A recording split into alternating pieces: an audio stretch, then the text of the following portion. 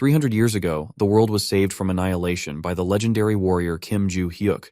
He was so powerful that even the gods, Constellations, became his disciples. But even he perished while destroying the Tower of Destruction. Reincarnated into the body of a quiet 17-year-old student, our MC enters the world's greatest academy, Valhalla, where no one can match him. No matter how arrogant the heirs of the great houses are, relying on the power of their constellations to prove their superiority, they don't stand a chance. Kim humiliates them all with his unmatched strength. After all, these constellations were once his disciples, and now they are worshipped as gods. Yet time has changed them. They have all lost their memories and no longer recognize their master, though each of them is still searching for him in their own twisted way. This is where everything starts. Let's find out more about this academy and how it all began. At Valhalla, one of the most prestigious hunter training institutions, every year thousands apply, hoping to carry its name, but only 1 out of every 500 is accepted. Even after admission, fewer than 150 make it to graduation. The competition starts immediately, even during orientation. Lee Sun, Valhalla's top combat instructor, observes the new trainees. He feels the workload is heavy when Yu Min, a member of Korea's esteemed Yushin family, approaches him. Lee San assumes he is there to check on his niece, Soyeon. Yu Min confirms and mentions that the Yushin family has high hopes for Soyeon, an exceptionally talented individual. Born into the powerful Yushin family, Soyeon displayed remarkable abilities from a young age. At 10, her mana levels matched those of high schoolers. By 13, she could infuse her sword with mana, and at 16, she defeated her own family members in combat. Lee reviews her records and finds nothing new, until Yu Min reveals that she can communicate with the guardian constellation of the Yushin family, which is a rare ability. In Korea, 5 elite families share a special connection with their guardian constellations, granting them extraordinary power. The Yushin family follows the sword god, while the other families receive blessings from their respective constellations, such as the Spear Saint and Fist King. These unique blessings give their members superior talent and skills. Lee acknowledges that Soyeon must be a genius to possess such an ability. Yu Min then asks about his niece's progress. As they turn their attention to the screen, the eldest daughter of the Yushin family, Soyeon, faces off against Kim Ju-hyuk. Lee notes that he seems unnervingly calm. Yu Min wonders if he has already accepted defeat, knowing Soyeon's strength. As the match begins, Soyeon charges in, demonstrating masterful sword techniques and precise mana control. Lee is impressed, but in a shocking twist, Kim defeats her in a single move. The spectators are stunned, and he casually wonders why everyone seems so fragile. 300 years ago, Kim, known as the martial god, fought against Barch, the boss of the Tower of Destruction, to prevent the world's ruin. In the end, he managed to slay Barcha, effectively destroying the tower. As a screen appeared before him, it confirmed that the tower had collapsed due to the boss's death. He wondered if eliminating Barch had been the cause of the tower's destruction. Reflecting on his past, he recalled how his life as a hunter had been non-stop work since childhood. Just when he had gained wealth and recognition, something unexpected had happened. Kim briefly considered whether bringing his disciples would have made a difference. But in the end, he knew the truth.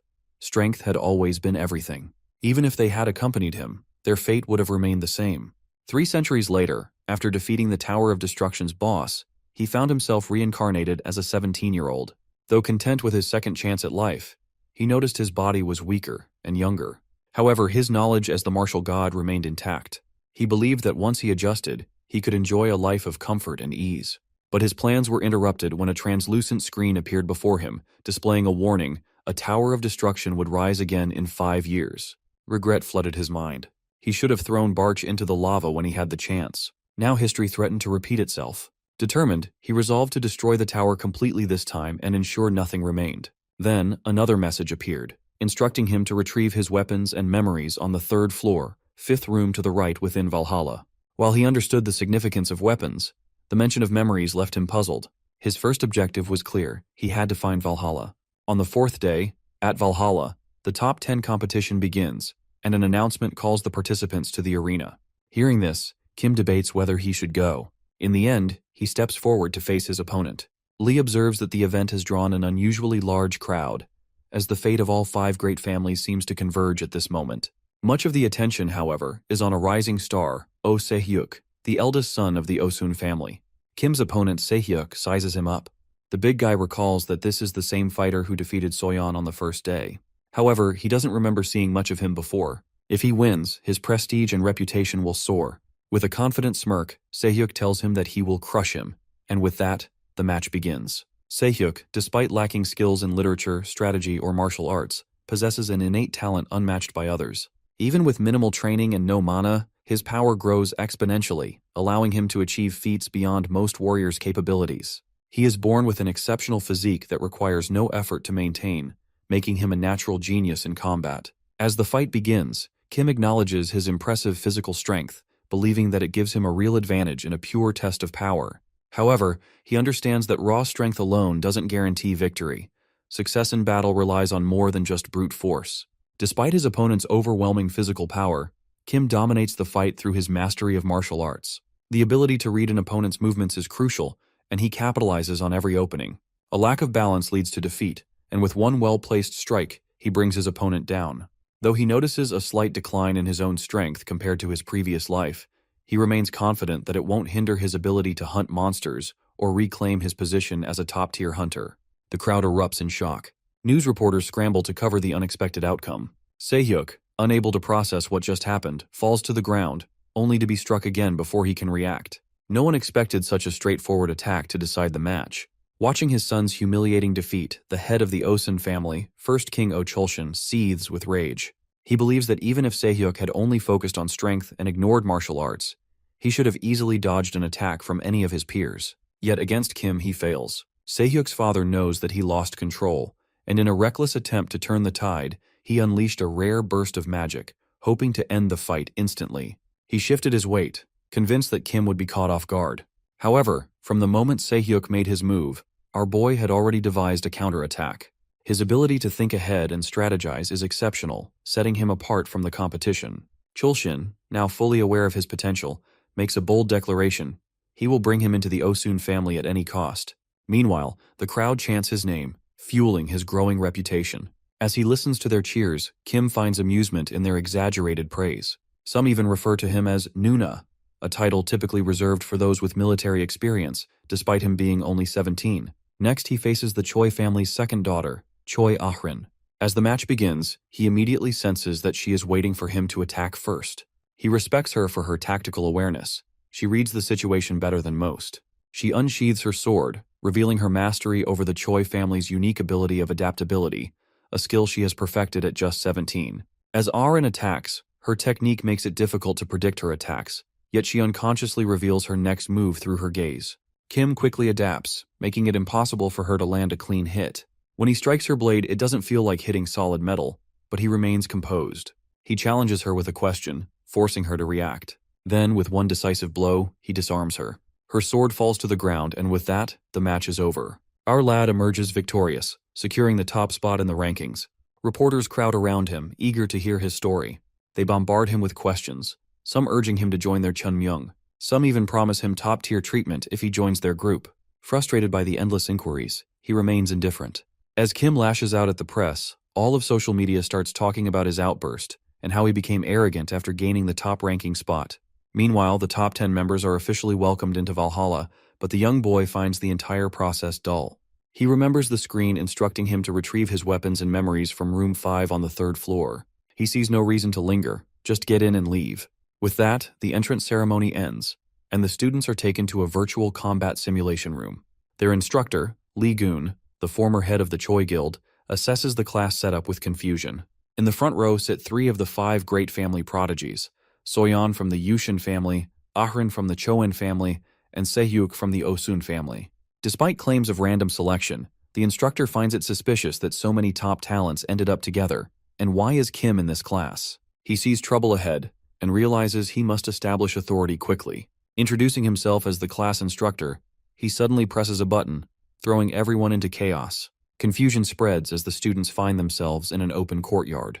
He radiates bloodlust, creating a protective barrier that conceals them from nearby monsters. As everyone is processing the monster environment, the instructor asks Kim if he can take care of all of the monsters alone. He confirms, but the instructor assumes his confidence is arrogance. He knows most students have only read about monsters in books and never faced them in reality. Expecting the young man's ego to falter, he tells him to quit pretending and just admit he can't do it so they can move on.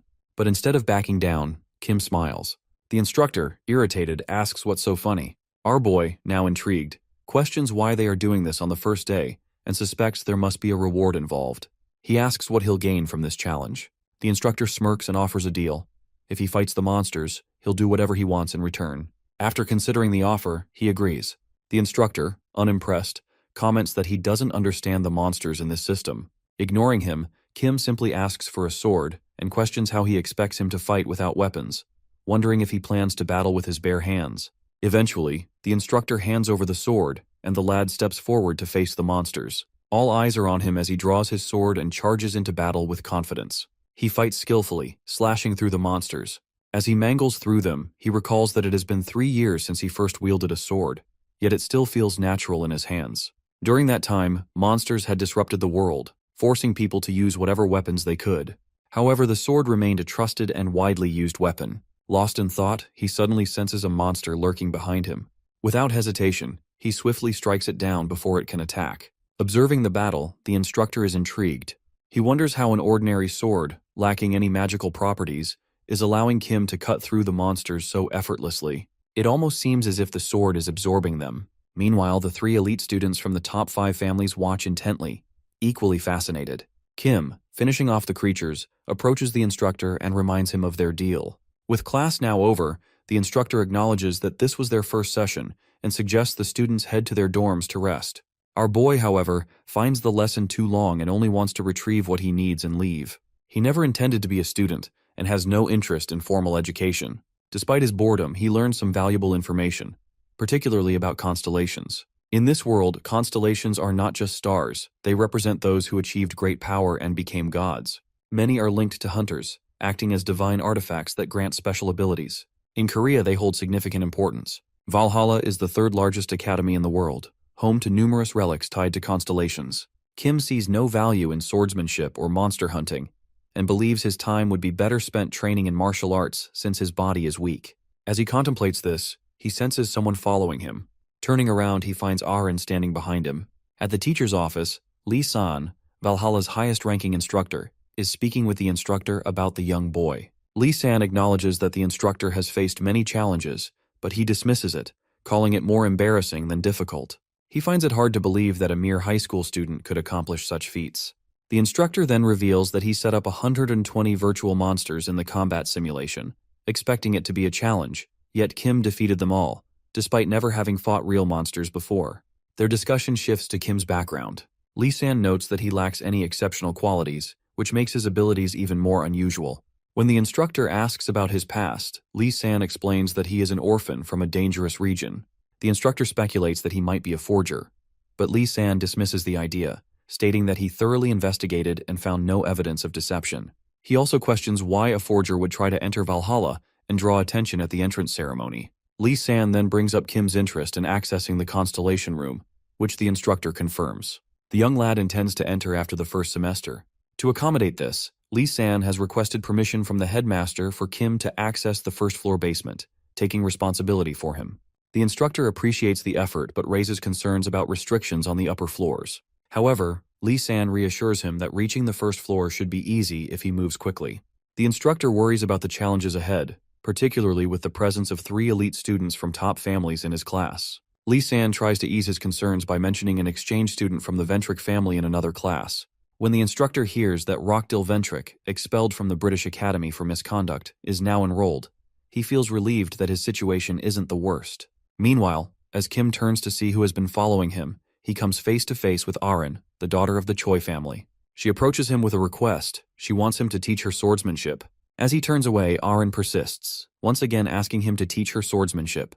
He refuses outright, and when she presses for a reason, he sharply questions why she is so insistent. Frustrated, he makes it clear that he has no intention of teaching her and walks away. The next day, sitting in class, Kim reflects on his struggles with magic and his inability to control mana. He realizes that overcoming this challenge is essential for his growth. Lost in thought, he is interrupted when someone stands before him, Rockdill Ventric, accompanied by his attendant, Uria de Felix. Our boy questions their identity, and Rockdill, surprised by his ignorance, introduces himself as a member of the influential Ventric family. He then directly asks Kim if he desires power. In most families, branch lineages struggle to gain influence compared to the main family, but the Ventric family is different. They possess the Beak Mask, the Guardian constellation, granting them unique advantages. Unlike other elite families that rely on constellation guardians for protection, The Ventric family took an unconventional approach, signing contracts with outsiders, allowing them to select members without dispute. This decision cemented their dominance in Europe, giving their branch members power equal to the main family. Rockdill, arrogant due to his family's status, was previously expelled from the British Academy for causing trouble. Dismissing past concerns, he boasts about his family's ability to handle any issue and insists that, as a Ventric, he always gets what he wants. Impressed by Kim's performance at the entrance ceremony, he offers him a place by his side, promising access to the Ventric family's constellation. However, the young boy rejects the offer, provoking Rockdill's anger. Before the situation escalates, Valhalla's head instructor, Lee San, intervenes, ordering Rockdill to return to his seat. He reprimands Lee San for using his full name, but Lee San reminds him that, despite the Ventric family's influence, they must follow the Academy's rules. Rockdill complies but warns Kim that they will meet again after class. Later, as he is returning to his dorm, he is frustrated that he has made no progress toward accessing the Constellation Room. He recalls his earlier encounter with Rockdill, during which he learned that Guild Scouts, outsiders, have been gathering information about him at the Academy. Deep in thought, he suddenly realizes someone is following him again. Turning around, he finds Ahrin, once more asking him to teach her swordsmanship. Exasperated, he reminds her that he already refused. Meanwhile, in another dorm, Rockdill, seething with rage, smashes a lantern in frustration. Rockdill seethes with rage, unable to accept that Kim, an orphan, dared to humiliate him. He orders Yuria to summon Desera immediately. As Yuria stands motionless due to hesitation, he grabs her by the hair and questions her loyalty and threatens to expel her from the family. Despite her denial, he forcefully throws her to the ground and demands she contact Desera at once. He instructs her to inform Desera Ventric, a second-grade royal family member, that he wishes to meet him. Yuria silently nods and obeys. Meanwhile, in his dorm room, Kim sits alone, running his hands over his body. Acknowledging its limitations, he has no magical talent, nor can he wield great strength. Lost in thought, he recalls his previous encounter with Ahrin when she was behind him. This girl is literally the feminine version of Joe Goldberg. Confronting her, he demanded to know why she kept following him. Ahrin repeated her request for swordsmanship training, testing his patience. Annoyed, he likens her persistence to that of a parrot and told her to leave him alone. However, she suddenly offered 10 million won in exchange for lessons. Surprised, Kim asked if the amount was for just one lesson, but she remained silent, watching him closely. Dismissing her offer, he claimed she couldn't afford him and turned to leave. She then requested his phone. Skeptical, he asked why, and she explained that she needed to input her number for easier money transfers. As he glanced at the screen, he was stunned to see a transfer of 100 million won. Once again, she asked him if he would teach her now. Despite the staggering sum, our lad refused both the money and her request. He remained confident that he could earn money elsewhere and prepared to leave. Determined, he sets off to explore the secret vault. His mind races as he recalls scouting the area before enrolling at Valhalla. He knows that most of the notes hidden 300 years ago have been lost, but research suggests that at least 4 should still exist. Likely 3, buried deep in Valhalla's mountains. With resolve, he begins his search. Using his limited magical power, he detects marbles that react to his energy, leading him to the buried notes. Despite his success, the excavation proves far more difficult than expected. As he struggles with the task, he reflects that had he foreseen this challenge, he would have chosen a more accessible hiding place. The need for this endeavor stems from the Tower of Destruction's events centuries ago. The world nearly collapsed, making it impossible to safeguard his wealth, forcing him to inscribe and bury these notes. As dawn breaks, he finally unearths what he seeks. However, another obstacle shows up. The keyhole is there, but a regular key will not fit. Unfazed, he channels his magic to create a makeshift key from a string. With patience and effort, he finally unlocks the hidden chamber. As he steps inside, his gaze sweeps over the vast wealth before him. With a smirk, he sarcastically asks if his riches have been well. Seeing his fortune, he feels relieved as now money is no longer a concern. His eyes land on storage stones, triggering memories of how he infused them with magic to protect his notes. Understanding their importance, he decides to make use of them. As he picks one up, a surge of energy radiates from it, confirming their power. He considers dealing with the stones first, but hesitates when he notices the contrast between the heavy gold bars and the delicate jewelry. Weighing his options, he wonders if he should prioritize the lighter valuables. Back at Valhalla Academy, he reflects on the possibility of creating more notes in the future. The strain in his muscles from the earlier excavation makes him pause, just as Ahrin approaches and sits beside him. Once again, she asks him to teach her swordsmanship. Annoyed, he questions her persistence, reminding her that her family, the Choi lineage, has a strong reputation in swordsmanship. Despite having access to elite training, She insists on learning from him. Curious about her unwavering determination, he presses for an explanation, asking why she chooses him over her own father, a respected figure in the Choi family. Their conversation is interrupted when the instructor arrives, summoning Kim to the teacher's room. Sensing something important, he asks about the reason. The instructor reveals that it concerns a previous question he had asked. After a brief hesitation, he agrees to follow. As he prepares to leave, Aaron calls out to him. Turning back, he sees the confusion on her face. In response, he extends an invitation. She can join a training session the next morning at 6 a.m. Taken aback, Aaron hesitates before nodding, accepting the offer. Inside the teacher's room, the instructor gets straight to the point. He informs Kim that his request to enter the Constellation room has been approved. But with a restriction, he can only access the basement floor, nothing below. Curious, our boy asks when he can visit. Instructor suggests that night itself. Without hesitation, he accepts, surprising the instructor with his eagerness. As night falls, he leads him to Valhalla Academy's heavily guarded treasure, the Constellation room. Noting the heightened security, Kim remarks that the defenses here surpass even those at the main gate. The instructor explains that the room's significance is what elevates Valhalla to one of the top 3 academies. As Kim admires the grand exterior walls, he reveals that they are reinforced with various magical protections, except for the entrance. Curious, our boy asks how someone might access the second floor, jokingly suggesting it might require illegal means. The old fella clarifies that while it wouldn't make him a criminal, it would lead to immediate expulsion. He also warns him about him losing his mental state before leaving the school. Confused, Kim questions what he means. The instructor explains that the second floor is extremely dangerous. Exposure to the raw magic of the constellation can drive people mad instantly. Watching the young boy closely, he wonders about his true intentions, asking if he is determined to go deeper or he is battling uncertainty. With a strict time limit, the instructor instructs him to return within 30 minutes. Kim confidently assures him and steps through the gate. Inside, a familiar screen appears, directing him to retrieve his weapons and memories from the 5th room on the 3rd floor. Unbothered by the risk of expulsion, his main goal remains, reaching the 3rd basement floor. As he descends, he notices how the building seems unnaturally vast, with endless flights of stairs and poor visibility. This makes him question its purpose. Could Valhalla be hiding a prison within its depths? Doubt creeps in, and he realizes he must uncover more about the Constellation room. As he presses forward, his mind races. Suddenly a screen appears, informing him that he has met the conditions and will be transported to the designated room. Caught off guard, he tries to understand what this means when a heavy voice greets him. He looks up, stunned to see Barch standing before him. The Tower Master acknowledges that 300 years have passed since their last encounter. But rather than a warm reunion, Kim reacts with fury, immediately launching a powerful punch. Despite Barch's attempts to reason with him, our boy refuses to listen, attacking relentlessly. Fueled by anger and resentment, he keeps striking, ignoring Barch's attempts to calm him down.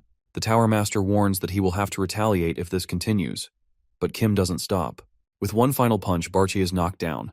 Yet, even in his rage, the hero insists he isn't usually a violent person. He then accuses the Tower Master of ruining his future, his wealth, his honor, and all the time he dedicated to training his disciples.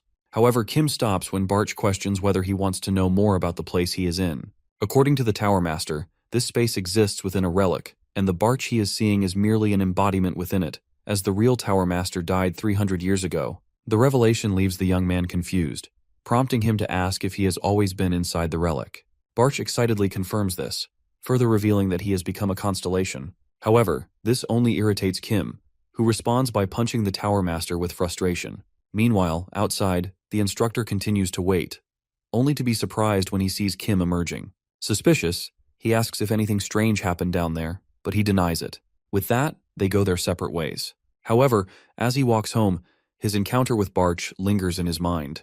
Back at the Constellation room, Kim wondered if Barch had been the one sending him notifications, but the Tower Master himself remained uncertain, having been trapped inside the relic for the past 300 years. According to Barch, he had also received a notification instructing him to contact the reincarnated Kim in order to regain his lost memories. This was supposedly due to the intervention of a mysterious individual who had appeared. The Tower Master speculated whether this person had been responsible for making him the owner of the Tower of Destruction. However, when the young boy inquired further about this individual, Barch admitted that he did not know, as that part of his memory was missing. Kim then recalled his own notification, which had instructed him to find a weapon and recover his memories. However, he had been unable to read it fully, as parts of it had been censored. Despite this, he had never lost his memory, as he still clearly remembered what had happened at the tower.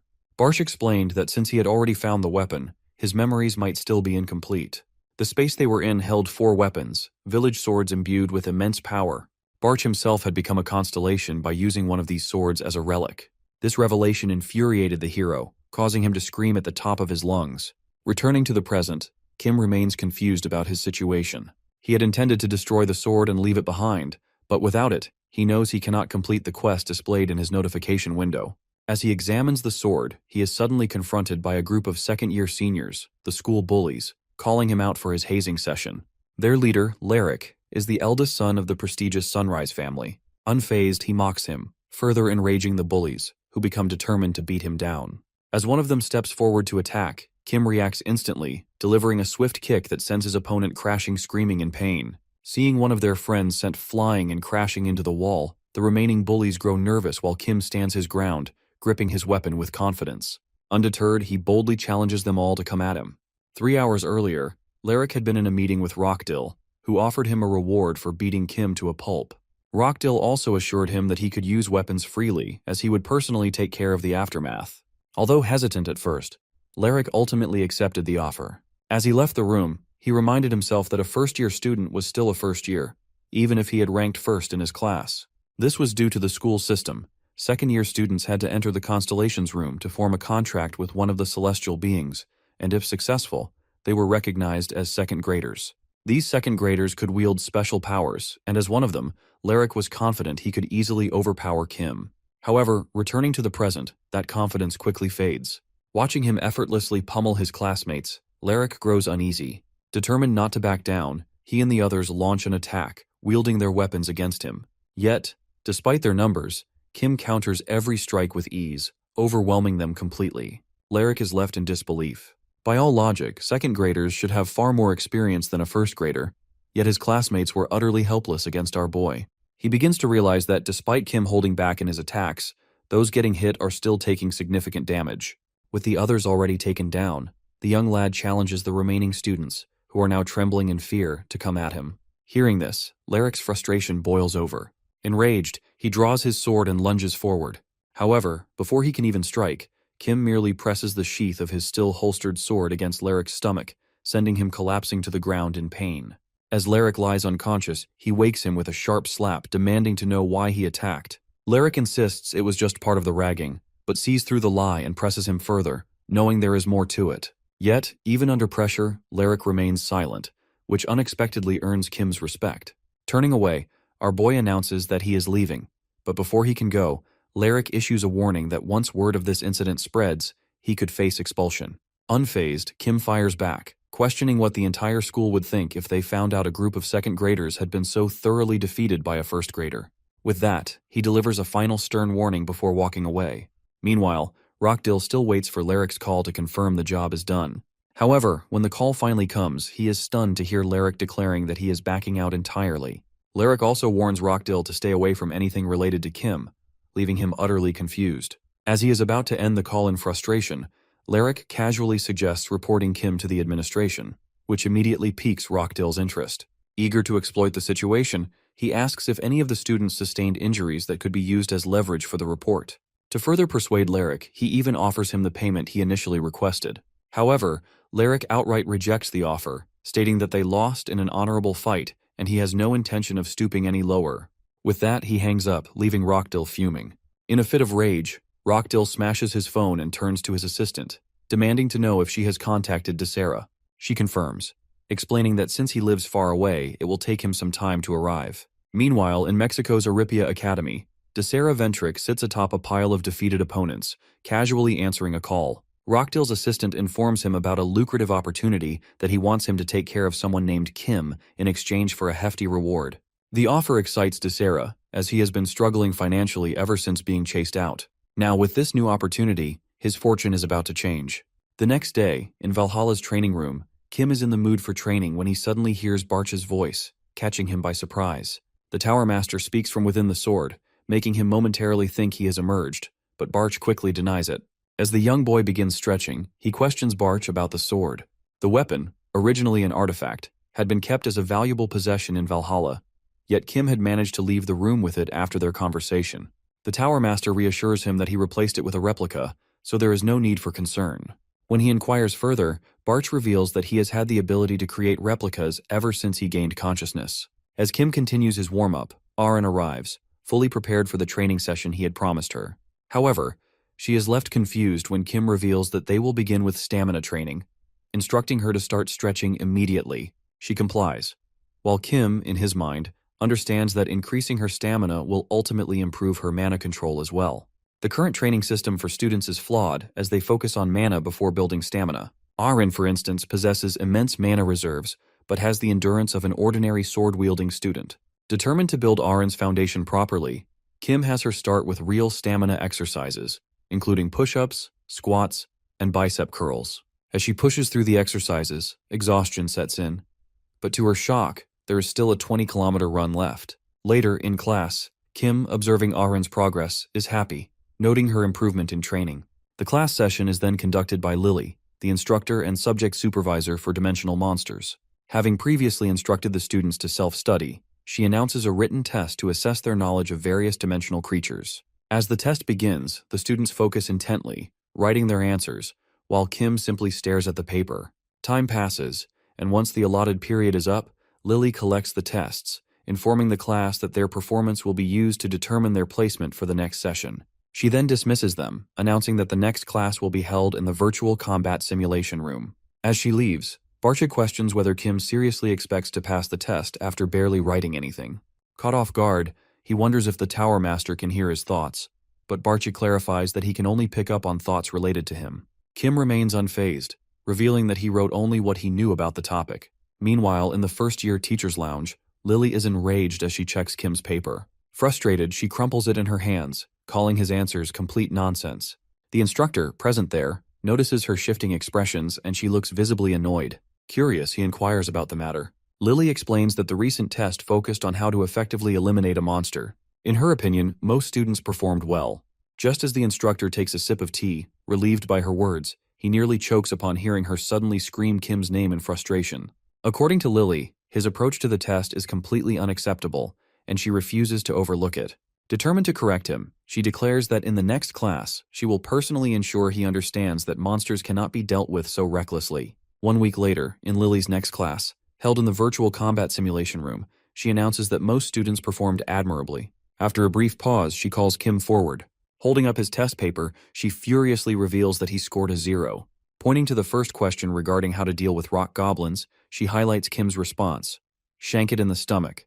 Her frustration only grows as she flips through the test, revealing that all of his answers are blunt, overly simplistic, and solely focused on directly killing the monsters without any consideration for strategy or context. According to Lily, rock goblins possess B-rank defense, meaning an ordinary sword would be ineffective against them. However, he still wrote that he would use a sword, claiming that it would be over in a single strike. Frustrated and determined to teach him a lesson, Lily gives Kim the chance to explain himself by placing him in a simulation against a rock goblin. She declares that if he manages to defeat the goblin using the method he described, she will reconsider his score.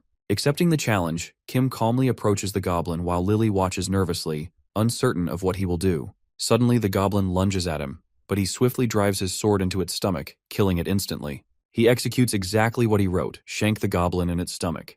The entire class, including Soyeon, is left in shock, unable to believe he took down the goblin without using any magic. Embarrassed, the teacher demands an explanation, knowing that in order to kill a rock goblin with a sword alone, one would need to be at least an A-ranked contractor. With a confident smile, Kim simply states that he has proven himself.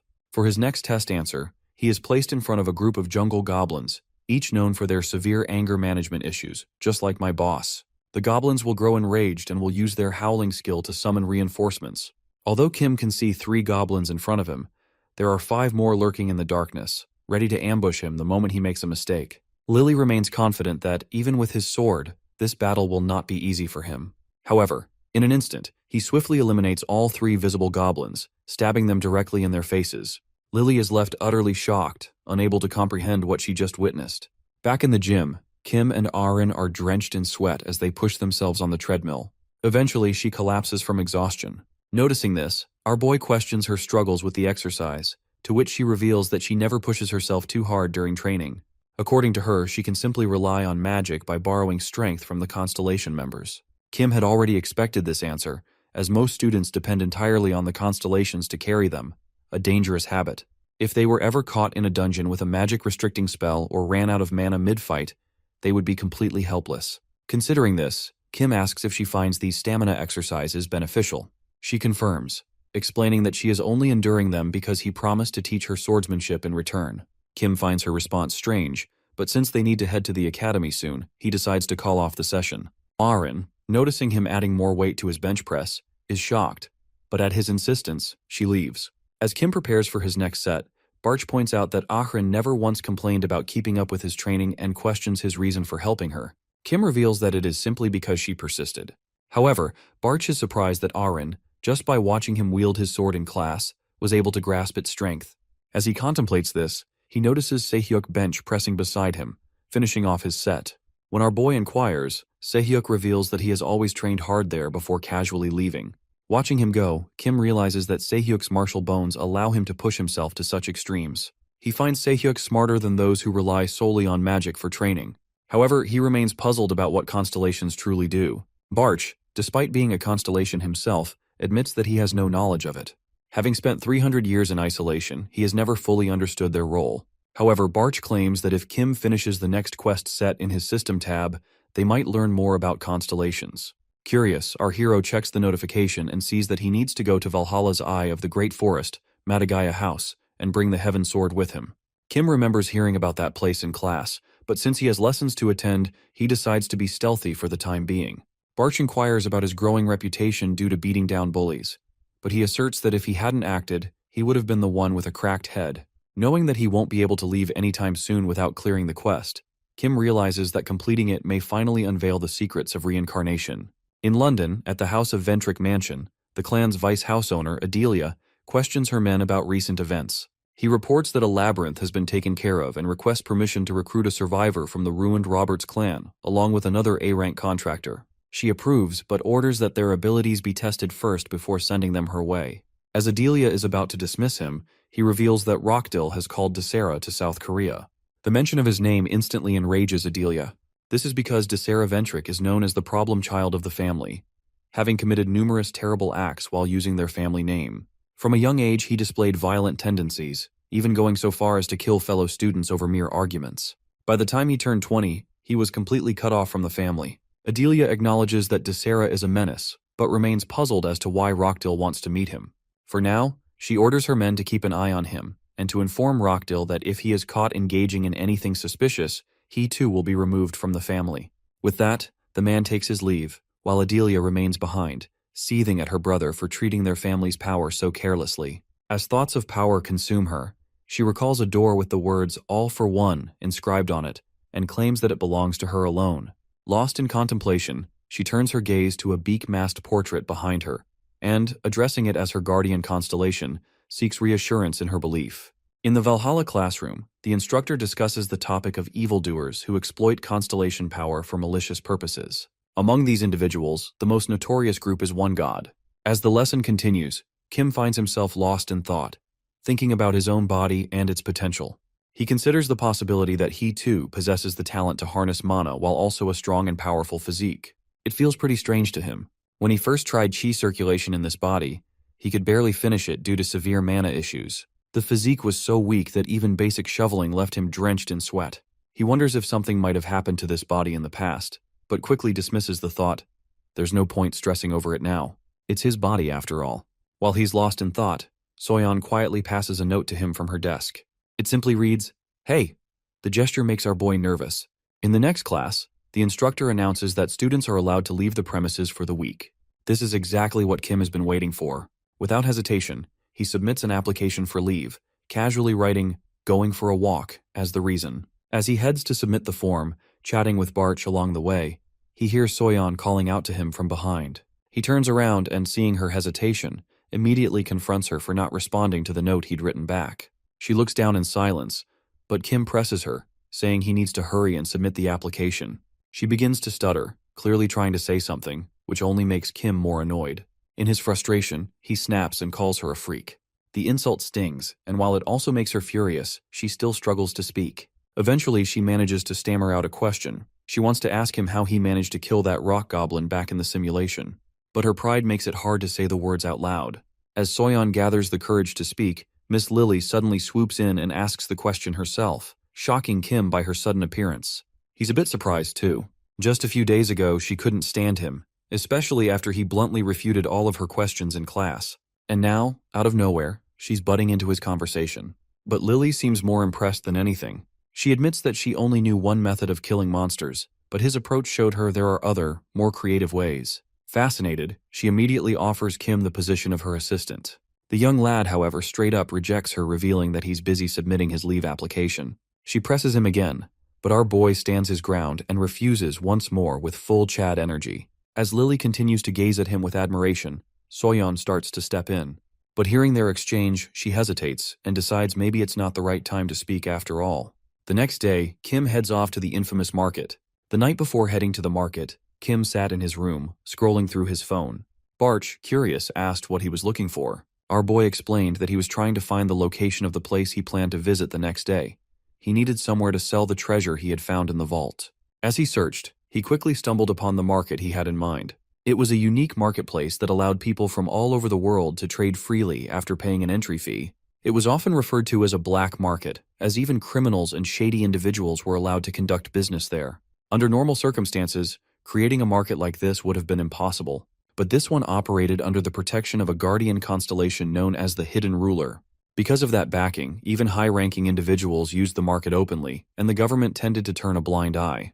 Kim easily found a guide online explaining how to gain access. The process was simple. Make a reservation in the comments section, and you'd receive a nearby entry location. Reading this, he scrolled down to the comments and found a link. But just as he was about to click it, a message notification from Ahrin popped up. She apologized, saying she wouldn't be able to attend training the next day because she had to go out. Kim didn't mind. It worked out for him too, since he would be heading out as well. They exchanged goodbyes, though not before Ahrin annoyed him with a barrage of spammy emojis. Rolling his eyes and ignoring the spam, Kim finally clicked the link in the comment, which gave him the exact location he needed. Now back in the present, the hero is on his way to the location provided, an old cafe marked as his destination. He quickly spots the building and enters, following the instructions. According to the guide, he has to turn a corner once inside. Following the path, Kim reaches a door, and as he steps through, he finds himself in another hidden world, the market. Inside, there are apartments, shops, and an unusual purple sky hanging overhead. The strange color of the sky gives him a weird feeling. It's his first time there, yet something about the setting feels oddly familiar, especially the sky. That deep, unnatural purple reminds him of a night sky he saw 300 years ago. As Kim processes the surreal atmosphere, a man greets him, asking if it's his first time in the market. Our boy quickly notices the man's leather jacket, just as the guide described. This must be the entrance fee collector. According to the rules, he must pay 2 million won. He confirms that he's new to the place, and the man asks if he already knows how the market works. Kim hands over the money and says he knows a bit. With that payment, he's nearly broke, but he remains hopeful that he can earn something inside. Kim then asks where he can sell his jewels. The man recommends putting them up for auction, but our boy is looking for a quick sale. In response, the man suggests heading to the 3rd district, where the merchants are more likely to buy such items directly. He also mentions someone named Morris, a trustworthy individual if Kim is serious about selling his goods. Before parting ways, the leather-jacketed man hands him a mask and explains that everyone in the market wears one. Because of the nature of the trades done here, discretion is essential. Kim nods and puts on the mask. Eventually, he reaches the 3rd district and approaches a trader who catches his eye. Without wasting time, the young lad surprises the man by asking if he is Morris. The man, slightly shocked, confirms it. Kim then states that he has some jewels to sell. Morris agrees to take a look, so he pulls out the bag for inspection. Morris picks out a ring from the bag, but as soon as he sees it, his expression changes. He's visibly stunned, realizing that this isn't just any ring. It's an artifact from the era of destruction. The trader looks at the other jewels in the bag, completely shocked, and is left in disbelief that they're also from the same era. Just then, Kim jolts him out of his daze by asking how much he can offer for them. The trader starts thinking, but his mind can't seem to comprehend how a guy in his 20s got his hands on such rare artifacts. He ends up asking him directly, and Kim immediately reminds him that he's not supposed to ask that kind of question in this market. Morris quickly realizes his mistake and apologizes, knowing he almost damaged his reputation as a merchant by crossing a line he shouldn't have. But to Kim's surprise, Morris refuses to process the artifacts. He claims it's because they're from the era of destruction and says he doesn't have the capital to buy them. Our lad is a little taken aback, but Morris suggests he take the items to the auction hall instead. He'll probably get a better price there. Kim brings up the issue of time, and Morris explains it'll take about 2 to 3 weeks for the items to sell.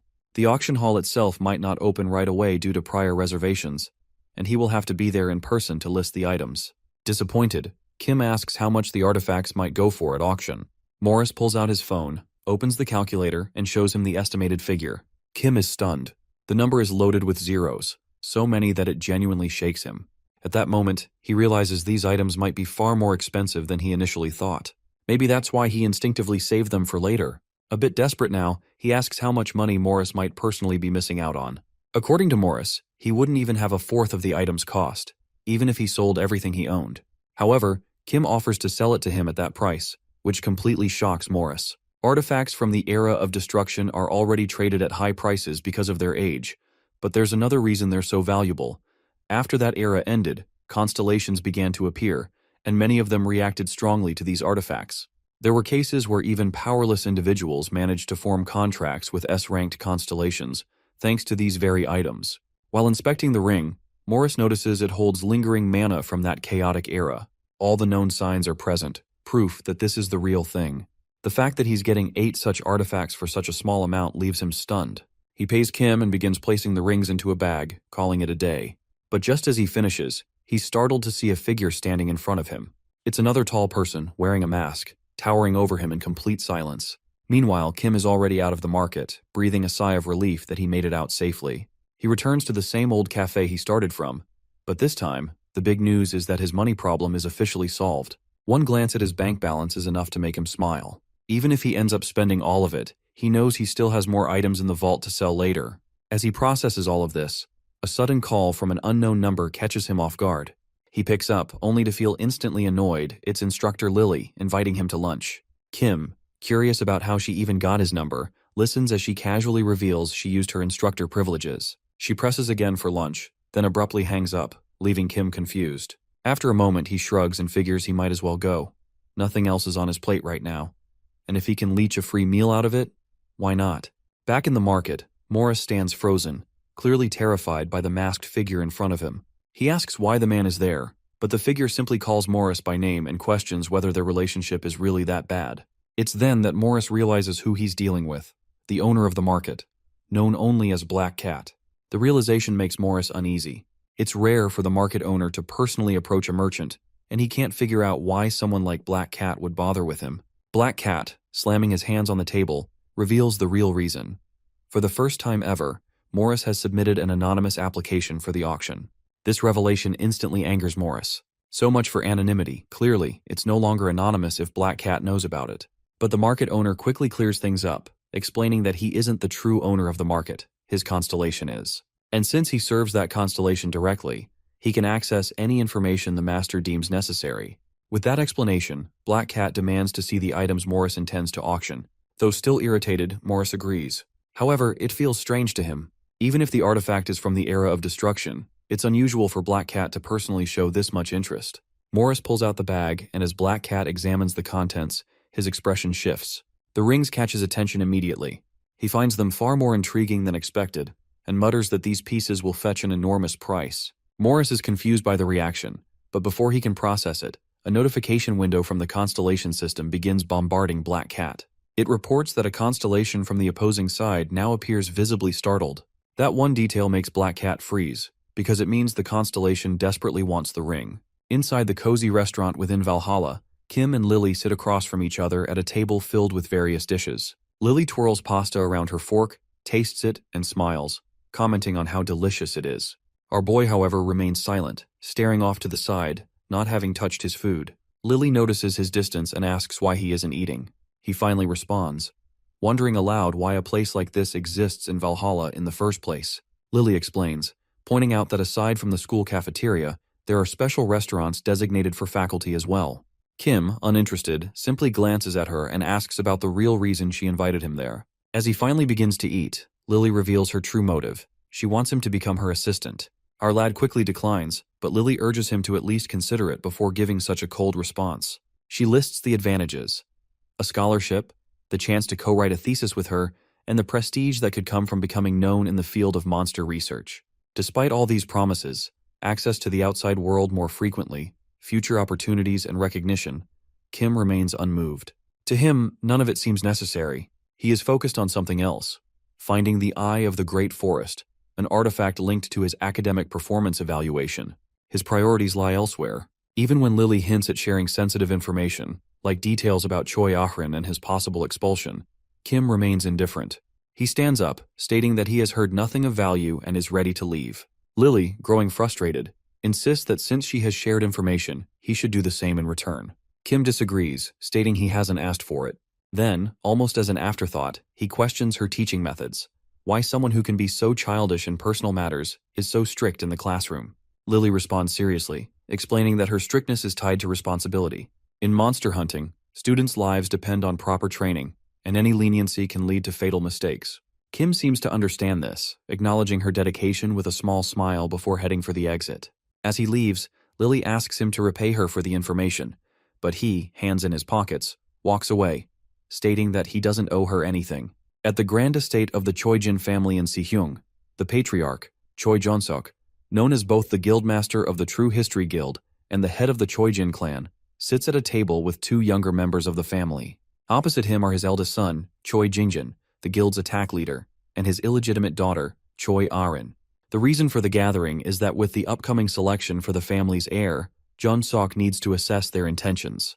He presents them with the Blue Moon Sword, a sacred relic that symbolizes the family's recognition of its rightful heir. The condition is simple yet harsh. Those who fail the selection are removed from the family altogether. Both Jingjin and Ah-rin agree to participate, despite the weight of what is at stake. After the meeting, Jinggeon, radiating smug confidence, confronts Ah-rin. He mocks her for being an illegitimate child and accuses her of blindly chasing a role she can never claim. His words are laced with cruelty, warning her that she isn't worthy of the position because she doesn't have Constellation protection, while he holds a formal contract. The girl remains silent, internalizing the pain, but her clenched fists show she isn't backing down. Once Jingjin leaves, she is reminded of a fading memory of her mother's exhausted face and a promise that Ah-rin should be the head of the family and live freely, without constraints. That memory seems to strengthen her resolve. Meanwhile, back at the academy, Kim sits quietly in class while the instructor explains information about the upcoming midterms. Barch expresses concern over his lack of preparation, surprised that he doesn't even know the exams are close. Our boy admits he hasn't been paying attention in class, which is a mistake that is now catching up to him. The instructor reminds the class that in Valhalla, the midterm exams hold significant weight, especially for those who hope to survive and thrive in the institute. The entire class listens attentively as their instructor outlines the importance of the upcoming midterm and final exams. He warns them that the student with the lowest score will be expelled. With this stern reminder, he encourages everyone to give their best effort. Kim, sitting quietly, takes in the information, but knows in his mind that the written test is far more crucial than the practical one. As his thoughts wander, he realizes he isn't even sure how he has ended up at this point in his training, especially when he has initially aimed to reach the Great Forest. Kim then notices Barsh, who stands with his hands clasped in front of him. He asks if the Tower Master has ever attended all the classes, to which he confirms, though he seems uncertain about his next move. The young lad casually mentions Barch will write the test for him, prompting a mix of surprise and concern from the Tower Master. He expresses discomfort with Kim's plan, finding it unfair, while our boy insists that the test will be written with help from him. As class ends, the instructor wishes the students good luck, and the students begin to gather their things. Kim is preparing to leave when Ah-rin approaches him. She asks if they will train today, and he, a little surprised, inquires why she is asking. When she expresses a desire to improve her swordsmanship, Kim realizes it is time to address her lack of training. He remarks that although their previous sessions aren't focused on swordplay, he can show her how to wield a sword properly. The two then move to the training hall, where Ah-rin stands ready before Kim, who now holds a sword. He points at her while holding his weapon in the other hand, asking how long it has been since she last practiced with her weapon. She reveals that she hasn't practiced it since she started strength training with him. Asking her a few more questions, he asks her to take out her sword. Ah-rin, having drawn her sword in front of Kim, follows his instructions to focus on gripping the hilt tightly with her ring and pinky fingers. Surprised by the change in her grip, she notices an immediate shift in the sword's aura, feeling a sense of stability and control she hasn't experienced before. Our lad observes her closely and tells her to attack him with everything she has. Taking her stance, Ah-rin prepares for the move, feeling a surge of energy like lightning coursing through her body. She swiftly lunges, but he easily blocks her attack, praising her increased speed. Kim then advises her to be mindful of the magic she puts into her legs, and after a brief pause, Arin readies herself again. With determination, she moves faster this time, swinging at him, who neatly evades her strike. He smiles and suggests she focus on turning her body more when she stops. As they continue, her sword hand begins to shake, but she pushes through, concentrating on his feedback. He encourages her to attack again, and they cross swords once more, creating sparks as they collide. Despite her increasing strength, Kim continues to block her attacks effortlessly, maintaining his calm and confident demeanor. As the sparring session wears on, their swords clash again and again, with Arin growing more fatigued but also stronger. Eventually, the session ends, and Kim notices it has been an hour. Arin, exhausted and shaking, collapses onto the floor, struggling to catch her breath. Our boy, unfazed, sets his weapon down and moves towards the booth, while she lies there, still trying to recover from the intense training session. Arin reflects on how much her swordsmanship has improved since the entrance ceremony. She knows she has become far better, though she still can't match Kim. As she wipes the sweat from her brow, she gathers the courage to ask him if he will spar with her next time. The young boy, considering the request, ponders for a moment. He enjoys teaching her and recognizes her talent, which has only grown since their training began. He remembers sensing her skill during the entrance ceremony, though it feels different now, as she is using a breathing technique. Despite that, Kim smiles, knowing their training has been beneficial for him as well. In another time like 300 years ago, she would be worthy of becoming his disciple.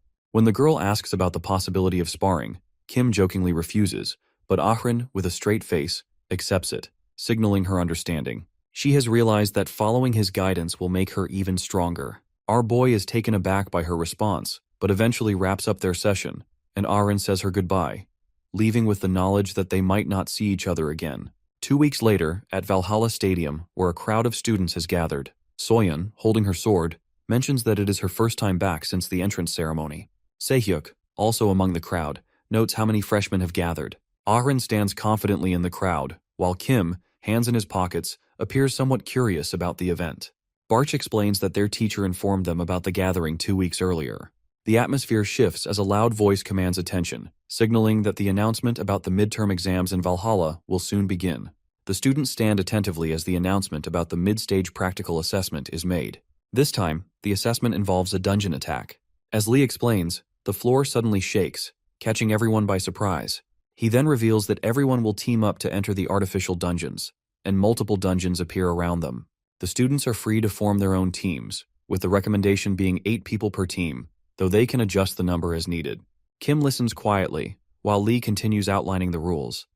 Their scores will be based on their contributions during the dungeon attack. A timer appears, set to 5 hours, and Lee sternly warns that failing to finish within the time limit will result in disqualification. Soyeon, surprised by the difficulty level being set at rank F, takes it all in. As the exam starts, the students begin to scramble to form teams. Some shout out to others, trying to recruit members. Soyeon, assessing her options, knows her current team needs someone with more damage potential. She hesitates, then decides that with 6 people, they can easily handle the task, and she can also show her abilities without anyone outshining her. She feels confident that the group can work together, as the main goal is to demonstrate their abilities. Lee observes the chaos with interest.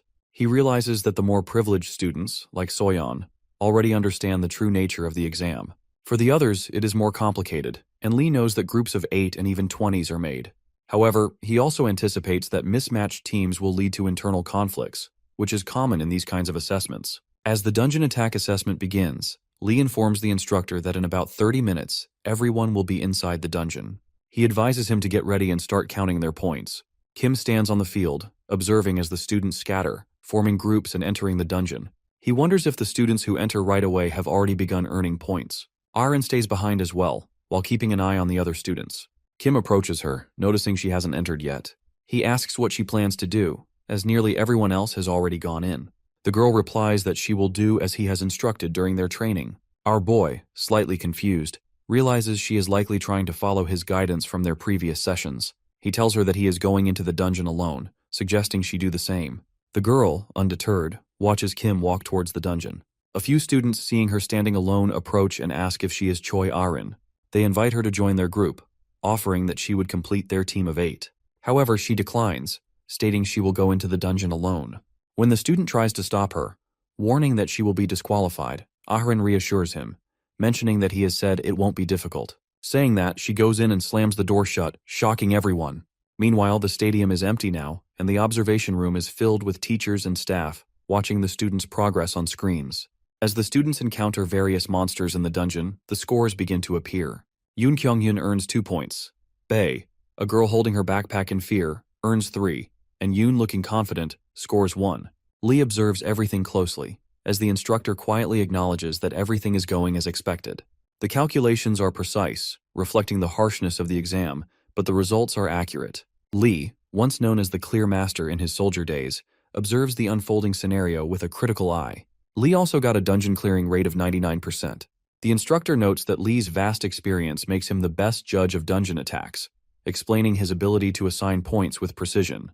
Lee's sharp eyes track the students' movements, especially those from noble families. He is particularly impressed with Soyeon, who has taken charge of her group with remarkable strategy. She commands her team to block the front line and take out attackers from the sides, guiding them efficiently. Soyeon's quick thinking and leadership skills are evident when she kills a goblin, earning valuable points for her team. As Lee watches through the system screen, he marvels at her skill in clearing the dungeon. He knows Soyeon is on track to rise to the top, given her exceptional leadership. However, his attention soon shifts to Kim. He recalls our boy's first battle, where he easily defeated Soyeon. Curious about his progress, Lee searches his name in the system but is stunned when no results appear. The search engine, designed to find any student's information, returns nothing. After some investigation, Lee discovers that Kim has already cleared the dungeon in 23 minutes and 32 seconds, solo, without any team. This revelation shocks Lee, as it is an extraordinary feat for a 17-year-old student. Lee watches the footage of Kim clearing the dungeon, captivated by his skill. Kim stands calmly with his sword, facing the goblins that gaze at him. Without hesitation, he charges at them, cutting through the creatures effortlessly. With a grin, he slashes and punches his way through, even taking on larger goblins with ease. As the battle intensifies, Kim's movements become even more impressive, dodging heavy attacks and swiftly defeating his enemies. He cuts through an orc with a single slash, leaving Lee in awe. The final challenge is a massive armored golem, specifically designed for the midterm exam. Kim faces the golem confidently, and with a well-aimed stab, he destroys it effortlessly while his sword glows with a bright red light. Lee can't believe what he witnesses. Kim handles the entire dungeon with ease, and it is clear that he will take first place in the midterm exam. As the students who struggle through the dungeon slowly emerge, Kim stands still, hands in his pockets, exuding confidence. After the midterms, the instructor reviews the results and confirms that Kim has secured the top spot, followed by Arin, Soyeon, and others. The instructor, deep in thought, walks over to Lee with the results in hand. The unexpected outcome has left them both stunned. The instructor observes Kim taking first place, while Lee, with his hands folded, expresses his surprise. He hasn't expected the young student to dominate, especially given how effortlessly Kim clears the dungeons without injury. Lee comments that in the future, he might enter the industry in Korea and reclaim the title of the strongest contractor. The instructor, standing still, extends his hand and asks if that title is reserved for the strongest contractor in the world. Lee, thinking carefully, reflects that he hasn't seen a genius in a long time. The instructor, quietly listening, glances at the tablet. Lee continues, revealing the surprise of the second exam, Arin, a student who has taken second place. Despite expectations, she manages to clear the dungeons alone, albeit with difficulty. Lee explains that Arin has always been a quiet and hardworking student, but her ability to clear dungeons on her own is unexpected. He notes that if the exam had focused on teamwork, Soyeon would have scored higher, but Kim and she have excelled because the evaluation centers on individual contributions. Lee, though impressed, cautions against recommending their methods, as these are not something most students can replicate. The instructor, absorbing this, realizes that he has seen Arin before when he led the Choijin Guild. He is puzzled by how she has managed to take on the dungeons alone, but quickly dismisses any connection to Kim. In need of a break, the instructor closes his eyes, unable to make sense of it. The following day, many students gather before the blackboard, eagerly awaiting the results. The results are posted on the board, with Kim and Arin's names prominently displayed. Rockdill, who is 8th, is visibly upset, turns to Yuria and asks if Desera is in Korea. When Yuria confirms, the troubled child instructs her to contact him immediately. They quickly leave and are soon transported to Seoul, where they enter a large building. The butler greets them, and someone raises their hand to address Rockdill, calling him brother. It is Desera, seated at a table in a white suit, wearing rings. He sits down across from him, and Yuria stands by his side as they begin their meal. Desera eats greedily while he remains silent, watching. After dessert, Desera begins speaking. asking what did the person did to the problem child as he wants him to handle it. Desera questions who Kim is, and Rockdill dismisses him as a brainless freshman. Rockdill further explains that the guy has disappointed him due to his humble background, and he wants Desera to deal with him. Desera, narrowing his eyes, asks if he has permission to kill Kim. Rockdill, with a smile, tells him that the decision is up to Desera. Desera stands up, commenting that this situation is different from the past and that preparations are necessary. He then points to Uria, revealing that a past conflict with the palace family, caused by her, has resulted in a significant fight. Uria, visibly shaken, looks down. Desera mentions that the rumors from the palace family have spread too far, making it difficult to kill anyone from Valhalla. Rockdill, still calm, assures him that preparations will be made for the task. Desera smiles, satisfied, and requests a good reward for handling it. 1 week later, Kim is walking down a corridor holding a statement. He is speaking with Barsh, who casually asks if the statement is for another leave. He confirms it is, though he hasn't been out much lately. Barch remarks that he has heard that passing the exam earns an additional exit permit, which Kim acknowledges. Our boy explains that he can't let this opportunity slip away, so he needs to find his notes. Barch, looking ahead, asks where he is going.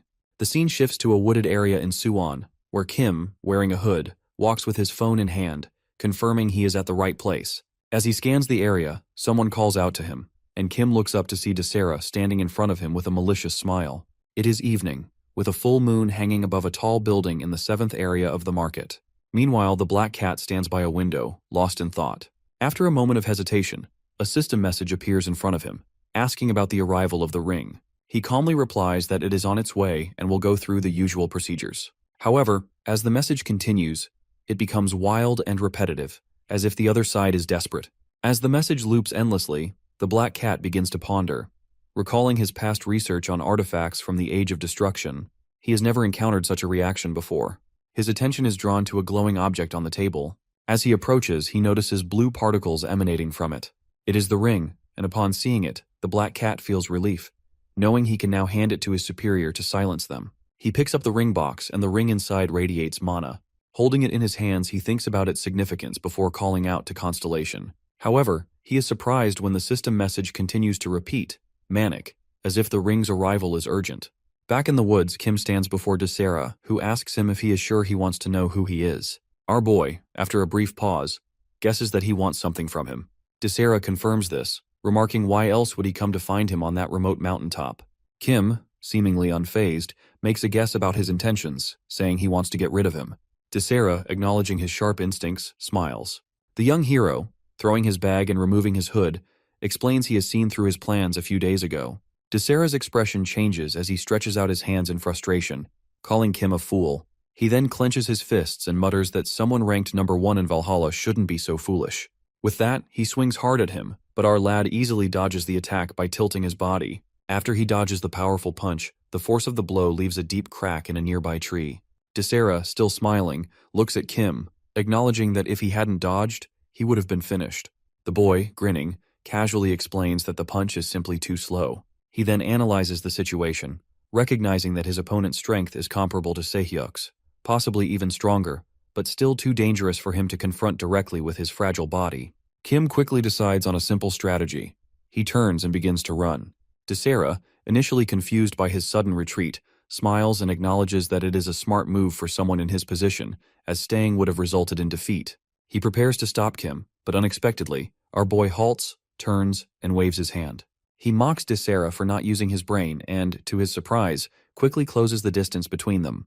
Before the opponent can react, Kim lands a powerful punch right to his face, knocking him several meters away. As Desera lies on the ground, Kim stands over him with a smile, raising his leg to deliver a finishing blow. Desera, with a grunt of pain, manages to roll away, narrowly avoiding the kick. Kim, still calm, remarks on Desera's luck, repeating the words Desera has once said to him. Angrily, Desera rises to his feet, adjusting his bruised face, and questions his strength. Kim responds with a smile, hinting that Desera should be aware of his rank in Valhalla. Desera, with a bruised face, thinks back to his past. He recalls his childhood in the Ventric family home, where he has been raised with the sole purpose of increasing his family's status. At a young age, he has displayed a natural talent for elixirs, drinking various concoctions that significantly enhance his strength. By the age of 16, he was already stronger than most adults. His parents, seeing his potential, sought to use him for their own gain, but Desera resented being controlled by them. He began to smile maliciously, realizing that he had no desire to live under their influence forever. Desera's parents were shocked when he turned on them, beating them mercilessly. Standing over them with a clenched fist and a malicious grin, he made it clear that he didn't care about his family's recognition anymore. His overwhelming strength had allowed him to sever his ties with them without a second thought.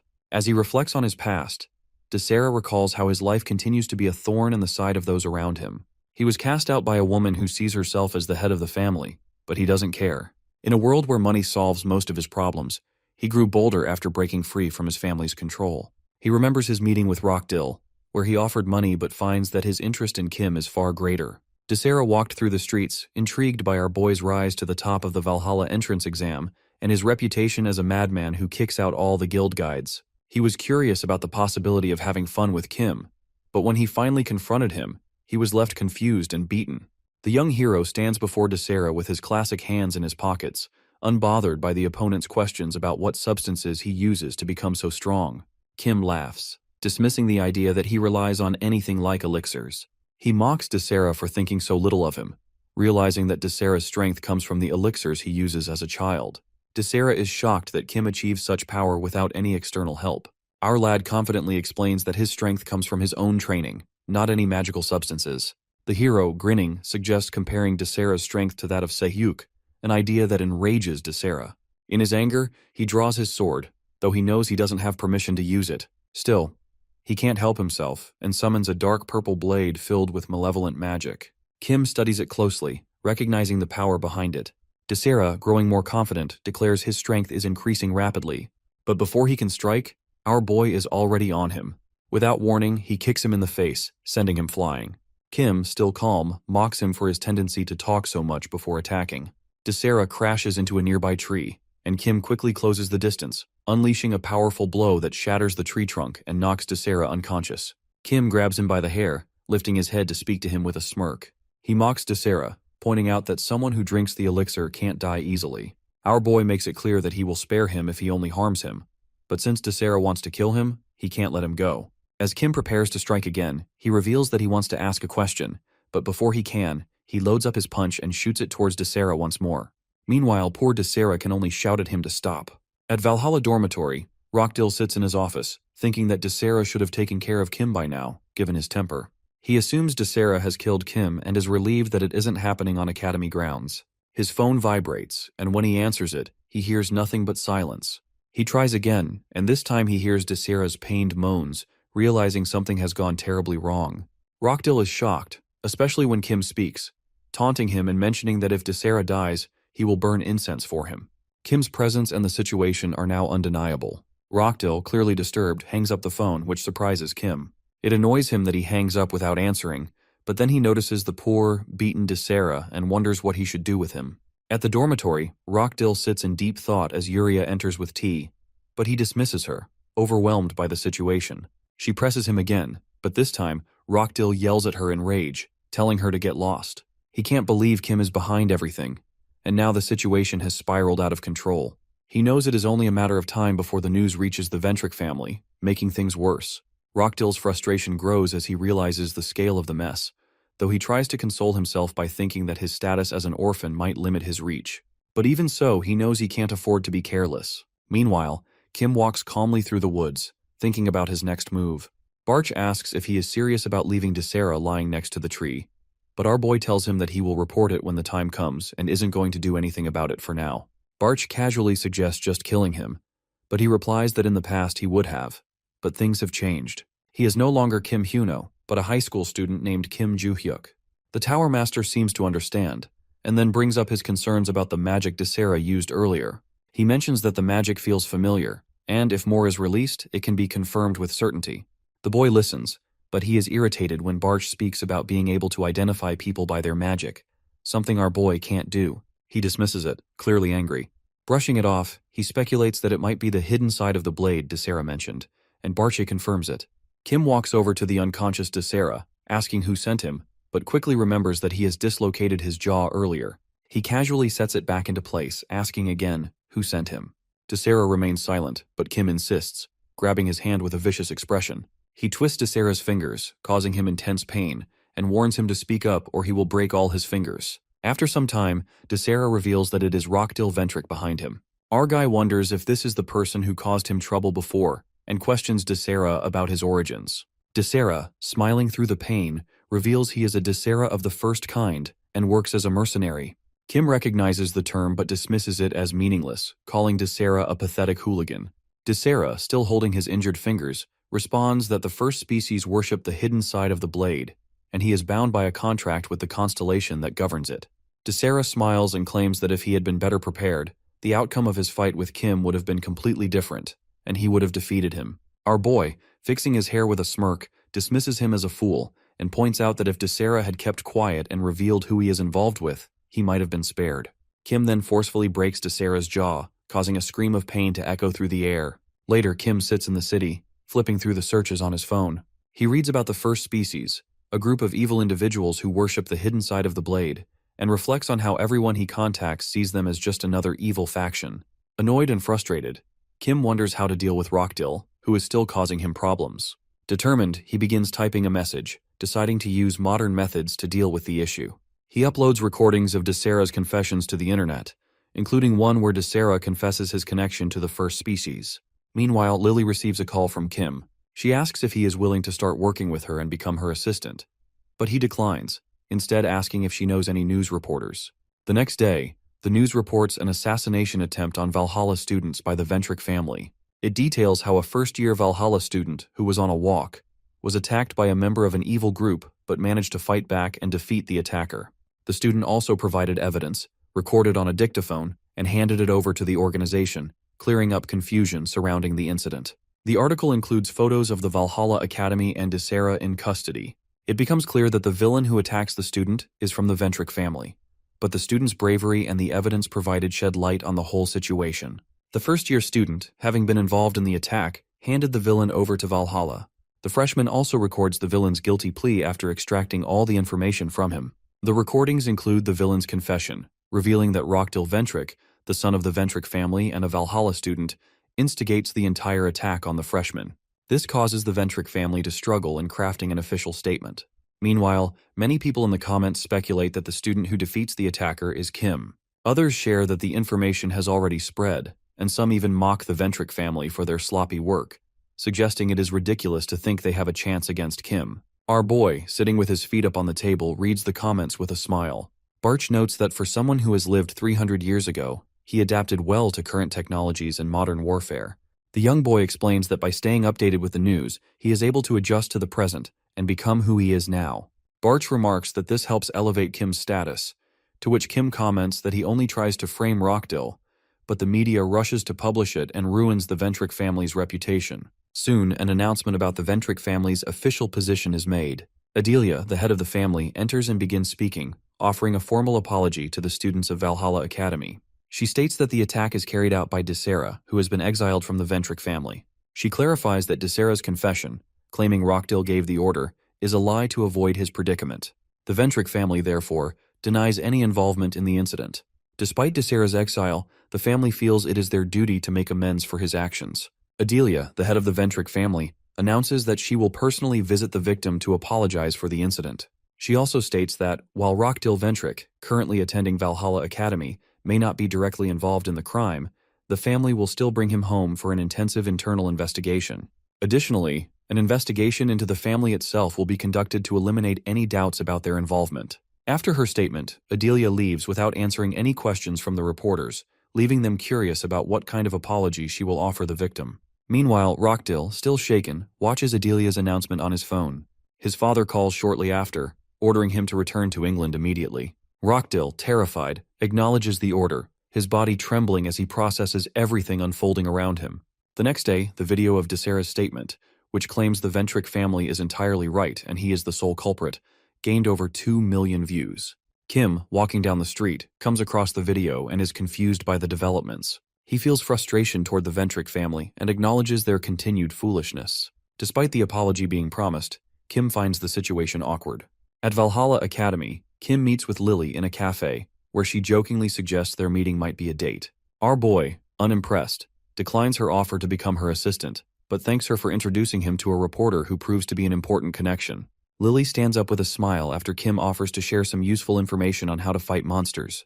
In return, he asks for a favor. He wants her help to leave the academy for the weekend. Lily, sipping a hot drink as the sunset lights up Valhalla Academy outside, casually remarks that it is an easy request. She even jokes that if Kim becomes her assistant, she'll let him leave every day. Kim declines the offer, but thanks her for the help. Meanwhile, far from the academy, a prisoner transport vessel named Al-8 makes its way across the North Pacific Ocean. Locked behind bars aboard the ship is Desera, fuming over how he is being treated like cargo. He is on his way to the infamous prison tower, a brutal facility built by an S-class constellation known as the Haven of Deprivation. This tower has the power to strip contractors of their abilities, leaving them as ordinary, suffering inmates. Despite the conditions, Desera manages a bitter smile. He reminds himself that if he stays silent and ensures Rockdill can remain part of the Ventric family, his sentence will be reduced to just 5 years. Failure to do so, however, will result in far worse consequences. Just as he is coming to terms with that, he hears a voice mocking his appearance. Before he can react, a shadowy figure emerges, slashing his throat with a dagger. Desera collapses in a pool of blood while the dark silhouette with glowing red eyes silently watches his body fall. The mysterious attacker condemns him as unworthy for first species and leaves without another word. Back at the Ventric family mansion, Adelia sits face to face with Rockdill and his father, Eden Ventric. Both men bow to her. The lady, stern and composed, questions him about his actions. The boy, visibly nervous, apologizes and bows deeply, but she is not satisfied. She presses him for more, wanting to understand if he believes these shallow gestures are enough to fix the situation. The guy remains silent, eyes on the floor, as Adelia demands he tell her everything that has led him down this path. Rockdill agrees with the plan, and Adelia asks if he is truly meant to take responsibility for Kim. The guy lowers his gaze and responds vaguely, which only ignites Adelia's anger. The atmosphere shifts, as if something dark and powerful stirs within her. She accuses Rockdill of acting not out of duty, but pride, and that it is this pride that has brought disgrace upon the Ventric family. Approaching the bowed boy, she declares that his actions have caused their family's complete humiliation.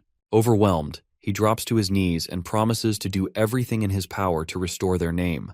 But Adelia, unswayed, announces that the only true way to reclaim the family's honor is to excommunicate him from the church. When their father questions whether that is too severe, Adelia coldly asks if he wants to share the same fate. He falls silent. Though part of her wants Rockdill dead on the spot, Adelia knows that doing so would confirm his involvement in Kim's attempted murder. Instead, she decides to delay judgment. She tells him to return to Valhalla and remain silent until she meets Kim and reconsiders his punishment.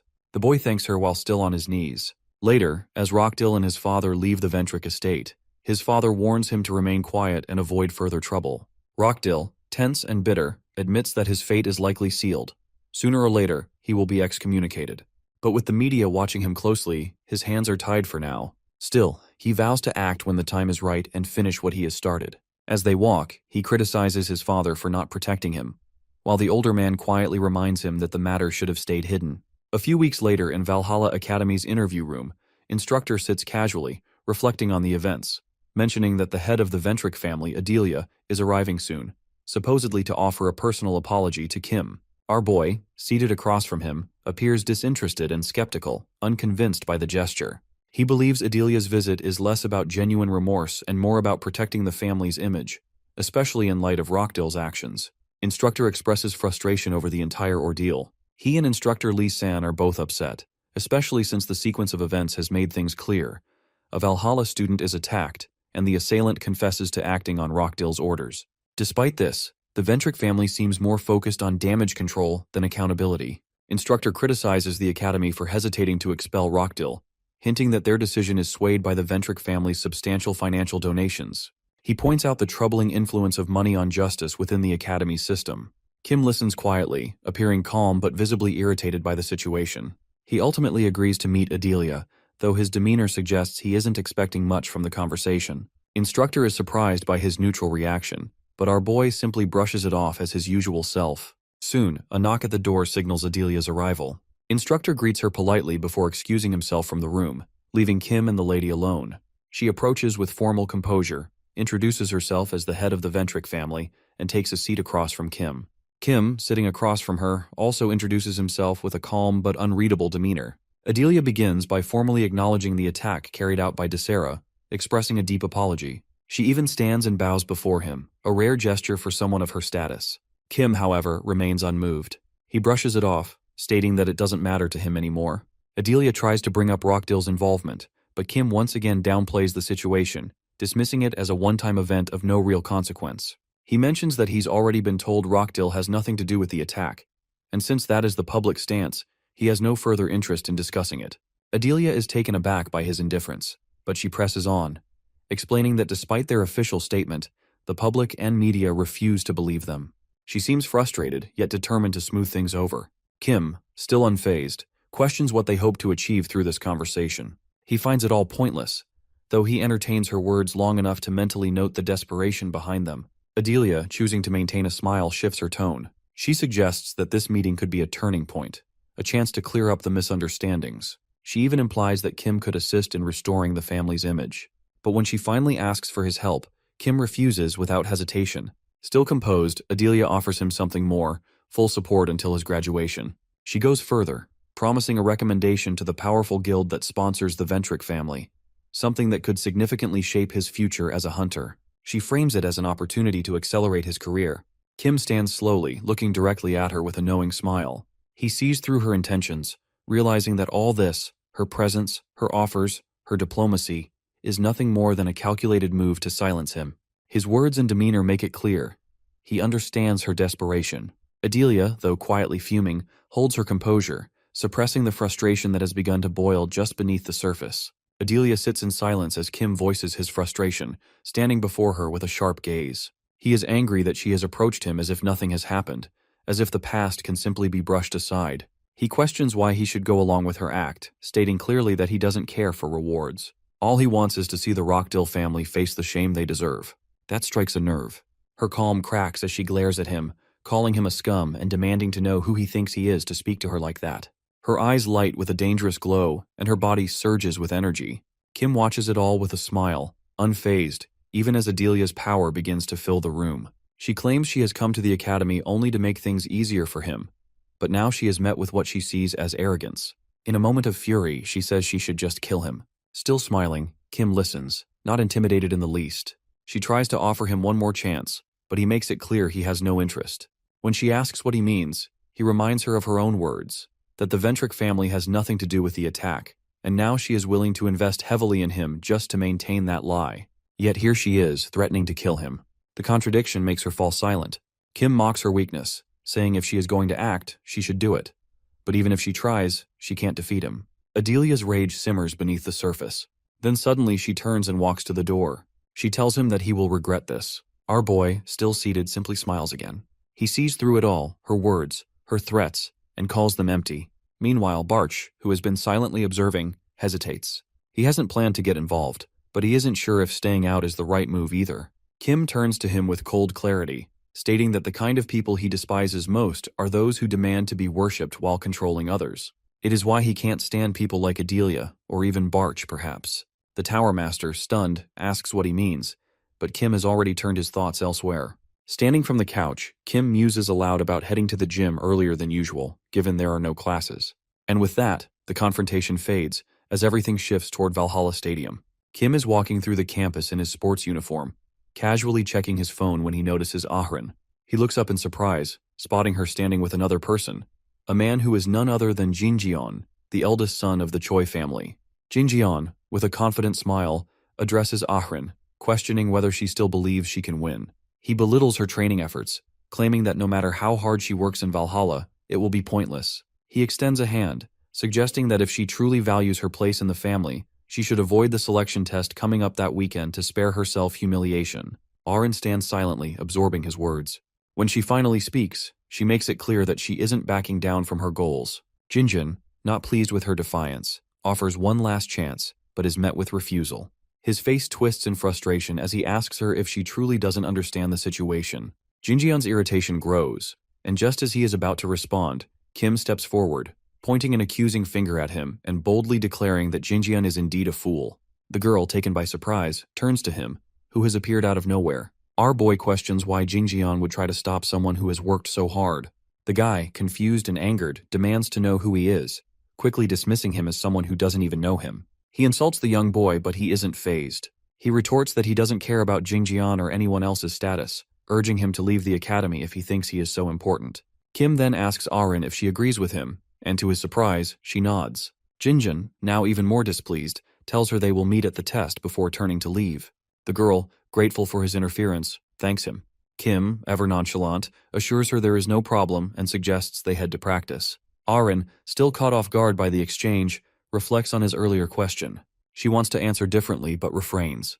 When Kim asks how she would have responded, she jokingly points upwards, claiming she would have told him everything she thought about him once they were done talking. Kim, intrigued but amused by her words, thinks to himself that Arin is more unpredictable than he has imagined. The two then make their way to the gym, where Kim proposes they train together. Arin agrees.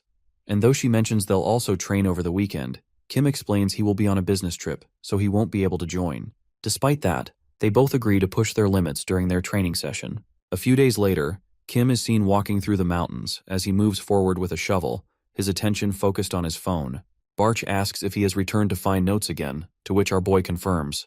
Pushing through bushes, he listens to Barch, who mentions the many relics he has already found in the vault. Our boy acknowledges this but explains he is searching for any remaining notes. He believes there could still be something extraordinary hidden among them. When the Tower Master asks what he is looking for, Kim smiles and says that finding it could help him overcome the shortcomings he had when he was Kim Huno. He adds that perhaps, if he had found it 300 years ago, things might have turned out differently. Meanwhile, reporters gather at the Choijin family mansion, preparing for the selection test. The atmosphere is tense as Choi Jong-seok addresses Ahrin and Jingyeon, explaining that passing this test will officially recognize them as successors to the family. The task is clear: find a hidden blade in the mountains. The person who succeeds in bringing it back will win the test. However, Jong-seok sternly warns that killing others is forbidden. With that, the test begins. Ahrin rushes forward, drawing her weapon, while Jingjin, calm and collected, walks down the stairs, observing her. He believes Ahrin's decision to rush is the right move for this speed-based test. He thinks that once she finds the blade, he will easily take it from her and win the selection test with ease. Later, Jingin, now on the move, receives a phone call. The unknown voice on the other end inquires about the blade. Jinjin explains that he will need to pass a qualifying test along the way, which will take more time than originally planned. The voice on the phone mentions that this is the second time Jingyeon has brought up this test and reminds him that he is already late. Jinjin apologizes and assures the man that once he obtains the blade, he will keep his promise. The voice agrees, stating that a promise made to Constellation will be kept, and encourages Jinjin to stay focused on his goal. Back in the present, Jinjin stands confidently, aware that this is his last chance. As he gazes forward, he knows it is time to find Arin and the blade. In the jungle, Arin is crouched down on the ground. She can feel the trace of blade magic emanating from beneath her, realizing she needs to focus even more to locate it. After a moment, she extends her hand, sensing that it will take about 15 minutes to find the sword. However, she suddenly senses something nearby, turning in surprise as she considers whether it is the magic blade's mark. As she prepares to draw her sword, she notices Jingjian standing nearby and his eyes on her. He smiles and asks if she has used her magic footprints to track the blade and who has taught her that technique. Arin, holding her sword tightly, recalls how Kim taught her the method. She remembers a past training session where she asked him about magic. He had casually assumed she knew the basics of magic, mentioning that she had mastered thunder and understood fundamental magic control. During their training, Kim had instructed her to practice magic control, especially over short distances. Ahrin hadn't understood how to do it and had asked for guidance. Our boy, sensing her confusion, noted that she should already have learned it from her family, but she didn't respond. He then casually explained that it didn't matter since she was only familiar with borrowing constellation power and drawing magic energy. The girl confirmed his assessment, and Kim, not very skilled in this area himself, explained that she needed to relax her body and use her fingertips to distribute magic gently. Arin closed her eyes and concentrated, attempting to gather and control her mana. Kim advised her to slowly spread it throughout her body and try to feel the magic in the air. As she focused, she suddenly sensed a fiery red aura near Kim, which surprised her. She opened her eyes, gasping for breath as she struggled to process what she had felt. Kim, watching her, asked if she had sensed anything. Arin nodded, explaining that she could now see the magic surrounding him. Kim explained that this was one way to sense magic, even the faintest traces of energy that flowed from the body. With more practice, she could sense even the smallest remnants of magic in the air or on the ground. Ahrin, now holding a wooden sword, nodded, understanding that frequent practice would help her sense magical traces more easily. Kim told her that if she could see the magic of objects, she would eventually be able to identify the form of magical traces, such as those left by weapons. With continued training, she would be able to clearly see these traces and learn to detect them on her own. Arin smiled, saying she understood everything. Back in the present, Arin's focus shifts to Jingyeon, who is approaching her with a cold, angry look. Jingyeon asks about Kim, but claims that he recognizes him as the same person he has seen with her outside the Valhalla training hall. Despite Kim's seemingly simple appearance, Jingyeon has already noticed his talent, a fact that doesn't escape his attention, despite her unassuming demeanor. Arin, anger flashing in her eyes, shoots back at Jingyeon, insisting that he is far stronger than someone like him. She asks why he has come there in the first place. Jingyeon closes his eyes, a smile tugging at his lips, and pulls out his weapon, his purple mana sparking as he swings at the girl, declaring that this is the reason for his arrival. However, he is caught off guard as he feels resistance when his sword meets hers, unable to understand why she is pushing him back. Surprised, he shifts his sword but never expects her strength. Arin, unfazed, slowly advances toward him while her weapon glowing with blue mana. Jingyeon can't comprehend how she has grown so powerful so quickly. Meanwhile, Kim, deep in concentration, spreads his magic across the ground, searching for a hidden location.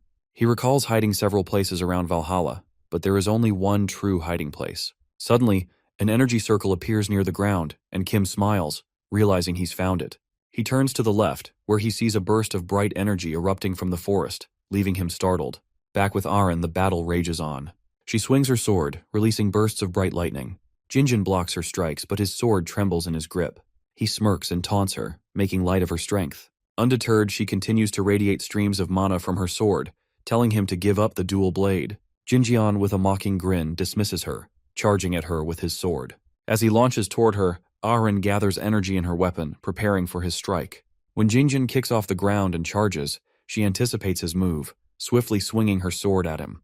Jingyeon's sword flies from his hands as he falls, shocked by the force of Arin's attack. Breathless, he struggles to regain his balance as the girl stands over him.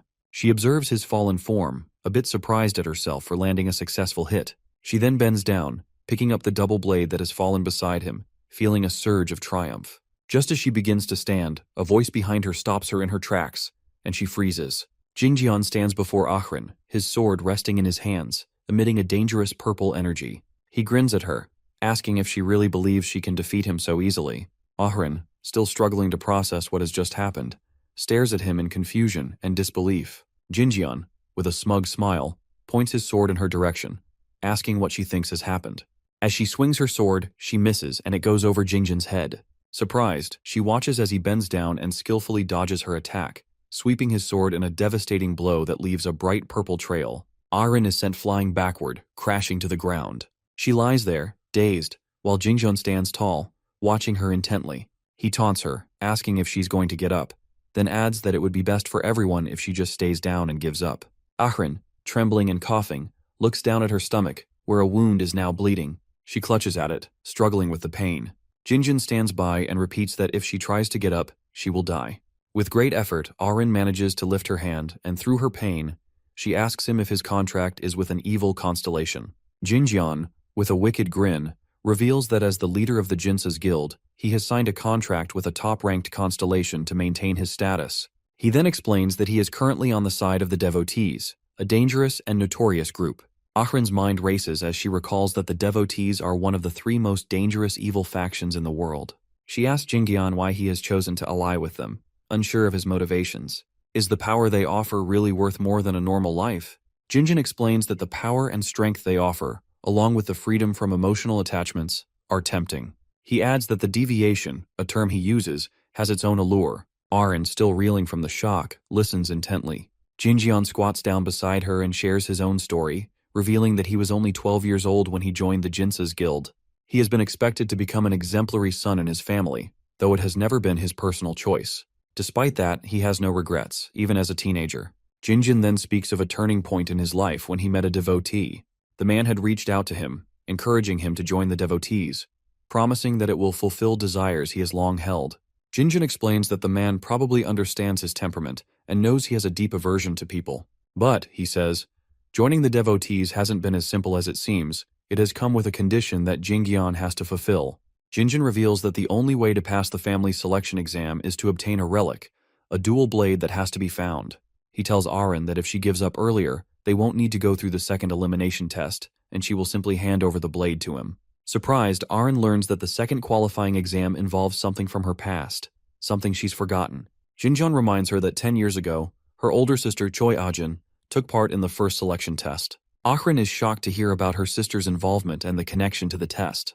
Jinjeon explains that during that test, he was unable to control his desires. He viciously reveals that he killed Arin's sister on the mountain while searching for the dual blade.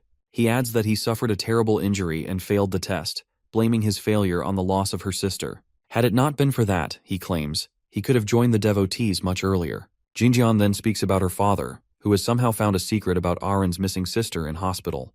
He reveals that her mother also fainted after seeing her daughter's face in her, and it is clear that the pain was too much for her mother to bear. Just as Jinjeon prepares to strike the girl, intent on finishing what he has started, a sudden interruption occurs. Kim appears, holding down Jinjeon's sword, stopping it just before it reaches Arin's neck. Jinjeon, taken aback, tells Kim to stay out of it, as this is a family matter. But our boy, clearly displeased, mocks the idea of such a crazy family. With a wave of his hand, he sends Jinjeon flying into a tree. The impact shatters it, leaving Jinjeon stunned. Arin looks up at our hero, who stands protectively over her, his sword still in its scabbard. Kim turns his attention to her, noticing the blood on her stomach. He asks her why she is still there, explaining that he has come to search for hiding places, one of which is nearby. Realizing her injury, he instructs her to step back so he can gather some magic to heal her wound. Arin, holding her stomach, smiles weakly as she lowers her head. Jinjeon, recovering from the earlier defeat, wonders why Kim has suddenly appeared and interfered, mentioning that they have met in Valhalla. Jinjeon also points out that this is a matter concerning their family and that he will need to die for interfering. He charges at the young boy, but he easily dodges his attack. Jinjeon is taken aback, struggling to understand how he manages to avoid his strike. Kim, calm and collected, remarks that Jinjeon shouldn't underestimate his ability to dodge. He then swiftly strikes him, sending him flying backward, coughing up blood. With Jinjeon down, our boy steps forward and places his sword in front of his face, ready to strike again. The ground cracks beneath Jinjeon as the impact from his blow sends shockwaves through the area. Jinjeon faints, and Kim stands over him, watching silently. Turning his focus back to Arin, Kim asks if she is all right and whether she can walk. Arin, still shaken, replies that she isn't sure but needs time to try. Before Kim can respond further, he feels a dark, evil energy approaching from behind. He turns to see Jinjeon's body releasing a dark aura, signaling the activation of sword magic. Jinjeon stands up, holding his sword, and mocks Kim, calling him a fool for thinking he can defeat the guild leader. Jinjeon launches himself at Kim, but he effortlessly blocks his attacks and dodges his magic with ease. Jinjeon, frustrated and bewildered, can't comprehend how his strikes are having no effect. As the battle continues, Jinjeon realizes he has no choice but to use a powerful, dangerous tool. He pulls a crystal from his pocket, its brightness signaling its importance. With a wicked smile, he bites into the crystal, stating that it will allow him to form a preliminary contract with a constellation, hoping this will tip the scales in his favor. After Jinjeon consumes the crystal, he begins laughing manically, his dark energy intensifying as a powerful aura radiates from him. As he spreads his arms, the energy surges, causing an earthquake that throws reporters off balance.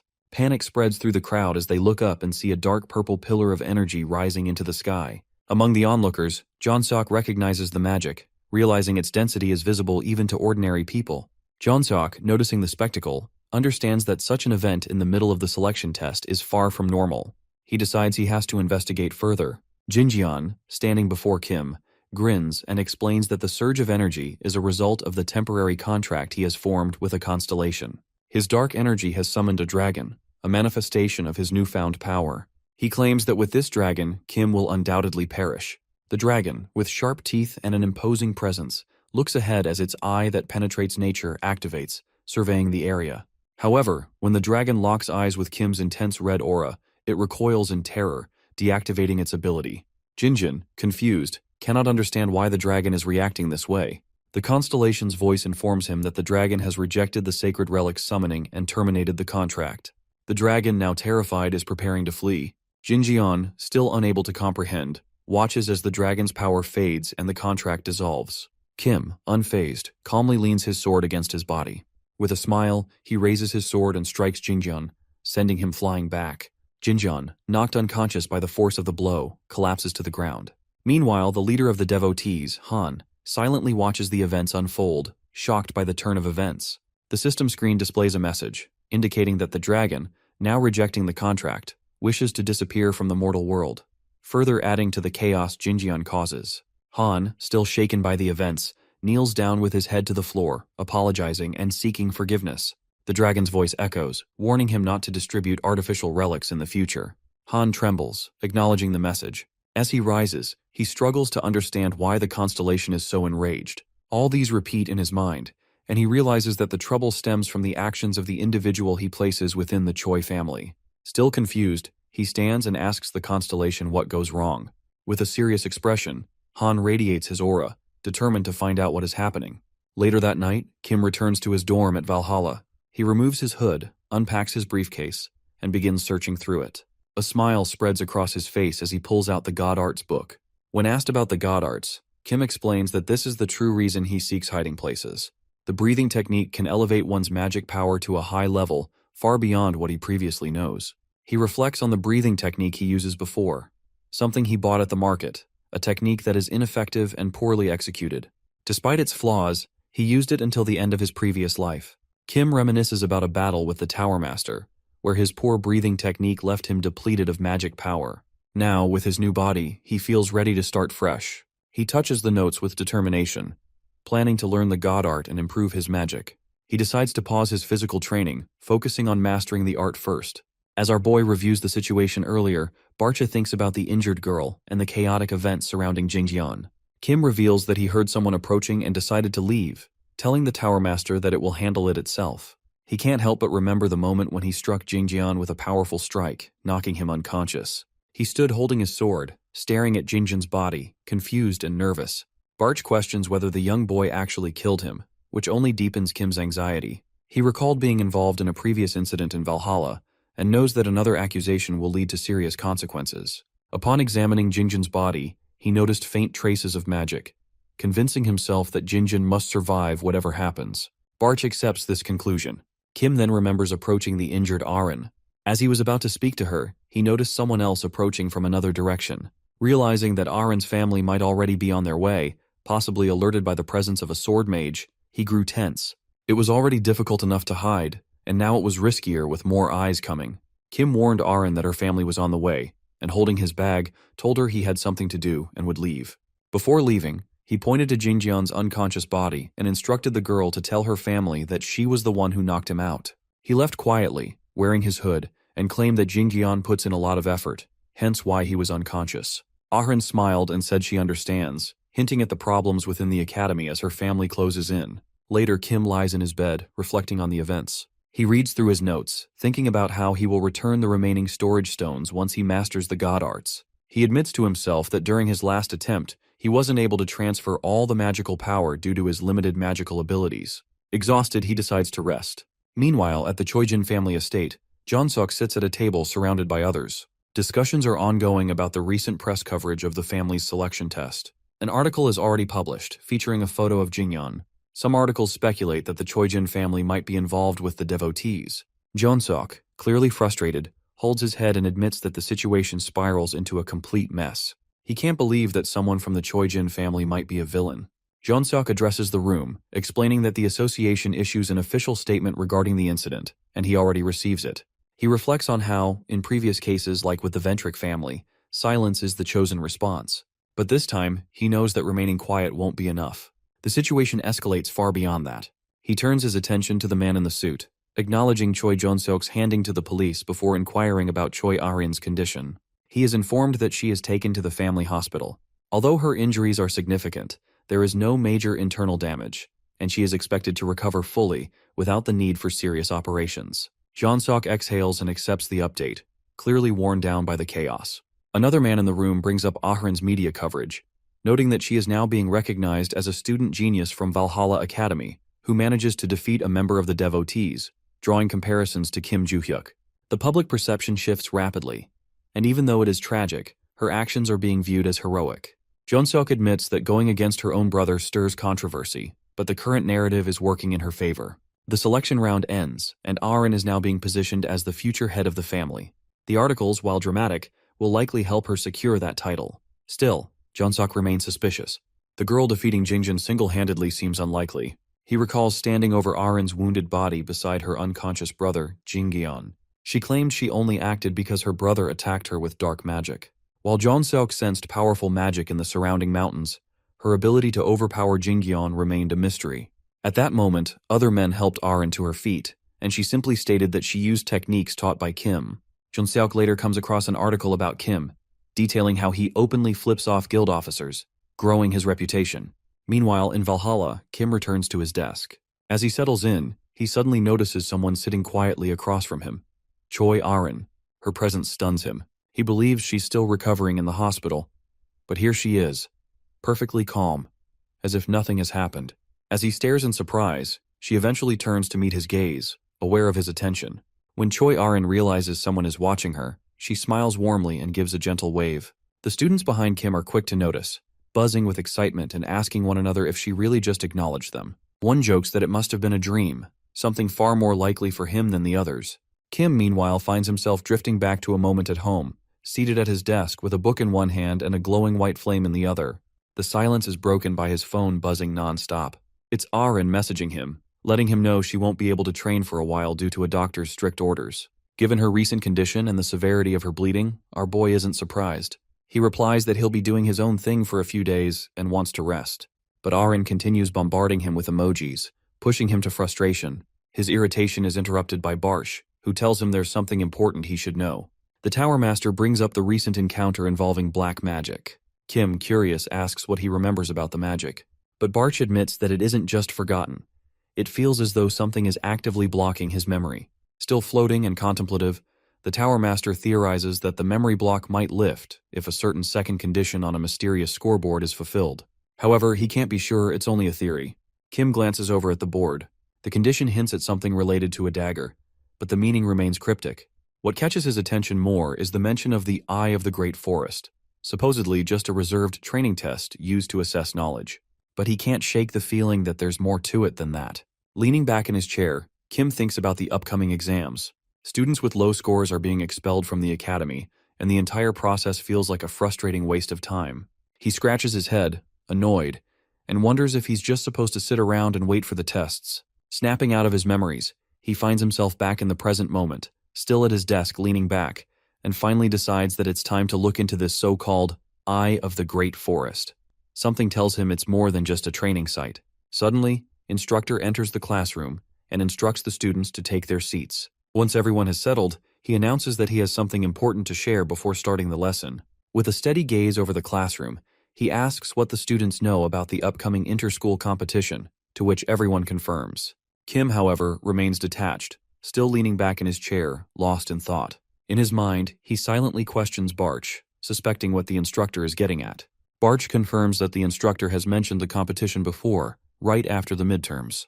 The instructor, still composed, explains that their academy needs participants, and selections will be based on the results of the final exams. Then, unexpectedly, he calls on Kim to accompany him to the staff room. Slightly caught off guard, Kim lowers one arm and questions what this is all about.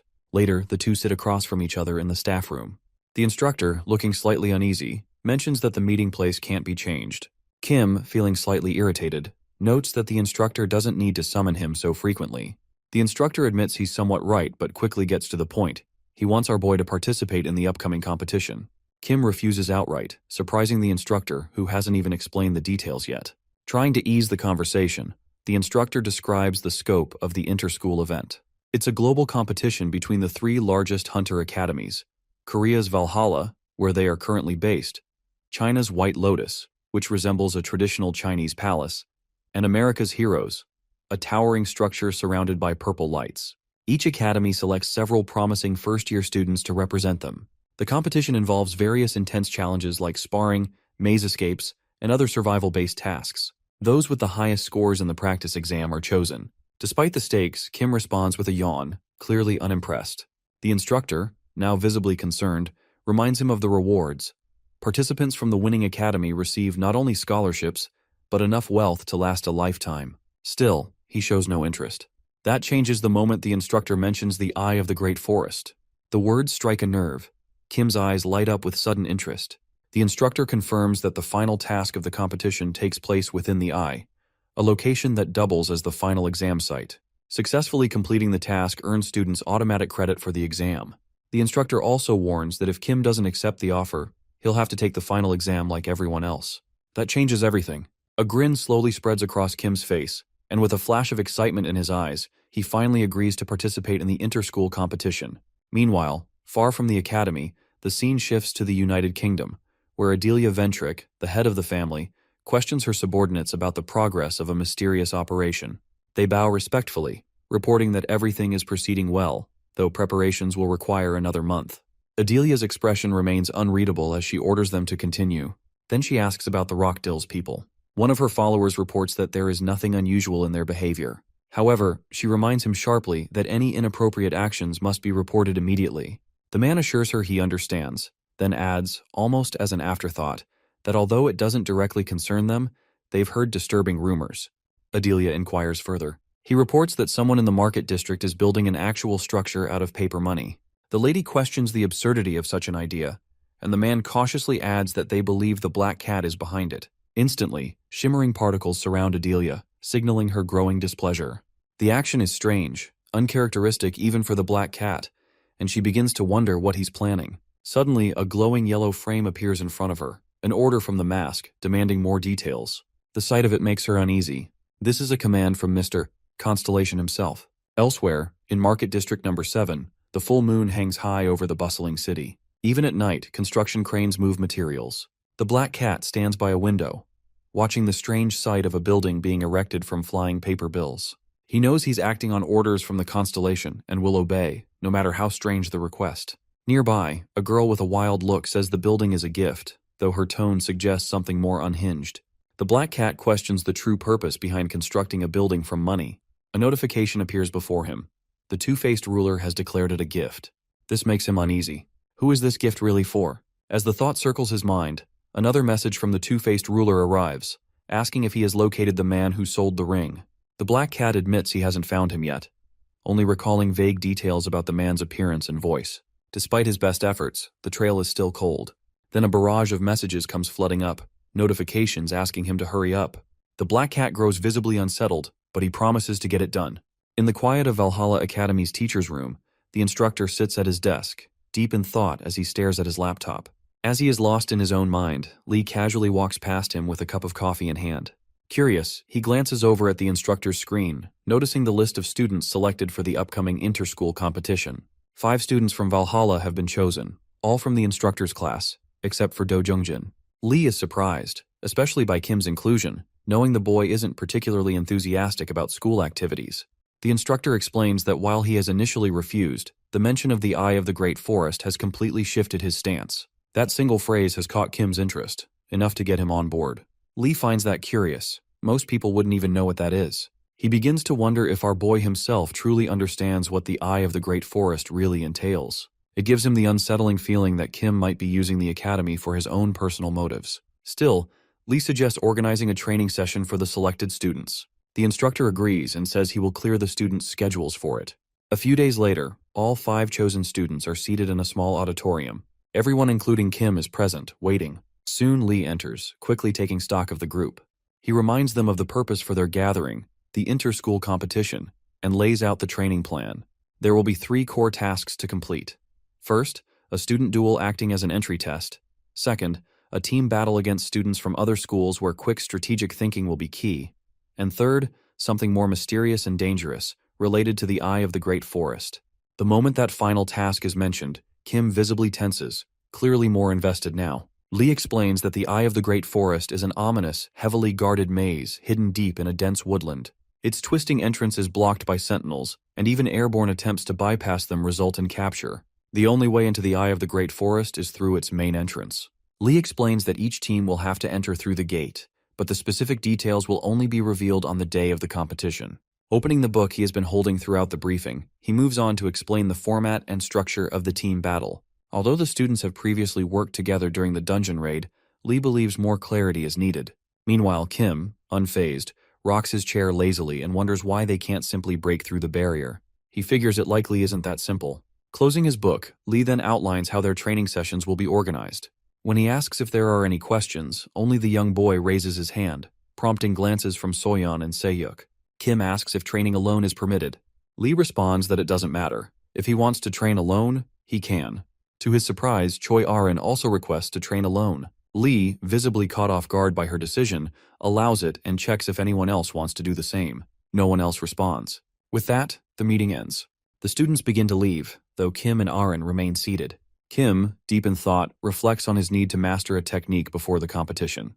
With the help of mana, he is confident in improving his form, but he knows he has to dedicate every remaining moment to training. Interrupting his thoughts, Aaron calls out to him. He looks at her, mildly surprised. She asks if she should attend the general training session, to which he responds with a question of his own. Why is she asking him? Isn't she planning to train alone? She looks down and hesitates. He reminds her of her earlier claim that she can't train too hard. Aaron's mind flashes back to a moment with the instructor, who has expressed concern about her condition after reading something about her. Still, he has asked if she wants to participate in the competition. Sitting on a couch, she has asked him directly whether Kim would be there. The instructor, surprised by the question, answers that he has heard our hero would indeed participate. That is enough for Choi Aaron. She says she will too. The instructor protests, worried about her still recovering condition, but she smiles confidently and assures him she will be fine. In the end, the instructor can only accept her decision. Coming back to the present, Aaron is deep in thought. She feels she is already halfway to becoming the head of her family. And with Kim now in her life, she has a new goal: to grow stronger alongside him and help him achieve his own dreams, just as he has helped her. Watching him sit there with his hands in his pockets, confused by her sudden attention, Aaron smiles to herself. Her thoughts light up with purpose, though Kim remains bewildered by her expression. Still, despite his confusion, Kim reminds her not to push herself too hard and suggests she focus on mana control during class, minimizing any physical strain. Aaron accepts his advice, understanding her current limits. As he prepares to leave, he tells her that once his own matters are handled, he will lend her a hand. She remains seated in the room as he steps out. Somewhere at an abandoned building late at night, a young boy, bloodied and missing teeth, sits tied up on the rooftop, shirtless and pleading for mercy. Two figures stand before him, Samuel Al and Samsal Lisa, bandits who have clearly tortured him. As the boy begs, Al coldly throws a knife into his chest, killing him instantly. Lisa, annoyed at the drawn-out process, checks her phone after it buzzes. It is a new assignment. The screen shows a photo of Kim, marked as the next target. She recognizes him as Valhalla's new apprentice. Al, still holding the bloody knife, asks why they are targeting a student. Lisa guesses that their client has paid well. They discuss their mission casually as they walk away from the body, Lisa revealing that the assassination is scheduled to happen during the upcoming inter-school competition in about a month. Al questions why they can't kill Kim sooner, but Lisa explains that the Academy's current security and protective barriers make it nearly impossible. The competition, however, will provide a better opportunity, especially since it will take place outside school grounds, in a location known as the Eye of the Great Forest. According to their client, the third day of the event will lead the students into a mysterious maze nestled deep in that forest, making it the perfect place for an ambush. Al questions what it means that there will be no instructors present in the forest during the upcoming competition. Lisa, looking ahead, explains that aside from a few guards at the maze's entrance and a single floating observer drone, there will be no one inside. The instructors will be monitoring everything remotely from an observation room. Confidently, Al mentions that Alia, another member, will enter the maze first, and they will follow her. As they exit the abandoned building, Lisa makes it clear: completing this task is a top priority. Al nods, already aware of the deadline. 1 month later, the first day of the inter-school competition arrives. The sun shines brightly over a vast field as the crowd fills the stands, buzzing with excitement. Among the audience sits Rockdill in tension along with his assistant. A flashback reveals Rockdill in his home days earlier, seated on the couch and speaking on the phone. He tells his father, Eden Ventrick, that he has received the money and used it to hire a group to assassinate Kim. Eden is horrified. He begs his son to reconsider, but Rockdill, unmoved, reminds him that his father's decisions hold no sway over him anymore. He is going to handle it his way. The mention of the assassins, the infamous trio of cold-blooded killers, makes Eden even more fearful. Still, Rockdill dismisses his father's concern, determined to see his plan through. Back in the present, Rockdill sits silently in the audience, remembering the arrangement. He knows he shouldn't be there, yet he stays, waiting for Kim's name to be called. Moments later, he stands up and tells Yuria it is time to go. She follows. At the podium, a white-haired man with a mustache steps forward and speaks into the microphone. He introduces himself as Shim Daeokwon, chairman of the Valhalla board. He welcomes everyone and begins introducing the competing schools. First comes China's White Lotus, a team of 5, including a girl carrying a katana. Then the USA's group of proud, belt-clutching heroes stands confidently before the crowd. Finally, Shim calls out the last team, Valhalla, representing Korea, led by none other than Kim. The competition will span 3 days, Shim explains, and today's task will begin with individual sparring. All 3 competing groups now stand before the stage as the representatives are instructed to return to their waiting rooms to await the match fixtures. The only figure who remains nearby is Lee, arms crossed and silently observing them. His gaze lingers for a moment before he is approached by Jack Rover, the main instructor of the USA Heroes group. Jack greets him warmly, joking that it has been a while since they last met. Lee responds with a jab about Jack's usual third-place finish, which Jack clearly doesn't appreciate, reminding him that Valhalla isn't always at the top either. Lee concedes the point with a quiet nod. Jack, with renewed optimism, declares that this year will be different. The heroes will take the championship. When Lee asks what makes him so confident, Jack reveals his pride. The best contractor of their generation, the one known as Destroyer, has a son, Logan Jr., who is now studying at their school. Jack proudly points him out among the students. Logan Jr. resembles his father, down to his intense gaze and presence. Lee, curious, admits he is looking forward to seeing what the boy can do. Jack adds that Logan Jr. has already signed a contract with the same powerful constellation his father once had. Though the boy doesn't yet match his father's raw power, Jack believes he is already leagues ahead of most adult contractors. Jack mentions that another promising student, Kim, has also proven himself by capturing a villain recently, something similar to what another student, Choi Ahran, has done. Jack acknowledges the talent among Valhalla's new students but believes Logan Jr. has the edge. Their conversation is cut short by a loud announcement. The matchups for the first round have been finalized. Lee looks at the message and tells Jack that he'll soon understand his reaction. The first match is Kim versus Logan Jr. As both students step forward, our boy with his hands in his pockets, Logan Jr. Standing tall, the match rules are explained. A simple rule governs the fight. Land a strike on the opponent's vital point to win. Thanks to the system's safety measures, lethal blows will be blocked and replaced by a shock of electricity, ensuring intense but non-fatal combat. It is time for the first real showdown. Shim reminds the participants that the protection system will remain active until the next team match and that the countdown will begin shortly. As the countdown reaches 0, the battle begins. Our boy stands relaxed, sizing up his opponent. He wonders about the need for the defense system, but Barch suggests him to focus on monitoring his fitness for the upcoming tasks. Logan, though slightly nervous, braces himself. The moment the signal is given, Kim lunges with a lightning-fast punch aimed directly at Logan's face. However, Logan effortlessly blocks it, revealing a yellow aura similar to his father's. Logan is surprised but smirks, asking Kim if he truly thinks he's strong. Logan, more humble than expected, seems to enjoy the challenge as he swings back at him. Their fists clash, sparking brightly as our boy parries his punch. With a swift twist of his trapped arm, the young lad readies a counterattack and taunts Logan about his defensive skills. Logan spins in reaction, stunned by the force of Kim's movements. In an instant, he drives his fist into his opponent's stomach, knocking him off balance and sending him flying across the arena. Logan struggles to regain his footing, clutching his stomach in pain, acknowledging the power of the blow.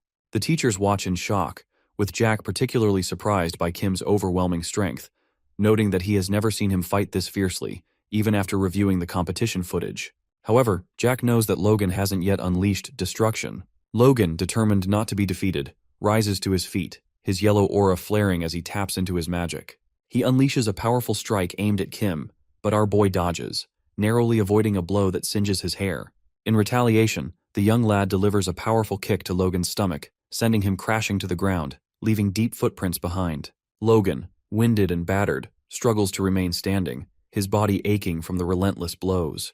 Though on the brink of collapse, Logan recalls that he still has one last option left. Determined, he prepares for his final move. Logan's ability shakes the ground as cracks spread beneath him, causing large chunks of the floor to rise into the air. He moves swiftly between the flying rocks, preparing his destruction magic. Kim, however, immediately notices Logan's position and turns to face him. The opponent, startled, can't understand how Kim has found him among the debris, but decides to press on, hitting the floor again to gain an advantage. As Logan prepares to strike, a rock unexpectedly hits him in the face, confusing him. All the surrounding debris falls, and Logan rubs his face in pain. Our boy taunts him, pointing out that Logan's own magic is betraying him by revealing his position. With that, Kim swings his fist, landing a crushing blow to Logan's face. Logan is sent flying into a wall, crashing hard, with a powerful wind gust following the strike. Sitting on the ground, Logan's head lowers in defeat as he stands over him. Shim declares Kim the winner of the round, much to the shock of Jack, who is stunned by the sheer power the young boy has displayed. Lee, observing the fight, muses that Kim is a true monster. The battles continue, with Kim effortlessly defeating his opponent with a single uppercut and dominating another match with a direct blow that sends his opponent, Lee Bella, flying. Finally, the last individual match arrives. Our boy versus Choi Arin. The girl, holding her katana, faces him confidently, noting that both finalists are from Valhalla Academy, ensuring their academy's victory. Our boy, however, doesn't care much for the outcome, recognizing that the match is more about ranking than anything else. As they stand in the arena, Arin mentions that the winner will earn a scholarship, though she doesn't need it and considers giving up.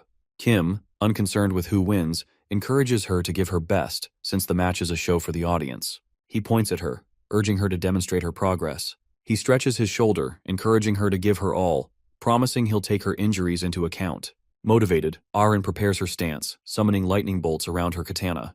Kim, with a smile, begins swinging his fists, his surroundings glowing purple. But then, shock spreads through the spectators. Shim, Jack, Lee, and others are all stunned as Kim lands a single punch, sending her face first to the ground. Her katana lies useless beside her. Shim declares the result, announcing Kim as the winner of the inter-school individual combat competition.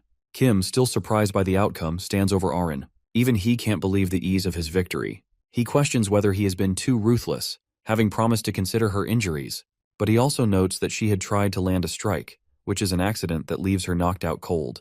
Later, in a small auditorium, Lee gathers the students together. He notes that, thanks to the protection system, they are all unscathed, though they should still visit the infirmary. Lee mentions there will be another stage the next day, but Kim, with fire in his eyes, thinks the wait is a waste of time, eager to move forward. As the class ends, Kim catches up with Lee, asking if he can start the last assignment test, to the Eye of the Great Forest, earlier. The head instructor opens a book of rules and explains that only one test is allowed per day, with an exception for quick finishes. If a student completes a test early and the next one is ready, they can proceed. Our boy, grinning, says the decision is up to Lee, who agrees that if he finishes early, he can start the next test right away. The young boy nods, acknowledging Lee's instructions before turning to walk away with a smile on his face. As he walks down the corridor, Barch asks if he plans to complete the Eye of the Great Forest trials the next day. Kim, aware of the test, confirms he is prepared. Barch seems to misunderstand, suggesting he might be trying to draw attention from other students, which irritates Kim. He quickly dismisses the comment, stating he only wants to finish the ordeal as soon as possible. The next day, at Valhalla Inner Sanctuary, Yasan, Shim greets the audience and introduces the rules for the team competition. 5 representatives from each academy fight in a mountainous area, with viewers watching through holographic screens captured by drones. Soyeon, waiting for Kim's arrival, is annoyed when he shows up late. Our boy, with a grin, explains he has overslept. She scolds him for not arriving 30 minutes early, but he brushes it off, claiming he was distracted. However, to her shock, the young boy reveals that he wants to go alone. Soyeon, worried about the team test, warns that since he has defeated the other players, they will all likely target him. She asks the group if they agree, but they stay silent. Arin then apologizes for interrupting and asks if she can go with him, but he tells her to stay behind. Soyeon, confused by Arin's calmness, presses our boy for an explanation, but he ignores her, focusing on preparing for the test. As the countdown begins, Kim stretches and mentions he has another test in the afternoon. Soyeon, still confused, tries to ask him what he means, but he walks ahead confidently, preparing himself for the Eye of the Great Forest. Shim then announces the start of the battle. As the White Lotus group searches for our boy, he reveals himself to them. The White Lotus team notices him and quickly draws their weapons, recognizing him from the battle at Valhalla. The red-haired girl instructs everyone to prepare, but Kim, with a confident smile, swings his sword, impressed by the girl's quick reaction. A system message soon flashes on the holographic screen, announcing the elimination of the White Lotus. Logan, stunned, realizes only 10 minutes have passed since the battle begins, and is shocked by Kim's swift progress. However, one of Logan's teammates, focusing intently, senses the presence of his opponents and heads toward them. Logan, now on alert, orders his team to prepare for defense. Luke begins forming a magic shield, while a girl works on creating a magic circle, and Ibella readies her own shield, glowing with green light. Despite the power of their defense, the girl questions if it is really necessary to be this cautious for just one opponent. Logan, however, insists that Kim's strength warrants the protection. As the group prepares, Logan senses something is wrong. Looking up, he realizes the young boy has positioned himself above them. Before Logan can react, he strikes him in the face with the sword, knocking him to the ground. The other girls turn in shock, only for Kim to swiftly stab one of them in the stomach, declaring her too slow. Another girl gathers energy to attack. A yellow bolt of energy misses Kim, who dodges it effortlessly. With a swift strike, he sends her flying backward. Kim swiftly defeats the remaining members of the hero's team with his sword strikes, knocking them unconscious with a powerful impact. As he stands over his fallen opponents, a system message declares the heroes eliminated. With a satisfied smile, Kim knows it is time to move on to the Eye of the Great Forest. Meanwhile, in Valhalla's observation room, Shim is puzzled by how quickly Kim completes the team battle, taking only 23 minutes in total, 20 minutes of travel, and just 3 minutes of actual combat. Shim expresses concern that this will disrupt their schedule, but Lee, analyzing the rules, suggests they can start the next trial immediately if it ends before noon. Shim agrees to consult with others about the schedule, but Lee can't shake the thought of Kim's impressive performance, which is both intimidating and unexpected. Later, Lee and Jack discuss the situation as they walk down the hall. Jack remarks that the White Lotus team is fine with starting the next challenge, and admits that he is finally convinced by Kim's strength. Lee, smiling, acknowledges this, and they move on, planning to speak with the White Lotus team afterward. In the resting room, Soyeon silently cleans her sword, deep in thought.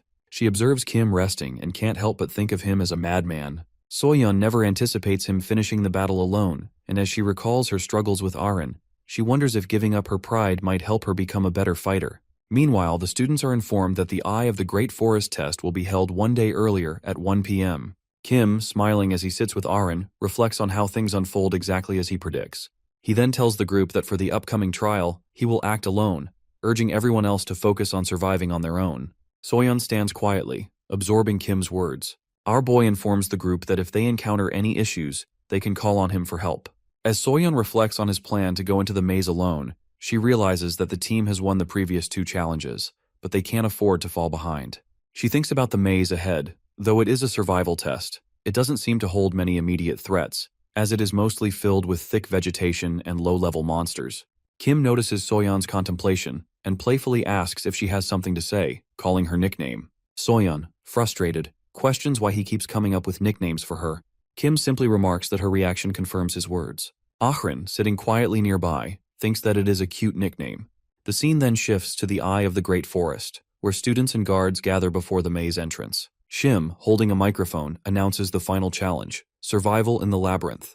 The audience, watching through holographic screens, is informed about the maze's unique characteristics. Shim explains that the forest is a maze-like environment with constant rain and thick vegetation, but the real challenge comes from the need to adapt to the harsh conditions. The monsters in the maze are low-level, making survival and environmental adaptability the primary evaluation criteria.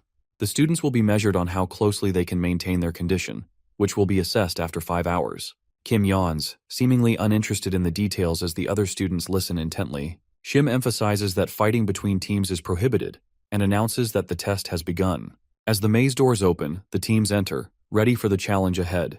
Meanwhile, in an abandoned warehouse back at Valhalla, Al and Lisa observe a masked figure entering. It is Samsal, the head of the assassins, who goes by Alia. She informs them that it is time to leave, and reveals that magic, supported by 2 others, is blocking the entrance to the maze. Alia declares that they will deal with the situation first. A burst of bright purple light erupts, scattering them into pieces. Lee watches in shock as all the screens malfunction before him, signaling a complete failure of the surveillance. Shim, visibly concerned, asks what is happening, noting that the simultaneous failure of the cameras seems suspicious. He turns to the guard who tries to contact the gate security but receives no response. Lee suggests that the students might be facing trouble inside the maze and recommends that they go in themselves. Shim agrees, and they head into the maze. Upon arrival, they are stunned by the sight before them. The area around the gate has collapsed, and stones lie scattered over the bodies of guards, leaving everyone confused and unsure of what has occurred. Meanwhile, inside the maze, the students are struggling with the rain. Members of Heroes, shivering and pale, are feeling the effects of hypothermia. Logan, concerned, tells them that they need to avoid getting worse and suggests they build a hut for shelter. The group splits up to gather materials, and Logan begins preparing the ground for the structure. However, as he looks ahead, he is startled to see a dark purple sphere in the distance. It is the assassin group, confused by the rain and the strange events unfolding. Al, unfazed by the weather, reminds them to focus on their mission, killing Kim. He turns his gaze dangerously toward Logan and speaks about eliminating him, only to quickly realize that Logan isn't their target. Alia follows up, explaining that they have been teleported to a location imbued with moderately strong magic, the only way to trace the source. Logan, sensing the danger, notes the presence of black magic in the air and begins to suspect that these people are the real villains. Lisa reveals that they can't leave any witnesses and assigns the task to Al. As the confrontation escalates, Logan begins gathering energy for an attack, forming a bright magical sphere in his hand. He demands to know what they are doing there. Without warning, Al appears behind him, swiftly stabbing him with the knife. Logan, in shock, looks back to see that Al has somehow gotten behind him. To his horror, there are now two identical Al, one in front of him and one behind, both holding knives. Al reveals that this is a duplication technique, and with a malicious grin, he stabs Logan again. Logan, weakened, coughs and falls to the ground. Lisa, observing the scene, casually remarks that Logan has been killed, and his slow death is by design. Suddenly, a shout rings out as a girl calls Logan's name. Lisa instructs Al to eliminate any witnesses. Al, grinning maniacally, charges toward the girl. She is paralyzed with shock, realizing what is about to happen. Meanwhile, Kim is deep in thought, running through the forest and pondering the task ahead. The system message appears, informing him that he needs to find the Madagaya Rona's house in the eye of the great forest. As our boy runs, he spots a heroes group girl who, upon seeing the bodies of her fallen comrades, screams in horror. Lisa, observing the scene, orders Al to deal with her. It isn't long before the young lad, realizing Al and Lisa's intentions, approaches the girl. Al, now frustrated, recognizes him as the target they have been waiting for. Kim, however, is focused on the injured students lying around, many of whom are covered in cuts and blood. He tells the girl to help them while he deals with their attackers. Observing the situation, Kim realizes that the students have been deliberately left to bleed out slowly rather than being killed outright. Our boy, with grim determination, decides to act swiftly and eliminate the threat. Al, standing before him, taunts him, clearly underestimating his resolve. Al explains that Kim is trapped in the maze, having entered through the only entrance, and they have disabled the surveillance drones to prevent anyone from seeing or helping them. Even if the teachers notice, it will take them at least an hour to reach the entrance, which has been blocked by rocks that have also injured the guards. Kim, unfazed, says the hour won't make a difference. The rain continues to fall relentlessly as Al mocks his confidence. As Al swings his knife at him, our boy stands with his hands in his pockets, seemingly unconcerned. When Al's strike misses, Kim suddenly vanishes from his position, leaving him confused. Looking up the slope, Al sees Kim, who calls the situation foolish. He quickly subdues him with a strike, sending him flying. Lisa and Alia watch in surprise, but our boy doesn't stop there. He moves swiftly, attacking the girls and knocking them unconscious. Kim then turns to the blonde girl and instructs her to use all her magic to heal the wounded. He also tells her to head west to Valhalla if she can't handle the task. The girl, though shocked, sits down and begins to focus on healing the injured. Meanwhile, Al groans as he begins to stir. Kim, standing over him, calls him weak and questions the motives behind the attack. Before Kim can deliver the final blow, he asks Al about who sent him, but the baldy, with a serious expression, refuses to answer. Our boy presses further, noting that people usually reveal their masters when cornered. The assassin, now clearly annoyed, realizes he has been momentarily confused by his sudden dodging. At that moment, a doppelganger of assassin appears, radiating a dark blue aura, and attacks him with a knife. Our boy, however, easily dodges the strike, leaving Al stunned. He can't understand how Kim is able to avoid the attack from a doppelganger that should have been undetectable.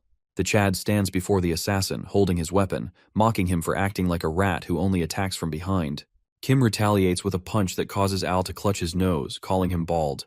Kim, standing tall, asks Al one final time about his clients. The baldy, unfazed, dismisses him, calling him a brat and insisting he won't reveal anything. Realizing he isn't going to get useful information, Kim, grinning maniacally, declares he'll beat him to death if he keeps resisting. A powerful strike follows, sending Al flying and causing immense destruction around them. As the battle ends, Lee and the others rush inside the maze, reaching their destination where students are assisting the injured. Jack runs to the battered Logan, who, despite his struggles to move, insists that his condition isn't the biggest concern. Logan explains that they are attacked by unknown assailants, describing one man and two women among them. Lee, taking in the situation, speculates that they could be from the Samsal Alliance and asks where the attackers are now. Logan points toward the rubble, where the bodies of Al and Lisa lie unconscious. Logan recounts how Kim easily defeated everyone, describing how the forest around them is completely destroyed. As he speaks, he is treated and supported by a girl, who remains silent. Logan, reflecting on the battle, admits that Kim is far stronger than he anticipates. He thinks he would be the strongest, but the young lad's overwhelming power shatters his arrogance. Jack, however, reassures him, saying that Kim is just an anomaly, suggesting that he isn't someone to compare to the rest. Lee turns to Logan, reminding him that he mentions there are 3 attackers and asks where the third one is. The girl replies that Kim is dealing with her, and just as she speaks, the girl's body falls in front of them. The teachers turn to see the body, confirming that she is with them. Our boy, having dropped her, explains that he is trying to uncover who is behind the attack and their purpose in targeting the maze. Lee observes that the young boy seems fine, and Kim reassures him that he is indeed okay. Lee smiles and suggests they discuss everything in more detail when they return to the academy. Kim agrees, mentioning that the teachers will take care of the injured students and get them to the hospital, while the Valhalla students should find White Lotus and report the situation.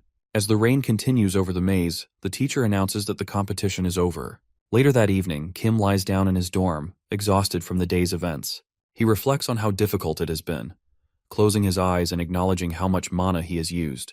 A system message appears in front of him, informing him about a task related to the Eye of the Great Forest Mandagaya Lona's house and the need for a sword. Kim pulls a blue sphere from his pocket, pleased that he completes the task, and remembers how he defeated the assassin group. Alia, still shaken with fear, complained about the headache. Kim approached her, asking about her abilities. At first, she didn't understand his question, but our boy then speculated that she might be from the Samsal squad, mentioning that there were 2 fighters and 1 supporter. Kim seemed to deduce that Alia was the supporter, a guess that surprised her. He pressed her again about her abilities, but she refused to answer, her space-manipulating powers starting to form around her. Kim stepped forward and stopped her powers, leaving Alia stunned. She couldn't understand how he managed to halt her ability. Kim, realizing her power was to create and move through space, confirmed his assumption. He told her that if she helped him, nothing bad would happen to her, smiling maniacally as he made the offer. Afterward, Kim lies back on his bed, reflecting on the situation. Kim reflects on how it is thanks to Alia's abilities that he manages to obtain the sphere. He remembers how he promises her that if she helps him, he won't reveal her identity or turn her in. However, he breaks that promise by knocking her out, something he explains to himself by the fact that she never answers his question about who hires them. He feels that if she had been honest, he would have let her go without further harm. Lying on his bed, Kim considers the implications of learning that one of the Samsal Alliance is behind the attack. He thinks about Rockdale being behind it and wonders if his family is starting to interfere with his plans. He considers whether he should destroy them all to ensure his actions move forward smoothly.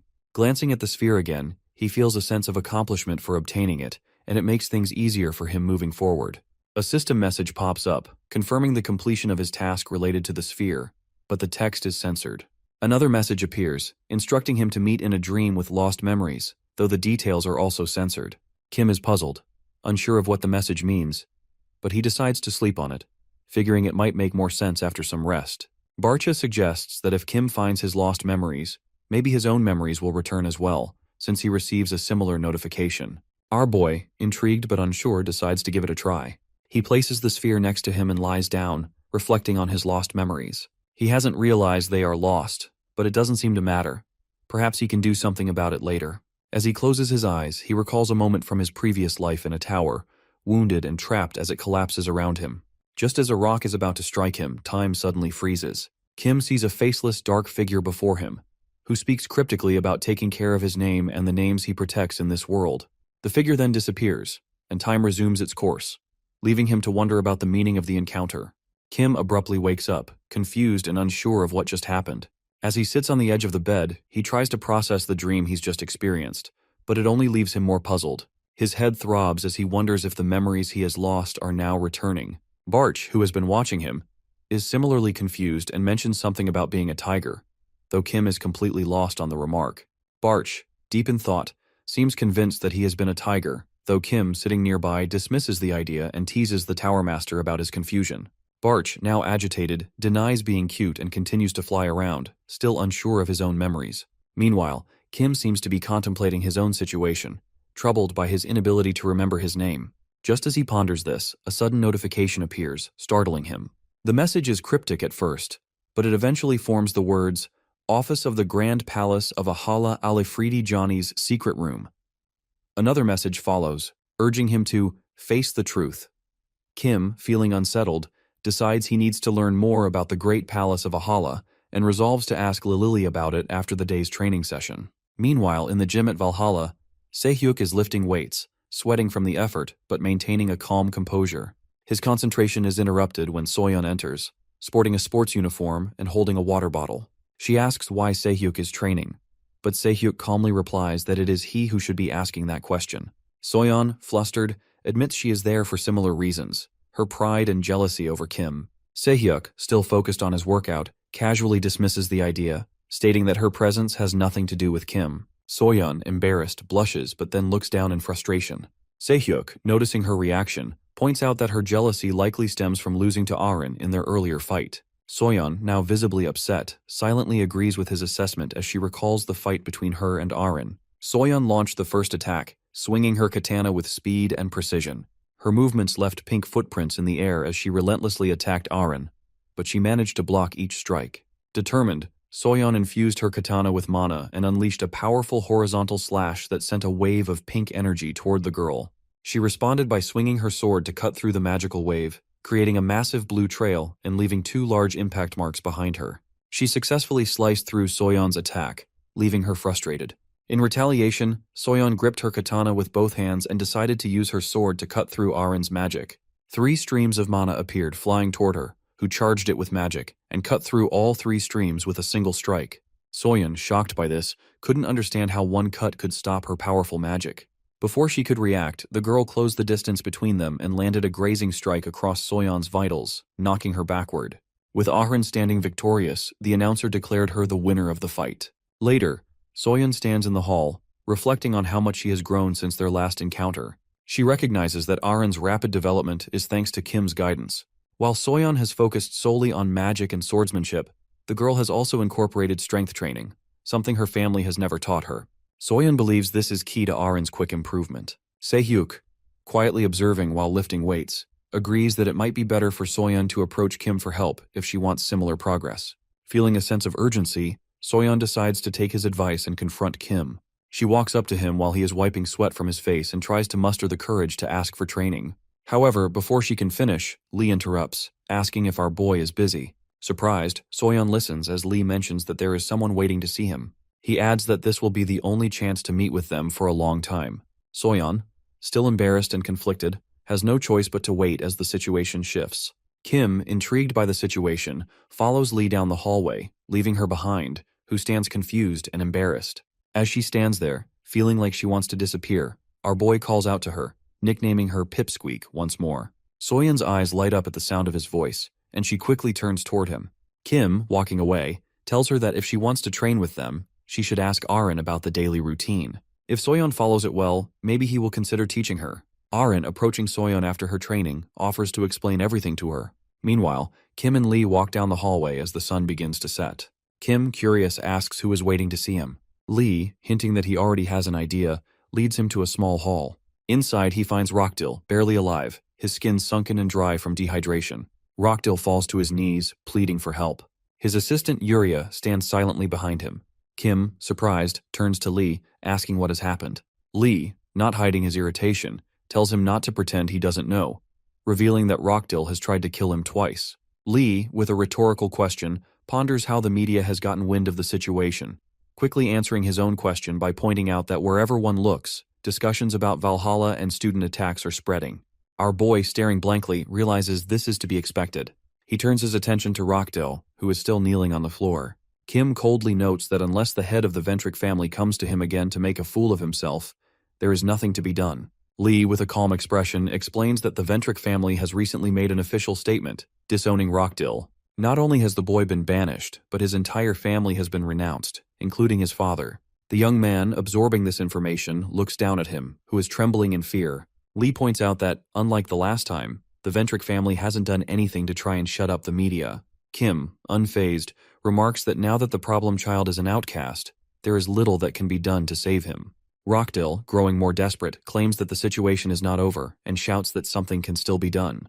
He screams that his testimony has made everything worse and begs for a solution, pleading for everything to disappear. Kim simply scratches his ear, uninterested in his pleas. The guy, now frantic, gets up from his knees and walks toward him. He clasps his hands together in a prayer-like gesture, crying and apologizing, promising never to interfere in his life again. But our boy, observing the pathetic display, tells him that his apologies mean nothing. Rockdill, undeterred, asks if Kim perhaps wants money, offering it as a bribe. Lee, clearly irritated, looks on as Kim rejects the offer. In a shocking turn, the guy grabs Yuria by the hand, pointing at her and offering her to Kim. He claims she is an English heir to the palace family, and praises how his status will rise if he takes her. Kim, disgusted, scoffs at the idea, asking if Rockdill truly sees people as mere objects. Rockdill, with a twisted grin, claims the woman belongs to him, revealing a spell around her neck that marks her as his property. The red words surrounding the spell are a magical seal, and Rockdill, holding Yuria by the scruff of her neck, seems to offer her like a commodity. Lee immediately recognizes the spell wrapped around the girl's neck. It is a powerful seal, nearly impossible to break, and one that forces the bearer into absolute obedience. The very sight of it makes his blood boil. Rockdill, grinning cruelly, seems to take pleasure in her fear. Lee can't comprehend how anyone could justify using such a spell on a human being. Kim, with a chilling calm, comments that scoundrels like this were once common in ancient times. People who branded others like livestock, buying and selling them as property. Without hesitation, he approaches the girl, focuses his mana, and grabs the seal near her neck. With a forceful motion, he begins to rip the spell away from her. The magic crumbles under his grip, and though the girl appears disoriented and on the verge of fainting, she clutches her neck in relief as the curse finally fades. Rockdill stands in shock, completely unprepared for what has just happened. Kim then casually asks Lee if he might be allowed to punch his face. The guy is frozen in disbelief, his eyes wide with fear. Lee finally speaks, stating that as an instructor, it is his duty to prevent violence between Valhalla's students. But given that Rockdill has lost his family name and possibly poses a threat, this time he will turn a blind eye. Covered in sweat and tears, Rockdill stands helpless as Kim walks up, places a hand on his shoulder, and reminds him of what has just been said. Before Rockdill can fully process the moment, he delivers a brutal punch that sends him flying. The guy crashes to the ground, dazed and broken as Yuria silently watches, and Lee turns his back on the scene. By the time the sun begins to set, Kim is already gone, walking with his eyes closed while Barch floats beside him. The Tower Master remarks that Rockdill has never come closer to death, nor has he ever seen our boy so enraged. Kim replies coldly that had this happened 300 years ago, he wouldn't have hesitated to crush Rockdill's skull. The seal placed on the girl, branding her like cattle, has struck a deep nerve. He sees in her a reflection of his own past, which only intensifies his fury. As he walks, lost in thought, someone calls out his name. It is Yuria, breathless and exhausted from chasing after him. Struggling to catch her breath, she finally stands still and bows, expressing her gratitude. She has been too stunned earlier to even speak. Kim, however, tells her to simply accept the gesture and live freely from now on. Overcome with emotion, Yuria breaks down in tears, trembling as she cries and wipes her face while Kim walks on. The following day after class, Kim and Lily are seen at a cafe on the Valhalla campus. Lily, indulging in pudding, casually mentions that the Grand Palace of Alala is located in China. She further explains that the palace functions as a maze controlled by the White Lotus Association. Kim, intrigued by the connection, recalls that this is the same organization that took part in the previous competition. The thought that he might have to deal with them again doesn't sit well with him, especially since accessing such mazes without permission is illegal in modern times. For a moment, he entertains the idea of simply destroying the maze but dismisses it, not wanting to get involved with the academy. Curious about possible legal ways to enter, Kim asks Lily, who hints that becoming a student there might be one of the only viable options. She tries to say more but abruptly stops herself, covering her mouth. Moments later, she accuses Kim of being selfish for wanting information without offering anything in return, and demands he share 3 things about himself first. When he tries to walk away, she quickly gives in and promises to reveal the information without a deal. Lily then whispers something important.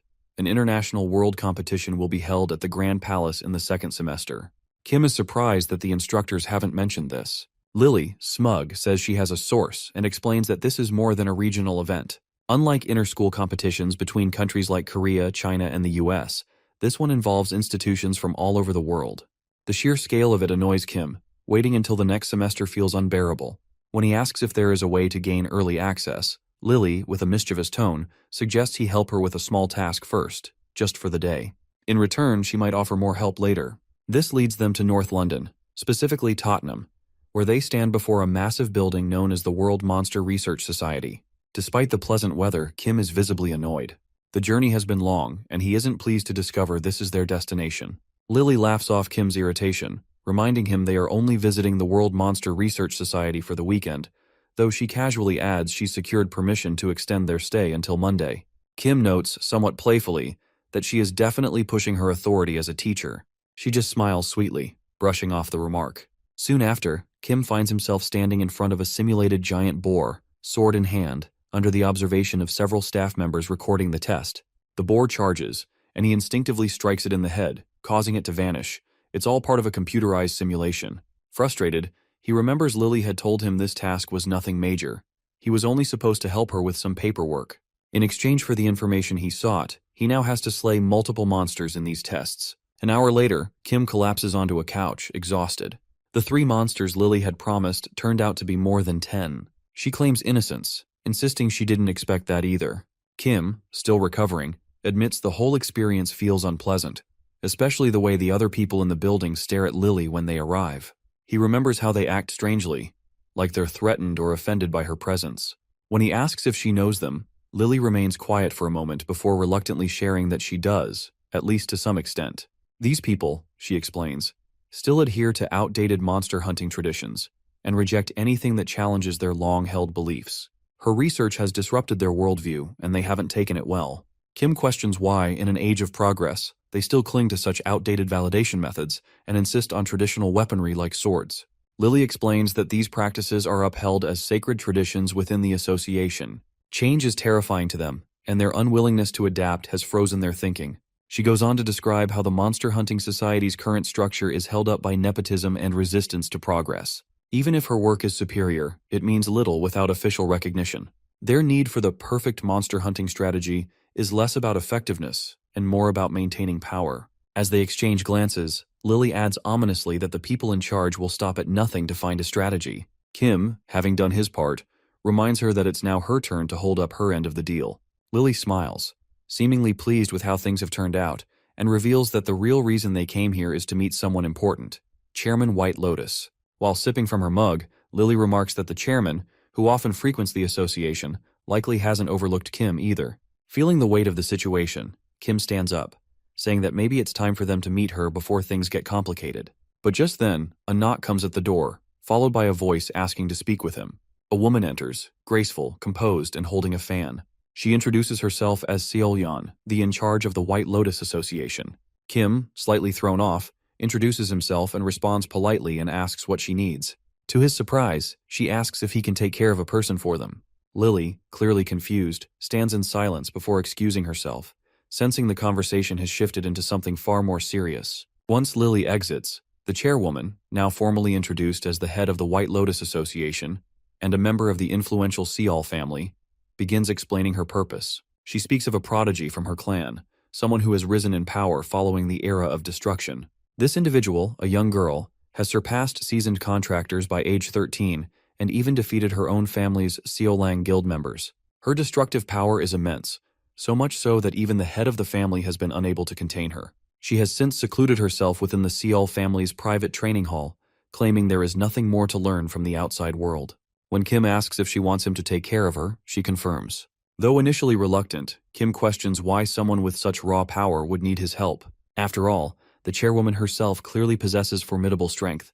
Her aura is impossible to mask even with concealment magic. She acknowledges this with a smile, impressed by his sharp perception. Finally, she explains her reasoning. The girl in question, despite her terrifying strength, fights using only physical techniques. And just like Kim, she is 17. It isn't just about strength, it's about matching energy, experience, and age. The chairwoman needs someone like him to defeat the girl. He places his hands behind his neck, indicating he understands, but asks why she assumes he would agree to work with her. Seolyeon calmly replies that the White Lotus chairwoman would never request help without offering something in return. She begins to discuss payment, but Kim cuts her off, stating that he doesn't want money. Instead, he has a specific place he wishes to visit, and her help in getting there is all he needs. Seolyeon taps her fan, curious about the destination. They are already standing outside the White Lotus Association building in China. Kim admits he hadn't expected to arrive this way, by private jet. Seolyeon smiles and claims it is because Kim has claimed he is low on time. She then clarifies the terms, asking if Kim truly wants to enter the Great Palace of Yahello, to which our boy confirms. As they enter, they pass through a courtyard where others react with hushed surprise. Inside, Kim looks around with curiosity, and finally asks Seolyeon why she wants him involved with a girl she seems to have no personal ties with. She admits that while she has no direct connection to the girl, many have challenged her in the past, students and teachers alike. She hopes Kim can finally break the girl's arrogance, which has become a problem. If he succeeds, she believes the Seol family will recognize her efforts, and she can lead the White Lotus to greater heights. Standing before a portal, Seolyeon explains it will lead him to the Seol family's secret training room, where Kim will find the girl. Kim steps into it, confirming he is positioned correctly. Just before he vanishes, he asks the girl's name. Seolyun replies that it is Yenlang. As he emerges from the portal, he finds her sitting on the floor, scowling and demanding to know if the Seol family has sent him to retrieve her. Kim approaches her with a calm smile, seemingly unbothered by her hostile demeanor. He acknowledges her arrogance, then launches a sudden attack, testing her strength with a punch. To his surprise, she effortlessly catches his fist. Without hesitation, she retaliates by channeling mana into her hand and striking him in the stomach, sending a burst of energy behind him. Her glare is sharp and accusing.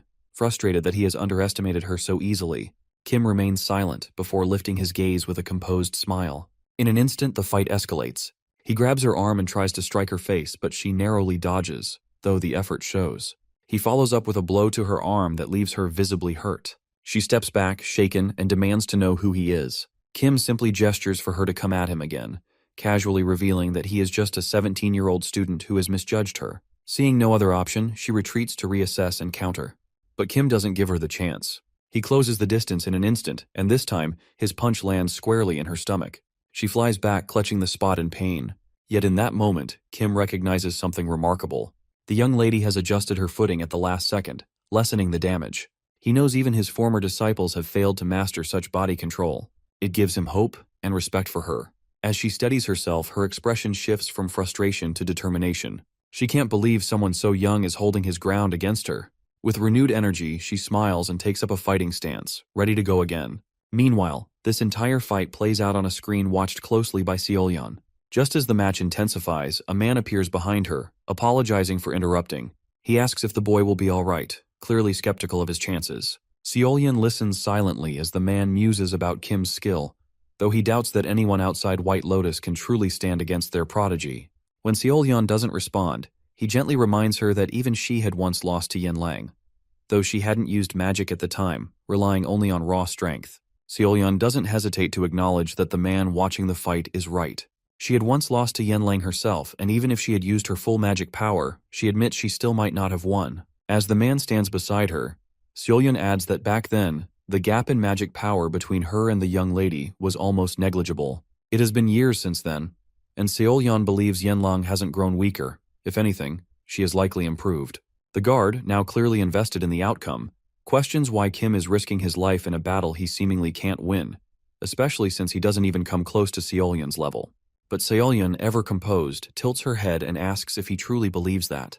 After all, our boy isn't just any student. He had dominated the inter-school competition, winning by a wide margin. She watches the screen intently, knowing that regardless of the outcome, her personal goals don't hinge on his victory. Back in the battle, Yenlang launches another aggressive attack. Drawing her claws, she lunges at Kim with deadly precision. He avoids her slashes, but her knee manages to connect with his face, briefly giving her a moment of satisfaction. That satisfaction turns to panic when she feels intense pain shoot through her knee. She leaps back, clutching it in agony, realizing she has slammed it directly into Kim's forehead. Frustration is starting to set in for Yenlang.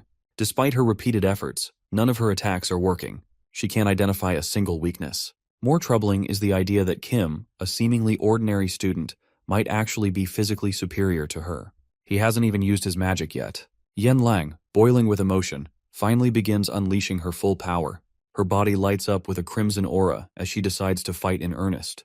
Kim, smirking, responds in kind, his own blue aura flaring to life as his eyes glow with a powerful light.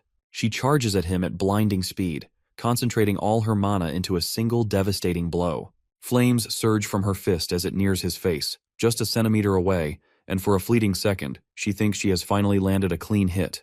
But Kim simply tilts his head at the last moment, dodging her strike entirely. Still bent over, he thanks her for the warm-up, but makes it clear the warm-up is over.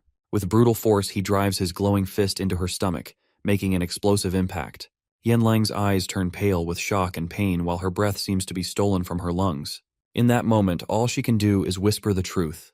He is a monster. Kim stands over Yenlang's defeated body, calm and composed, while those watching him, Seolyun and the guard, can barely hide their shock.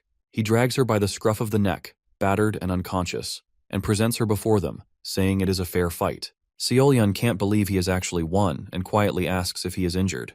Kim casually says he is fine, though he can't say the same for Yenlang. As he tosses her aside, the young lady groans back to life, cradling her aching head. Her mood instantly sours upon seeing Seolyun, and anger flares. but Seolyeon calmly reminds her of the conditions they agreed upon earlier. She then turns to our boy, intrigued by his interest in the Alala Palace. With a slight smile, she tells him he can enter it now, asking if he is satisfied with this arrangement. Kim grins and eagerly accepts. As he leaves with Seolyeon, Yenlang remains silent, watching them disappear from view. The guards fuss over her, offering medical help, but she ignores them. Instead, she asks the name of the one who defeated her.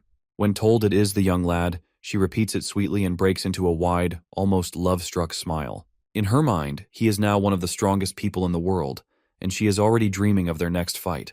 Elsewhere, a hell demon questions her bold claim about his strength, while Kim is already deep within the Alala Palace maze. Surrounded by ancient armor and glowing portals, he recalls Seolyeon's warning that this place, situated beneath the castle's foundations, was a never-ending labyrinth. Seolyeon had mentioned he wouldn't encounter living armor unless he pushed too far, but clearly he has. Not long after entering, Kim finds himself ambushed by a swarm of enchanted suits of armor. Armed only with metal swords, he dismantles them one after another with brutal precision. When the last one falls, our boy exhales deeply, standing atop a mountain of crushed armor. Despite this victory, he is confused about the maze. Room after room, over 20 of them, yield nothing but emptiness. Kim recalls his mission and wonders if the office room mentioned in it is there. Just as he is getting frustrated, Barch nudges his attention to a large double door nearby. Inside, he discovers a room with an old painting of a bearded man hanging over a desk. For a moment, he believes he might have found Aliftry's office, but something feels off. Kim glances down at the painting, noticing a signature in an unfamiliar language. Barch quickly deciphers it, revealing that the signature reads, Aliftry Johnny. Flying through the void, the Tower Master crosses his arms, explaining to Kim that reading the signature is difficult to explain, but he likens it to a script transmitted to him through his neurons. Barch suggests it could be linked to his lost memories. Determined to find the secret room, Kim places his hand on the table and begins scanning the area. Realizing it would take too long to check each item, he smashes the table with a powerful strike, revealing a hidden trapdoor beneath it. Barch confirms it is likely what they are searching for. Kim opens the trapdoor, leading to a basement. As he descends, he mutters that the darkness in there is annoying. Suddenly, the quest message appears, confirming his task to find the secret room. In the basement, Kim encounters a girl sitting at a table, 2 candles flickering beside her. She introduces herself as a guide, eager to answer his questions.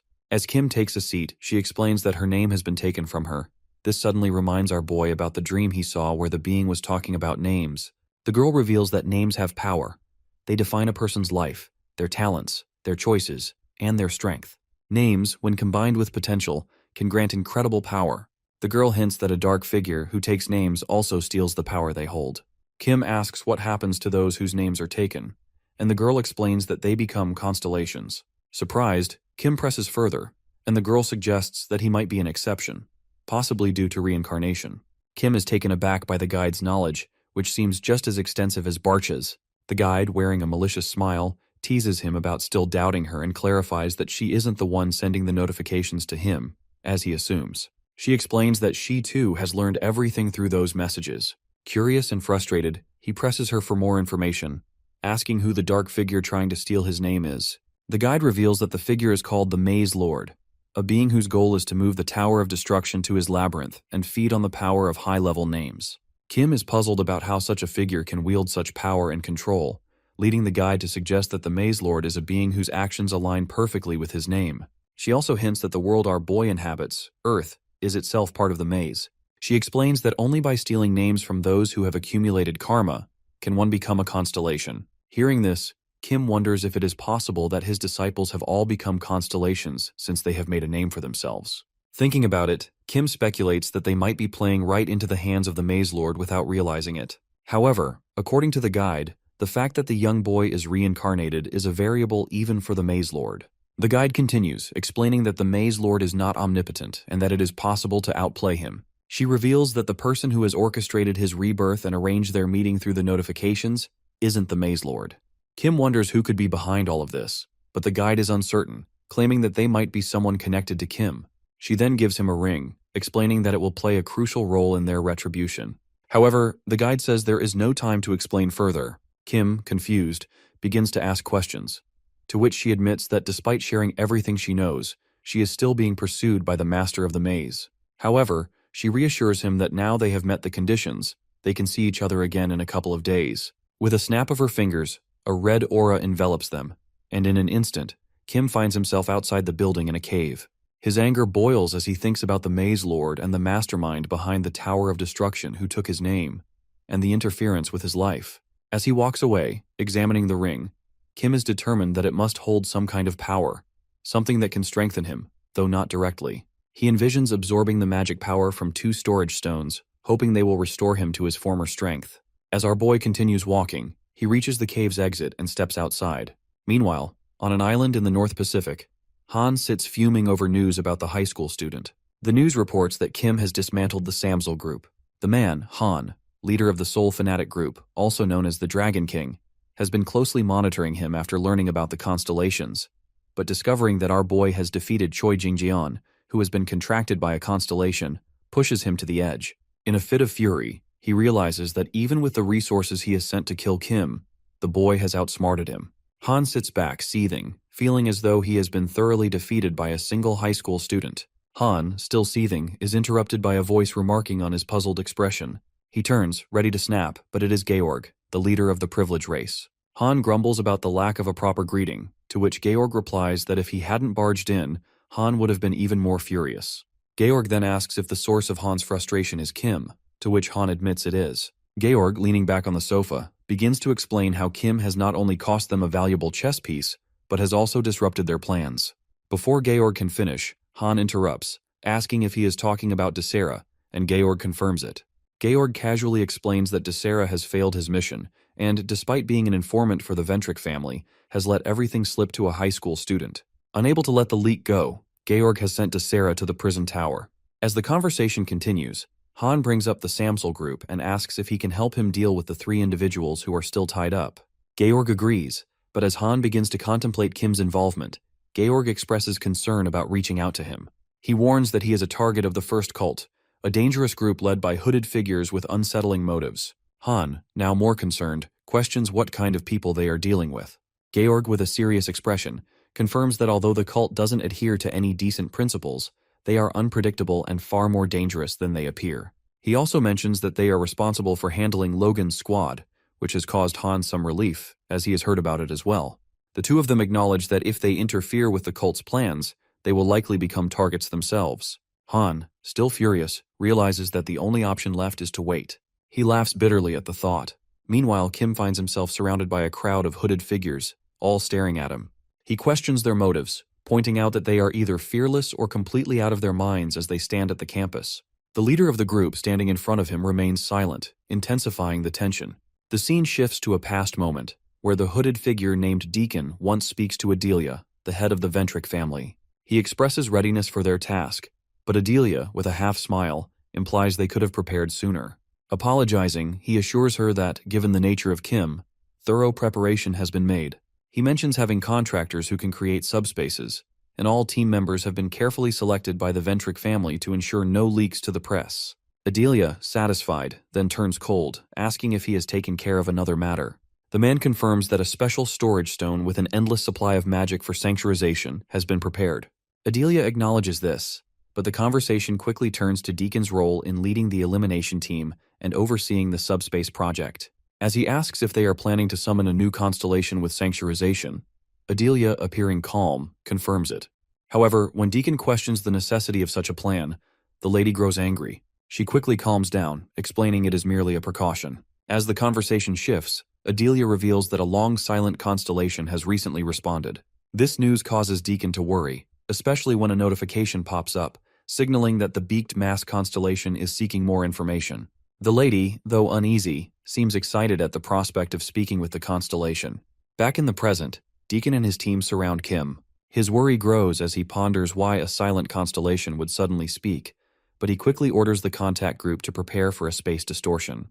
The hooded figures crouch and place their hands on the ground, readying for the next phase of their plan. As the figures begin casting a distortion spell around Kim, a yellow shell materializes around him. Kim, unfazed, turns and asks about the subspace. He taunts the group, mocking their effort and questioning how long they've been preparing this.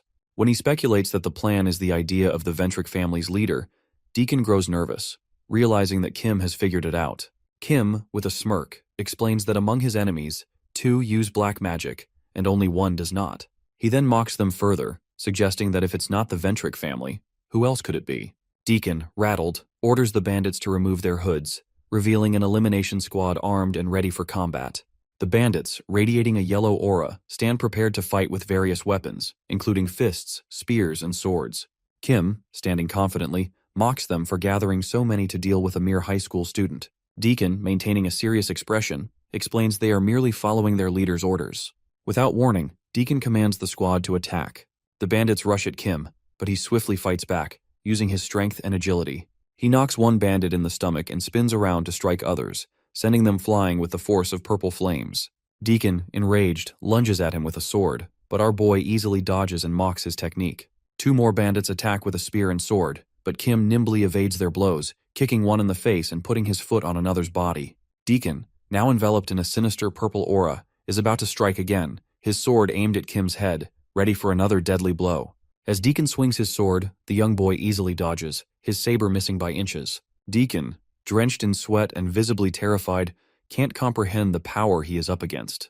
In a panic, he tries to throw a slash, but Kim crouches and avoids the attack once again. Annoyed by the prolonged fight, he taunts them, stating they are tiring him out. He raises his weapon and, with a smirk, delivers a powerful blow with the back of the sword, creating an energy blast. Deacon, shaken, falls to the ground, blood dripping from his mouth. His mind races, realizing he hasn't prepared enough for this fight. As Deacon collapses, our boy grins, standing tall with his weapon in hand. Behind him, someone appears, staring directly at Kim. It is Adelia, the head of the Ventric family. She stands silently, looking down at Deacon, reflecting on the overwhelming strength of the elimination team compared to even the most experienced contractors. Sensing something is wrong, she decides it is time to act. Adelia pulls out a glowing golden dagger and, with a chilling voice, mentions that Kim should feel honored to see the sacred relic of their family before his death. Kim, smirking, mocks her pride and questions if she even understands the concept. Without warning, Adelia lunges at him with the dagger. But just as the confrontation reaches its peak, something unexpected occurs. A storage crystal next to Deacon begins to shake, turning a brilliant gold. The people holding the crystals are stunned as all of them start transforming in an instant. Adelia turns to check on the storage stones, only for her sword to begin glowing with the same golden light. The brightness is overwhelming, and she instinctively fears what is happening. A notification appears, simply saying, "Master," and as the golden light fills the air, everyone freezes. The members of the elimination squad, including the lady, are completely immobilized, both mentally and physically. Only Kim remains unaffected, standing calmly. Adelia realizes with a sinking feeling that it is the sanctuarization skill, activated involuntarily. As she struggles to understand, she watches her entire group, helpless and frozen in place. She watches our boy with confusion, wondering why he is unaffected by the golden light that has frozen everyone else. As she gazes at him, Kim walks over and casually touches her glowing dagger. At that moment, the notification appears in front of him, displaying a single word: Master.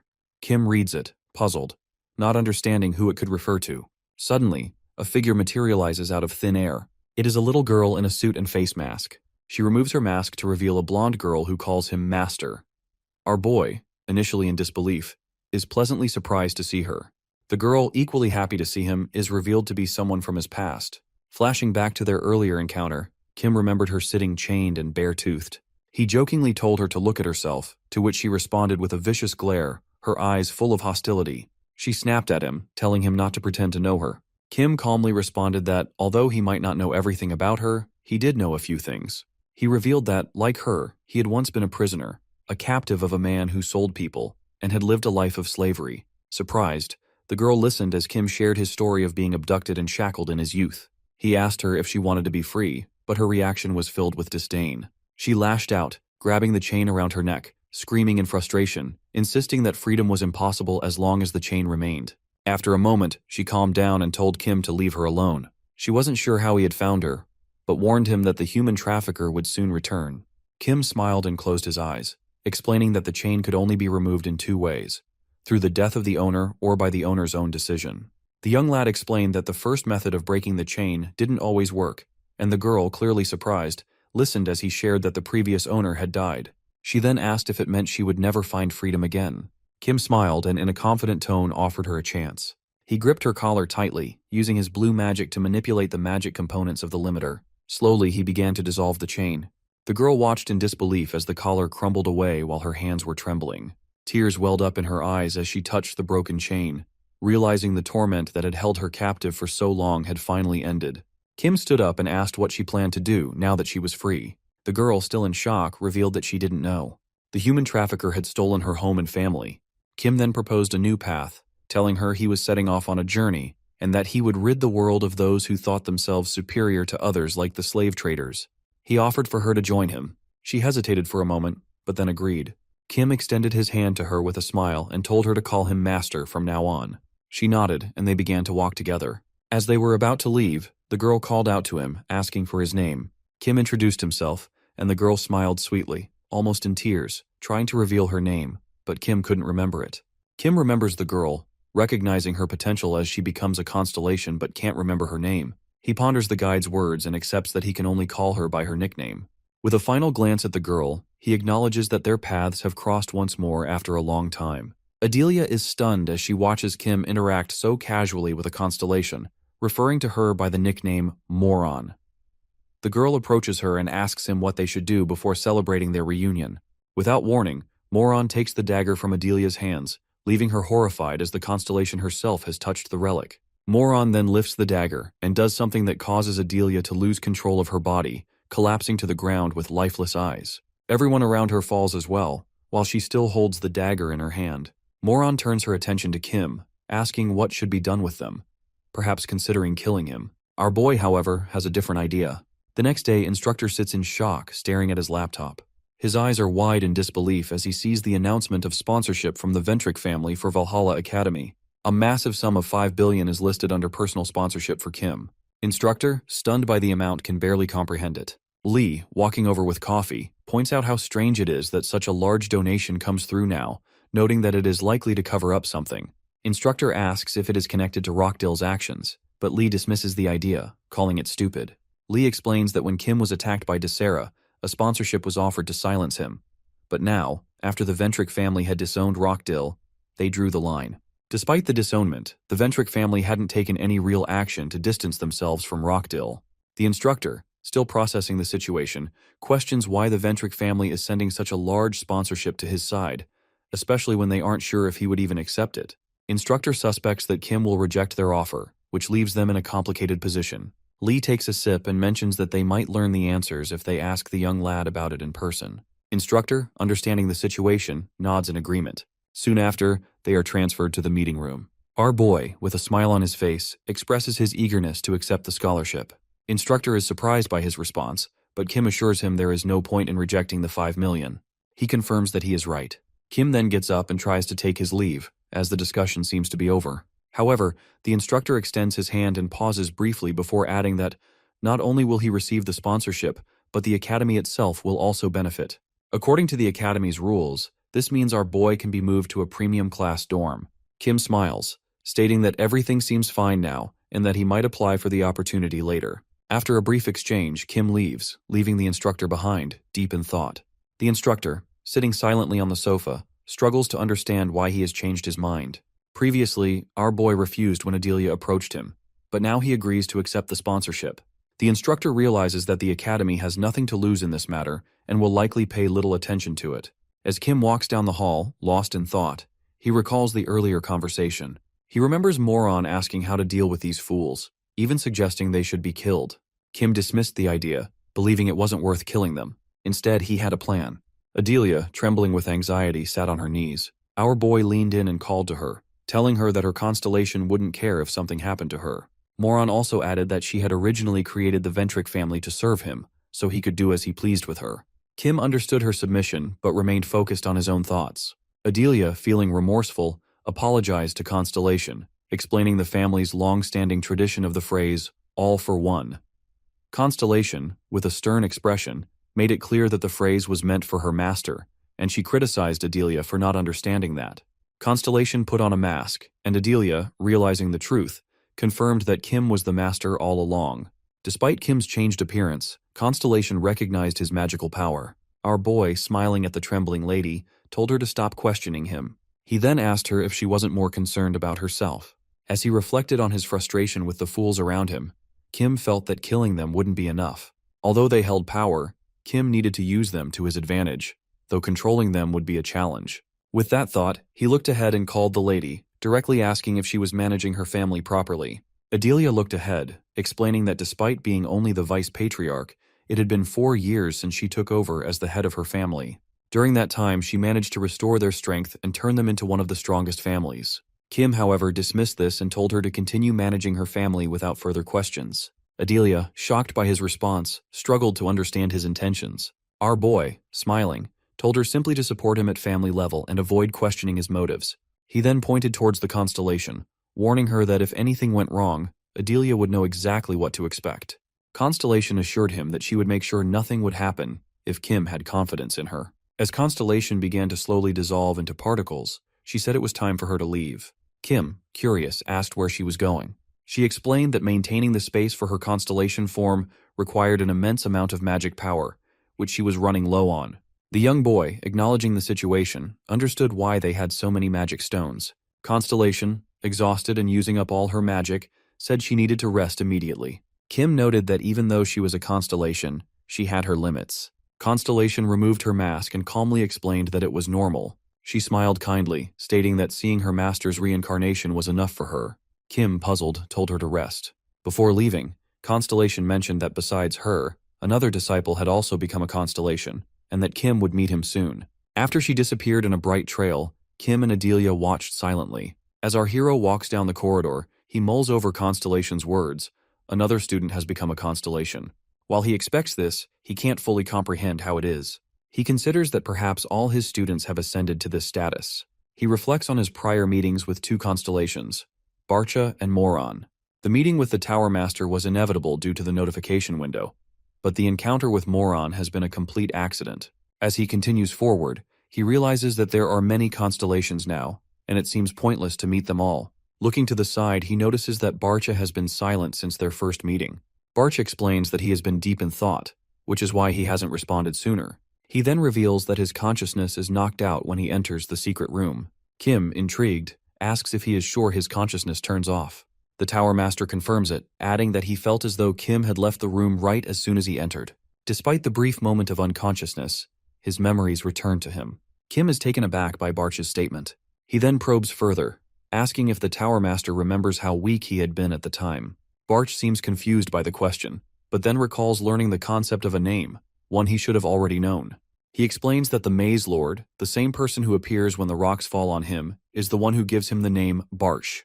Kim enters the class, sits down, processing this, and speculates that the person who has stolen his real name and given it to Barche must be the Maze Lord guide is talking about. The Tower Master confirms this, saying the Lord has granted him both the name and the power to control the Tower of Destruction. Kim, wondering how this power affects one's personality, looks to the side and reflects. Barch says that while he hasn't been extremely violent when he is the owner of the tower, the influence gradually pushes him closer to his original nature. Kim then asks how the Lord can give and take names, but the Tower Master admits he doesn't know the answer. Kim ponders the situation and proposes a theory. Since the world itself seems to be a maze, it is likely that the Lord can give and take names at will. Barch is curious about his thoughts and presses him to explain what he means by calling the world a maze and why he hasn't shared such important information before. Outside the Valhalla Academy, our boy walks to class, deep in thought. Barcha, catching up, asks if his theory about the world being a maze is true. Kim affirms it is, though he admits it is a sad reality. He reflects on the guide's words, recalling an opportunity for a counterattack. They have missed the chance to act and now have to wait. The following day, while Kim is in the canteen, he is suddenly transported to the room where he meets the guide. Seeing her there confuses him. He has no idea what has just happened.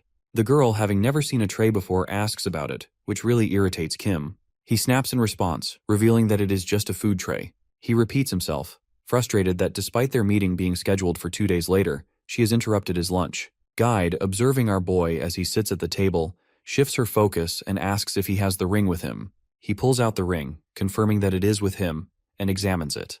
Guide smiles and says it is time to use it. Kim, holding the ring, notes that it doesn't seem to affect his abilities in any way, and questions how it can be useful against their opponent.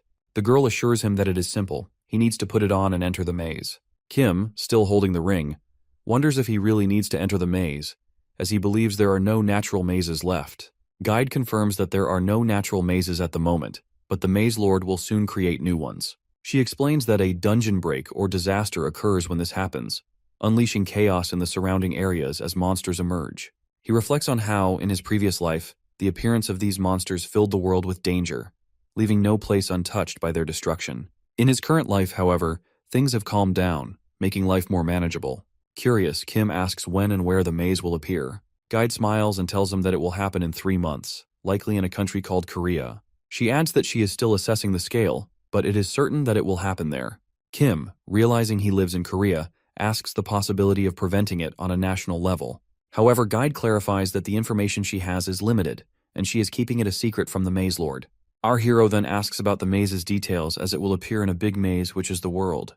Guide explains that the Lord of the Maze is responsible for creating them, and Kim wonders if he is preparing once again to give and take names. Guide confirms it, suggesting that the Lord is preparing for the adaptation of people before the Tower of Destruction appears. The young boy understands that he will need to wear the ring and destroy the maze in Korea before it can fully materialize. As Kim reflects, Guide asks how he has destroyed mazes in the past. He recalls that when dealing with powerful bosses, he often ignores them and focuses on destroying the maze stones instead, causing the maze to collapse. Guide acknowledges this method but emphasizes that this time things will be different. Our boy, puzzled, asks what she means, and she hints that their approach will need to change. Kim holds the ring before him as Guide points to it and explains that he will need to kill the maze's boss while wearing the ring. Kim, curious, asks if there is a specific reason for this. Guide smiles and assures him that there is indeed a reason. She explains that although their world is a maze created by the Maze Lord, creating dungeons like the Tower of Destruction is no simple task. The guide continues, saying that everything in the maze is powered by the name bestowed by the Maze Lord, with the boss being a key component of the maze's creation. She explains that if Kim kills the boss while wearing the ring, it will absorb the name given by the Maze Lord. This act marks the beginning of their counterattack. Holding the ring, Kim asks how effective names can really be in their plan, wondering how stolen names can make a difference. Guide smiles at his insight, replying that the Maze Lord won't even notice the loss of one name. His current focus is to adapt people to the Tower of Destruction.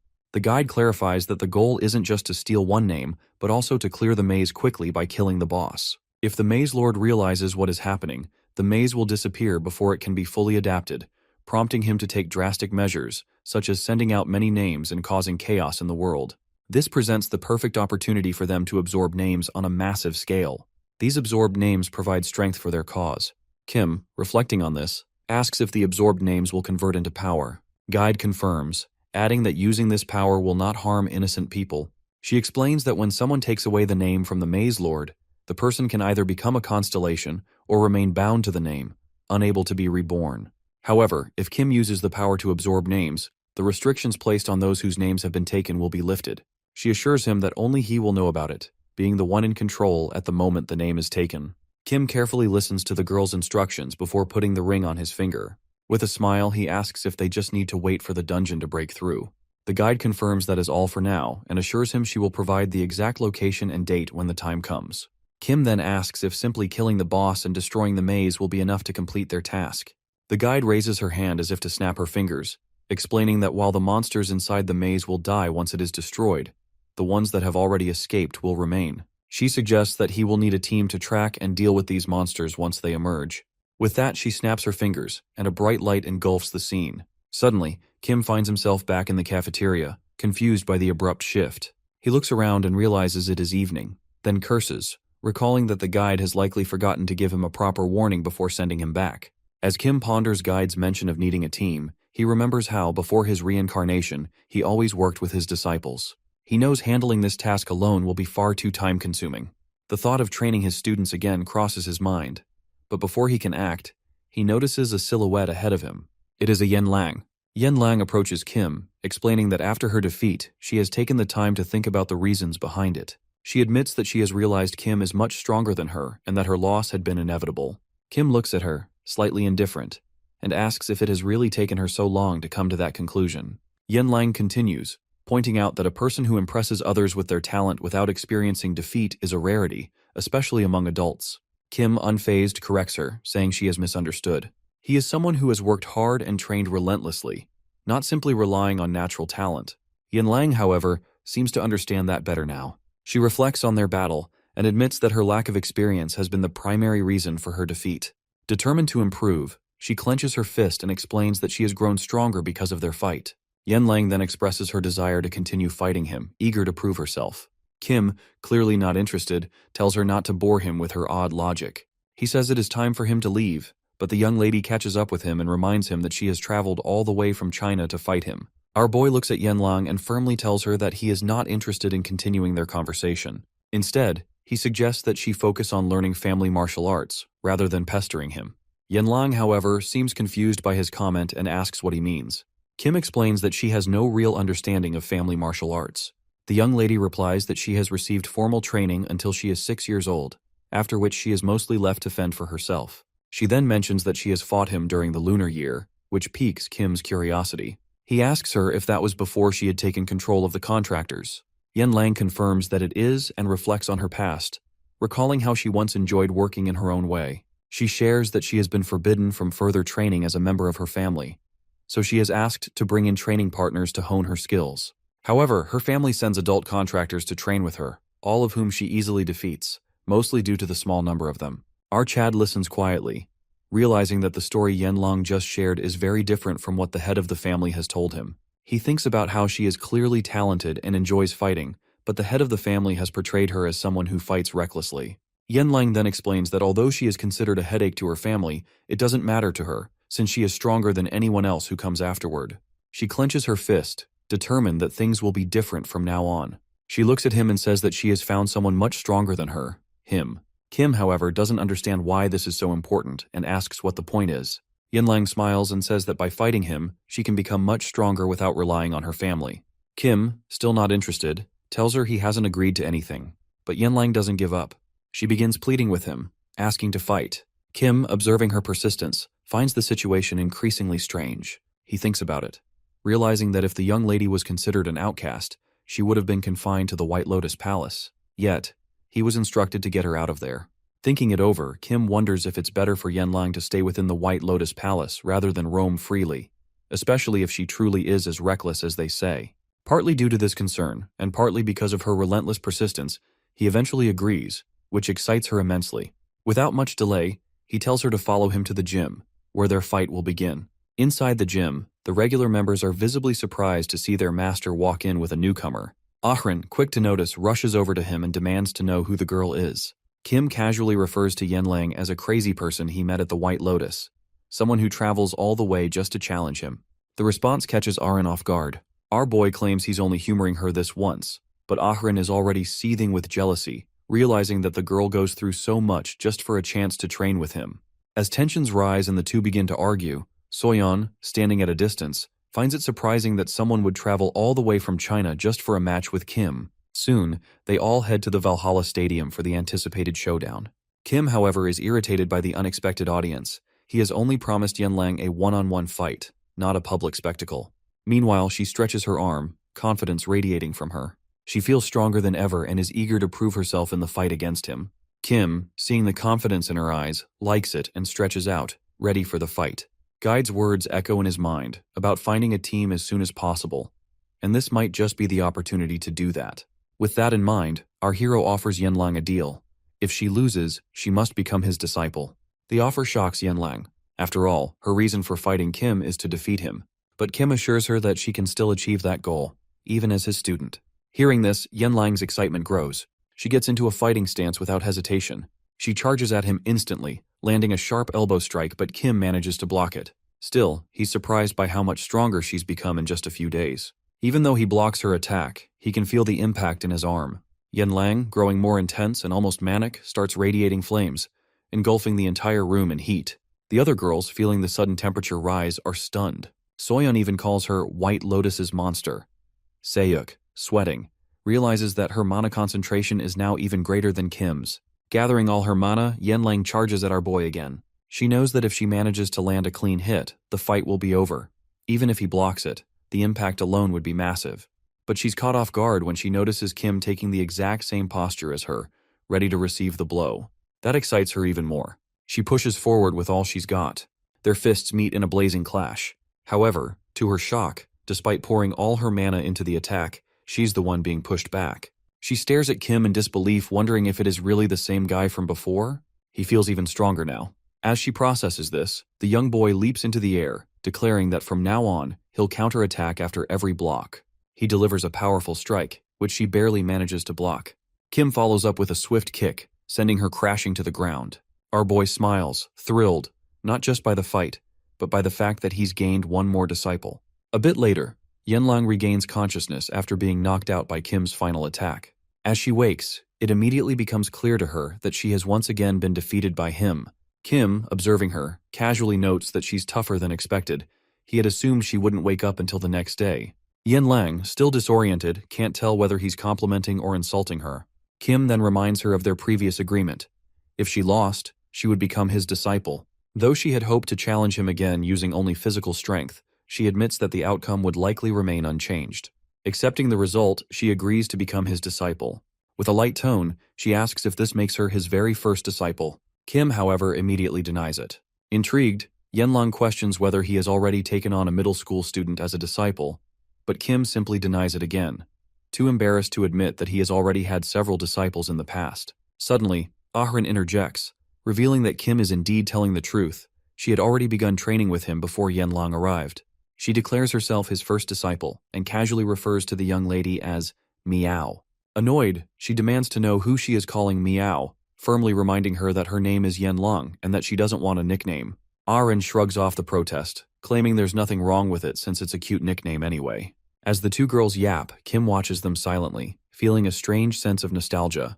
The scene reminds him of the past, when his former disciples used to argue just like this. Eventually, he steps in, stating that since Ahrin began training with him first, Yanlang should treat her as her senior. He then instructs her to take responsibility and help her junior with training. Hearing this, Ahrin beams with joy, delighted that Kim finally acknowledges her as his first disciple. With a smug grin, she jokingly tells her that she forgives her as her senior, which only fuels Yanlang's irritation further. The young lad then turns to Yanlang and tells her to rest for the day, especially since she's still recovering from her injuries. But the young lady, frustrated, points out that she has nowhere to rest. She came to Korea solely to fight him, and only managed to find him because Seol told her to head straight to Valhalla. Hearing this, Kim feels a headache coming on from how simply she thinks. He informs her that there's a spare room available in the dormitory. If she wants, she can stay there. Ahrin, overhearing the conversation, suddenly looks troubled and voices her dislike for Yanlang's cat-faced appearance. And just like that, the two girls begin arguing again. As Kim walks back to the dormitory, irritation builds within him. He wasn't able to train properly because of their constant yapping. Still, deep down, he knows both of them have the potential to become great disciples. Meanwhile, Soyeon still needs to focus on physical training, so it will be a while before she's ready to learn swordsmanship. Sehyuk, on the other hand, continues to train independently. For now, only Ahrin and Yanlang are fit to accompany him in facing the impending calamity. While lost in thought, Kim suddenly receives a call from Adelia. She reports that the donation process has been completed along with all his other requests, and asks if there's anything else he needs. Remembering the coming threat, our boy tells her to begin searching for contractors, as a major disaster is expected to strike within the next 3 months. Startled, Adelia asks how he knows this, but Kim simply states that she doesn't need to know the source of the information. What matters is that, based on what he has, the disaster will take place in South Korea. Adelia immediately understands and assures him that she will alert other contractors and even the Korean guilds, quietly and without drawing attention. Kim reminds her once again to handle everything discreetly. Somewhat embarrassed, Adelia then brings up their constellation, asking if he could inform it that they're doing everything they can to make it happy. Curious, Kim asks if the constellation is still dormant. Adelia confirms, explaining that she's been trying to reach it, but there's still no response. This makes Kim wonder whether a single day is enough for a constellation to regain its powers. He assures her not to worry, and says he'll let the constellation know she's doing an excellent job. The next day in Valhalla, Kim is seen training with Ahrin. The two jog together at a steady pace, while Yanlang, already panting, struggles to keep up. She looks like she's on the verge of collapse. After the run, she falls to the floor, completely exhausted and feeling like she might die. Kim chuckles, somewhat impressed. He had honestly thought she'd faint. Yanlang, catching her breath, insists that she's been taking the training seriously and hasn't been slacking off. Seeing her determination, Kim decides to push the training even harder, realizing her stamina is actually better than he expected. Just then, a woman appears and asks if Yanlang is with them. Kim, surprised by the resemblance, squints and wonders who she is, because she looks strangely similar to Yanlang and Seol. The woman strides forward and angrily addresses the young lady, her daughter, and demands to know why she never informed her that she was coming to Korea. But Yanlang, her expression darkening, coldly calls the woman by name, Yan.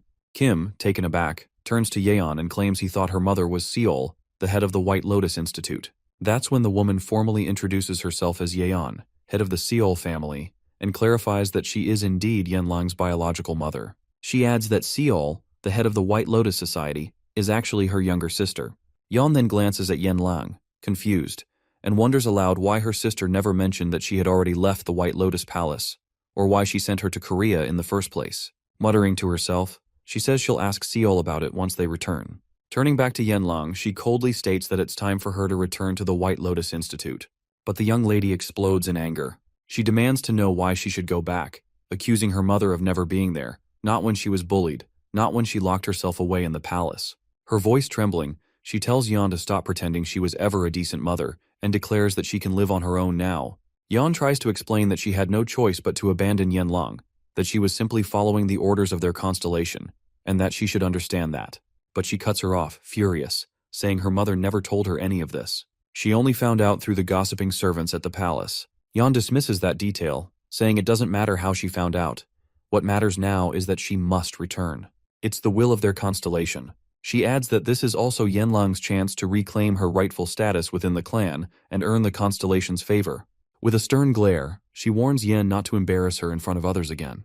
Yenlang stands there, stunned, and asks if that's the real reason her mother had always tried to push her out of the palace, just to use her as a tool to gain status. The woman confirms it without hesitation. Enraged, the young lady tells her mother to leave, that she's only interrupting their training. She reminds her that they're in Valhalla and warns her not to cause trouble here. Smirking arrogantly, Yeon states that the only reason she didn't bring any guards with her is so she could act freely, without anyone watching. With that, she releases a surge of mana into her palm and launches a sudden surprise attack at Yenlang, sending her flying backward. But Yenlang manages to block the strike with her arms, showing impressive control and strength. She quickly recovers and charges at her mother, shouting that she won't back down, reminding her that she's already defeated her once in battle. As the young lady closes the distance, she throws a powerful punch, but Yeon effortlessly catches it. With a slight smirk, she remarks that Yenlang has gotten stronger, and that it looks like she's been training, at least a little, back at the White Lotus. In the palace, she had resolved to train hard, pushing herself to the limit so she would never be underestimated again. In response, Yeon coldly tells her that if that's the case, she should return home because her training is still insufficient. With that, she grabs Yenlang's arm, twisting it violently, lifting her slightly off the ground and throwing her off balance. Stunned, she wonders how her mother could have become so powerful so suddenly. But before she even hits the ground, she launches a powerful kick to break free from Yeon's grip. Upon landing, she immediately charges forward to retaliate. Watching this unfold, Arin grows anxious and turns to Kim, asking if they should call in the instructors to stop the fight. But Chad calmly replies that involving the teachers would only make things worse. And besides, he doesn't like the attitude of that woman. Arin agrees, pitying Yenlang, whose mother only seems to remember her when she needs something. As the battle intensifies, Yeon continues trying to convince her to come with her peacefully, saying it would spare her the pain. But Yenlang shows no intention of yielding. Instead, she unleashes a powerful kick to Yeon's stomach. However, the leg she uses suddenly becomes encased in ice. Seeing her daughter's surprised reaction, Yeon smirks and explains that this must be the first time Yenlang has encountered her technique.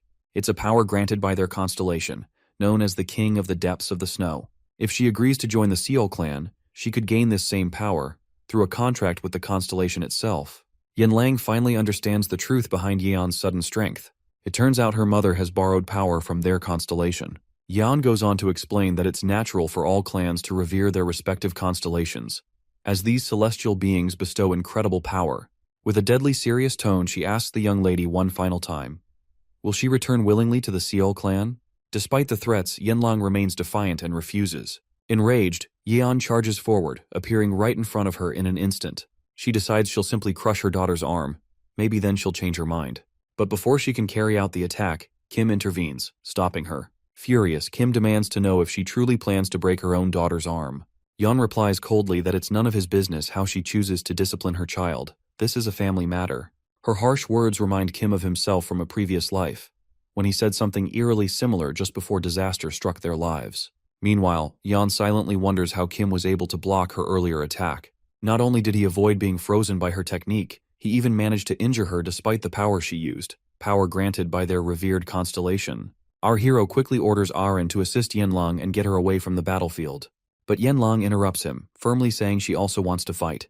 After all, this is a family matter. Our boy responds calmly, stating that he understands, but given her condition, where she can barely feel her own legs, he won't just stand by and watch someone rip his disciple's arm off. As her master, he has a responsibility. Hearing this, Yanlang is left with no choice but to listen, inwardly impressed by Kim's firm resolve and values. Yan, however, scoffs and questions how a mere student like Kim could claim to be Yanlang's master. She asks if he's really letting her presence influence him, wondering if he started acting like her master just because she's trying to take Yanlang away. Our boy explains that it's simply because they happen to share the same interest in something. Yan smirks and replies that, in that case, she'd like to see just how skilled this so-called master really is. With that, she dashes forward to attack Kim. Meanwhile, our boy calculates his next move. He knows he can't take her attack head-on. Blocking it would consume a large amount of mana. For now, all he can do is dodge and wait for the right moment. As he continues to evade, ice starts forming all over the surroundings. He realizes that Yeon has the ability to freeze a target without even touching it. Simply being near her is dangerous. Even mid-battle, Kim tells her sarcastically to make sure she pays for all the equipment she's damaging. She snaps back that he shouldn't worry. If he can defeat her, she'll cover the costs. Without warning, she releases a powerful strike aimed at his face. But not wanting more things to be destroyed, Kim swiftly kicks her arm to deflect the attack. He immediately repositions himself to prepare for a counterattack. His movements cause Yeon to tense up in alarm. With precise force, Kim lands a solid punch to her abdomen, sending her flying. Ahrin and Yanlang watch in shock, realizing that the difference in strength is staggering. Even though Yeon has a Constellation's power, our boy still manages to overpower her. Stunned, Yeon finally understands why Yanlang agreed to make him her master. Still, she insists that no matter what, she will bring the girl back to the Seol clan. That's the command their Constellation gave her. Even if she fails now, she warns that other clan members will soon come to retrieve Yanlang. In an emotional outburst, Yanlang yells, demanding to know if they ever even consider how she feels in all of this. But Yeon responds coldly that what matters most is the will of the Constellation. It's their only true law, and following it is the reason their clan exists. Yanlang is visibly shaken after hearing what was said. Once again, she's being forced to hurt someone from her own clan. Overwhelmed by frustration, she collapses to the ground, pleading for them to just leave her alone. Even Kim is growing furious at her mother's heartless statements. He steps forward and asks Yeon what he needs to do in order to meet their Constellation directly. His question catches Yeon completely off guard. She's stunned, not expecting him to say something so bold. But Kim has already come to a conclusion. This Constellation won't stop unless it's taught a proper lesson. With disbelief on her face, Yeon asks if he truly intends to confront their Constellation directly. She explains that summoning a Constellation requires an enormous amount of mana for sanctuarization, and no sane person would waste that many storage stones just to bring about their own ruin. But Kim calmly replies that there's another way. He just needs to directly touch their sacred artifact and cross into the mental realm. This statement leaves Yeon deeply impressed. For someone his age, his knowledge about artifacts is astounding. However, she warns him that entering the mental realm would allow the Constellation to use its full power, saying that she inquires if he truly understands what he's getting himself into. Kim, unfazed, says he's fully aware of the risks. Seeing how determined he is, Yeon finally gives in. She tells him to wait, as she alone can't make that decision. Within a week, she promises to send him an official invitation from the Seol clan. In the meantime, she assures him that no one from their side will go to Valhalla to cause trouble. Before leaving, Yeon asks Kim what he plans to do if he loses to their Constellation.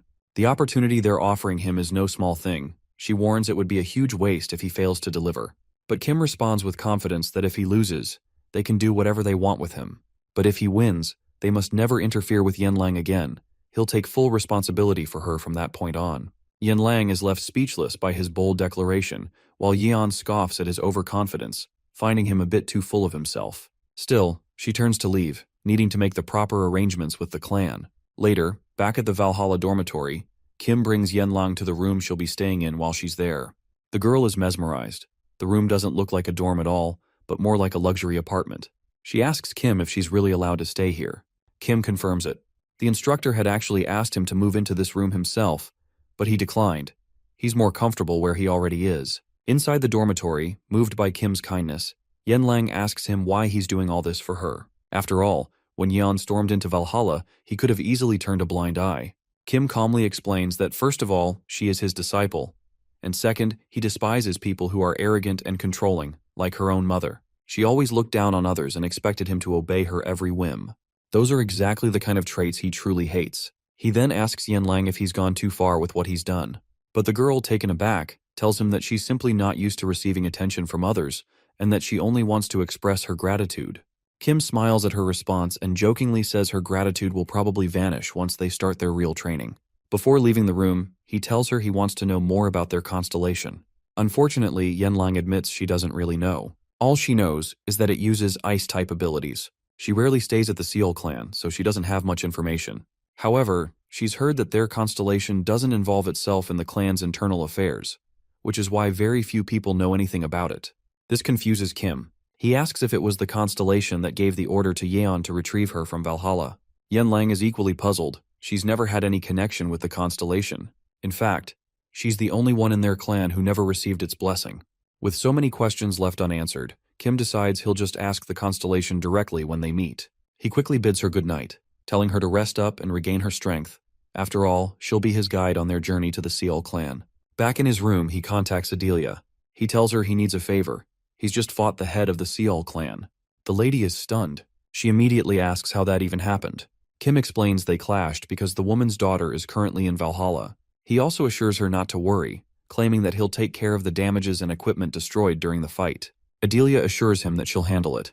The equipment is easy enough to replace. She then asks if there's anything else he needs. Our boy asks if she knows anything about the constellation of the Seal clan. But Adelia admits she doesn't know much. Unlike their own constellation, which often interacts with them, the Seal clan's deity is never seen or felt. Kim quickly understands and asks if there's been any sign of Moron, their own constellation. But Adelia reveals that they still haven't heard a single word from it. Hearing this, he begins to realize just how rare and difficult it is to actually meet a constellation. As the youngster is about to end the call, Adelia hesitantly asks if he brought up the constellation to report her good work.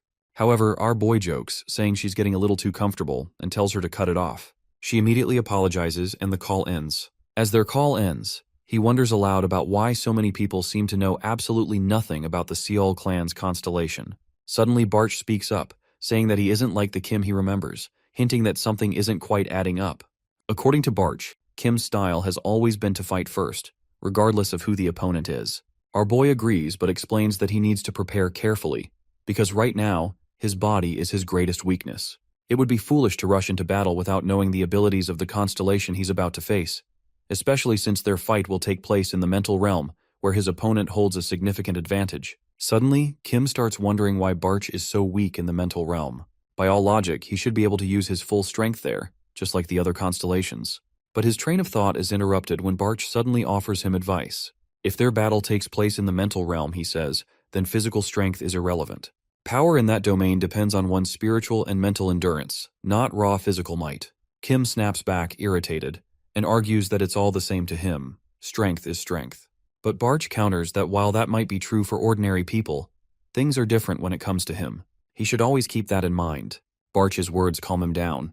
Our boy nods, saying he now understands what he means. That leaves him with only one option, to beat the living hell out of that constellation. 1 week later, at the Seol clan, Yeon greets Kim with a teasing remark. She says she thought he ran away, but our boy replies confidently, saying he's far more responsible than she gives him credit for. Without wasting time, he asks her if he can finally hold their sacred relic. Yeon smirks and tells him to follow her. A few moments later, they enter a strange chamber where snow is gently falling from above. She walks to the far side of the room, retrieves a box, and opens it to reveal their sacred relic. With a smug grin, she tells Kim she might just turn him into her servant if he loses. Kim simply replies that she can do whatever she wants, just hand over the gloves so they can begin. The moment the gloves are passed to him, he takes hold of them. Instantly, he finds himself standing before a man sitting with an air of authority. The man looks him over and sternly asks who he is. Kim responds that he'll answer, only if the man introduces himself first. Realizing that this is the person threatening their clan, the man narrows his gaze. Kim grins and taunts him, suggesting they should start by introducing themselves first. But the man coldly replies that names will only be exchanged if he manages to survive his attack. Without warning, he launches a series of ranged ice attacks at Kim, yet not a single one hits him. The constellation is impressed. Our boy skillfully dodged the incoming attack, something a normal jump wouldn't be able to achieve. It's clear he's using mana to enhance his speed. Wanting to introduce himself, the constellation suddenly realizes he can't remember his name, not since he arrived in the mental realm. So he tells him to simply call him the King of the Deep Snow. However, those who worship him call him Nan Shin, while the one who was afraid of him was called Seol. Combining both titles, he's known as the God of Seol. Our boy responds with a straight face and introduces himself as Kim Ju Hyuk. As the constellation prepares to attack, he tells Kim that he will remember that name. At that moment, massive ice pillars shoot up from the ground, blocking every possible escape route. The constellation quickly follows up with another attack, throwing a punch into the air, unleashing a flurry of sharp ice spikes flying straight toward him. With no other option, our boy pulls out his favorite sword. In a flash, he slashes through the incoming ice, deflecting the deadly shards back toward the constellation. The constellation, however, effortlessly stops them. With arrogance in his voice, the constellation declares that Kim stands no chance, because in this mental realm, he controls the snow and ice. But he doesn't care about his grand speeches. Without hesitation, he charges in and unleashes a powerful strike. The constellation blocks it but is caught off guard by the intensity. He admits that Kim's combat tactics are impressive, but says he's still too weak to be a real threat. As the young fighter begins gathering mana in his hand, he challenges the constellation to see if his next attack is just as insufficient. He follows up with a powerful punch, landing it squarely on the constellation and sending him flying across the field. As the constellation rises, something clicks in his memory. The mana, the sword Kim wields, it feels familiar. He knows only one person with that kind of presence: Musen. Kim confirms it without hesitation, claiming that his disciples gave him that name of their own will. The revelation sends the constellation's thoughts spiraling. He may not remember his full identity, but he remembers that battle. It happened 300 years ago. Back then, he was overwhelmed by a massive horde of monsters. Though he managed to slay many, the battalion was too great to defeat alone. Resigned to his fate, he was ready to die, taking down as many as he could, until someone appeared. The Musen arrived, wielding a black sword and radiating a fearsome aura that paralyzed the monsters. It was a moment burned into his memory, the strength, the presence, the sheer power. And now, that same mana, that same overwhelming force, stands before him again, just in a different body. Snapped back to the present, the constellation, still frozen in awe, is jolted by Kim's voice asking if he still plans to fight. The constellation smiles. He admits he once dreamed of fighting Musen, and now that the opportunity has finally come, he won't waste it. He promises to fight Kim with everything he has. While the fight continues in the mental realm, Yanlang patiently awaits the return of our boy. However, she feels uneasy. The scornful glances cast her way by other clan members make her feel out of place. If not for Kim, she wouldn't even consider returning to the clan.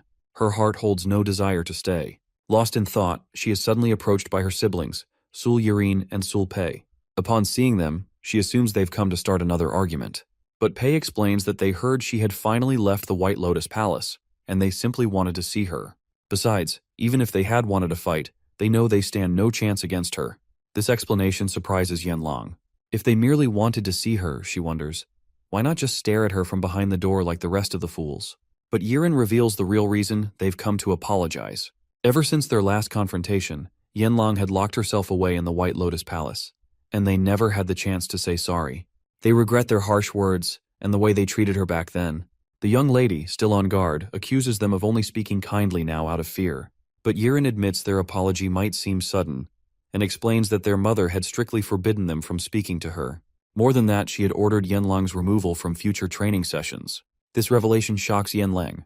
All this time, she thought their mistreatment stemmed from jealousy. Pei then confesses that she was jealous of Yanlang's immense talent, but also proud to be in the same clan as someone so gifted.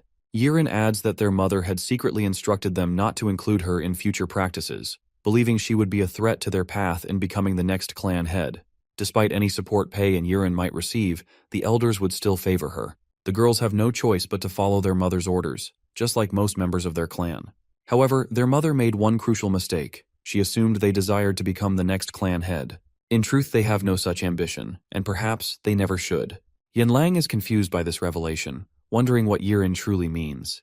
But before any clarification is made, Seol arrives and takes it upon herself to explain what they couldn't. Meanwhile, the battle between the Constellation and our boy Kim rages on. The Constellation launches a flurry of sharp ice projectiles, but he swiftly dodges them. As he closes in, he leaps into the air, preparing to strike, but the Constellation releases another wave of ice. Our boy shatters the attack with ease. Undeterred, Kim charges once again, claiming that he cannot be stopped by mere minor assaults. In response, the Constellation prepares a stronger attack, more powerful than the last. It erupts with force, but even this is not enough. He dodges it effortlessly, much to the Constellation's surprise. Now, the constellation begins to understand why this young man is known as a martial arts god. He expects his previous blow to have inflicted serious damage, but Kim stands almost untouched. Our boy Kim, however, isn't looking for praise. What captures his attention is the overwhelming power the constellation still wields. The young warrior begins to wonder, if this man was truly this powerful before, why had he never heard of him? Perhaps his perspective on power has changed due to his training. Maybe this opponent is even stronger now than he once was. With that thought, he can't help but smile, thinking how incredible it would have been if they had met sooner. The constellation, puzzled, wonders what Kim is thinking. For the first time in the fight, Kim draws his sword. He acknowledges the constellation's strength and, in a rare moment, offers him praise. This delights the constellation. Determined not to disappoint, he encases his fist in a thick layer of ice, causing it to grow in size. With full force, he unleashes a powerful strike, aiming to surpass the young warrior's limits. But our boy counters with his own attack, faster, sharper, and more decisive. Before the constellation's punch can land, Kim's blow connects first. As the strike passes through him, the constellation immediately realizes he is defeated, even though he had claimed before that he was close to overcoming Kim. Suddenly, his arms burst and he collapses to the ground. As the constellation falls, Kim gets the hand of the constellation, which is radiating an immense amount of mana. Yan arrives, growing impatient at how long it's taking, suspecting that the constellation might be playing a trick on him on purpose.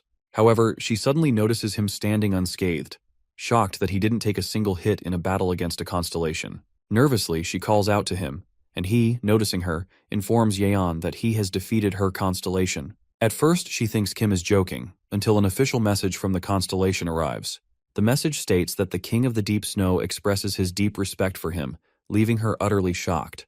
She can't believe that a mere high school student has managed to defeat their revered constellation. Our boy arrogantly challenges her to consult her constellation once more, to see if it responds. He then places a hand on her shoulder, reminding her of their offer to leave Yenlang alone. However, Kim, still not fully satisfied, flashes a devilish grin. He clearly has more conditions in mind, suggesting he isn't done just yet. Afterward, he heads to the reception room where Yenlang is waiting for him. But something feels off. The room is unusually crowded.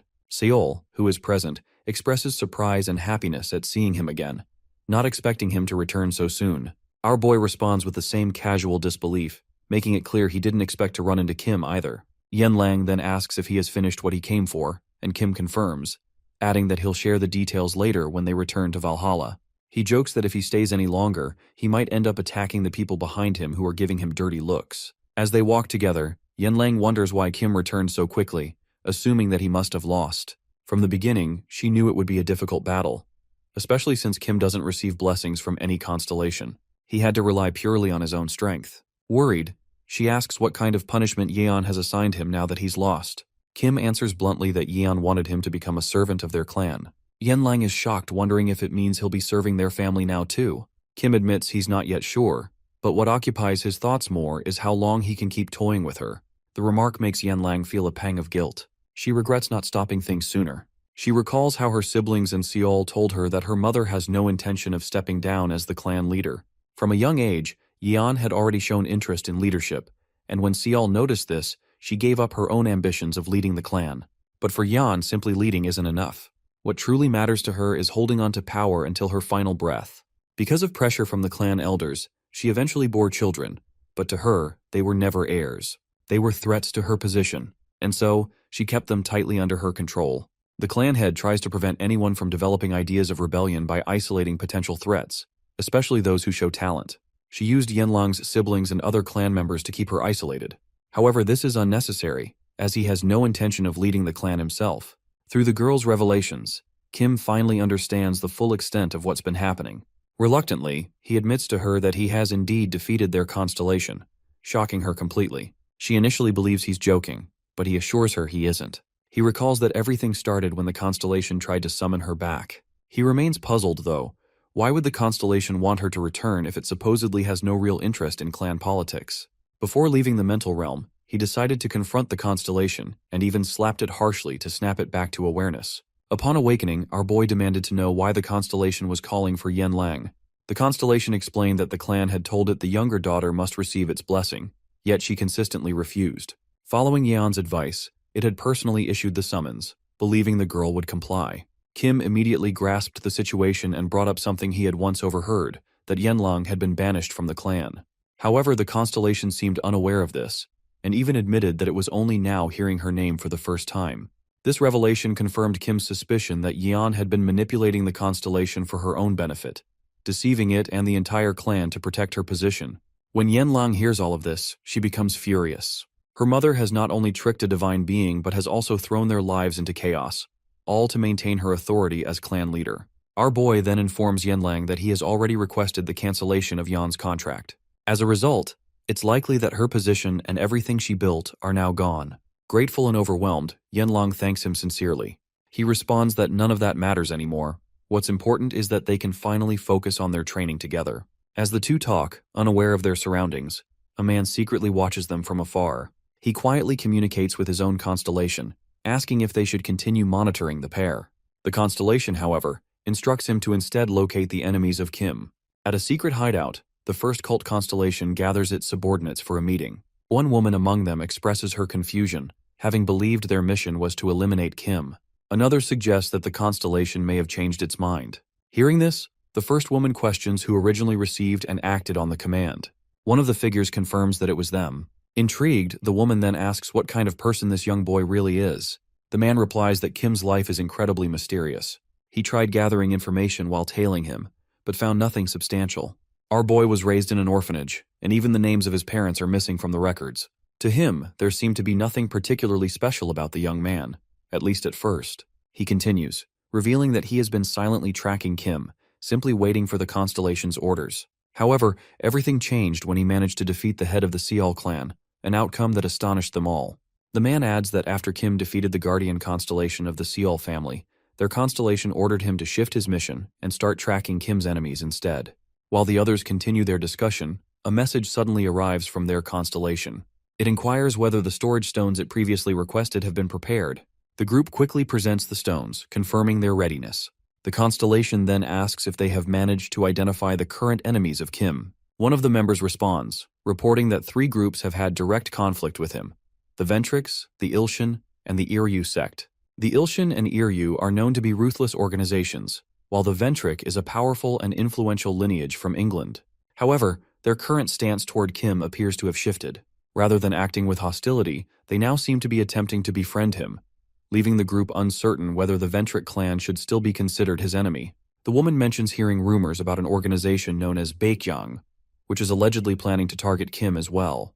A silver-haired man scoffs at the idea, suggesting that the group might simply be seeking attention to boost their own reputation. After considering all the information, the constellation issues a new directive. They are to eliminate all of Kim's enemies.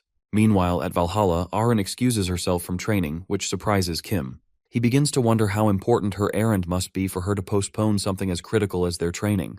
This leads him to wonder if Aren might bring something akin to a sacred relic, and raises his suspicion that the constellation of the Choi clan could also be one of his disciples. As Yanlang approaches, our boy recalls having already examined the relics collected by the Seol family after their battle with the constellation, none of which he found particularly remarkable.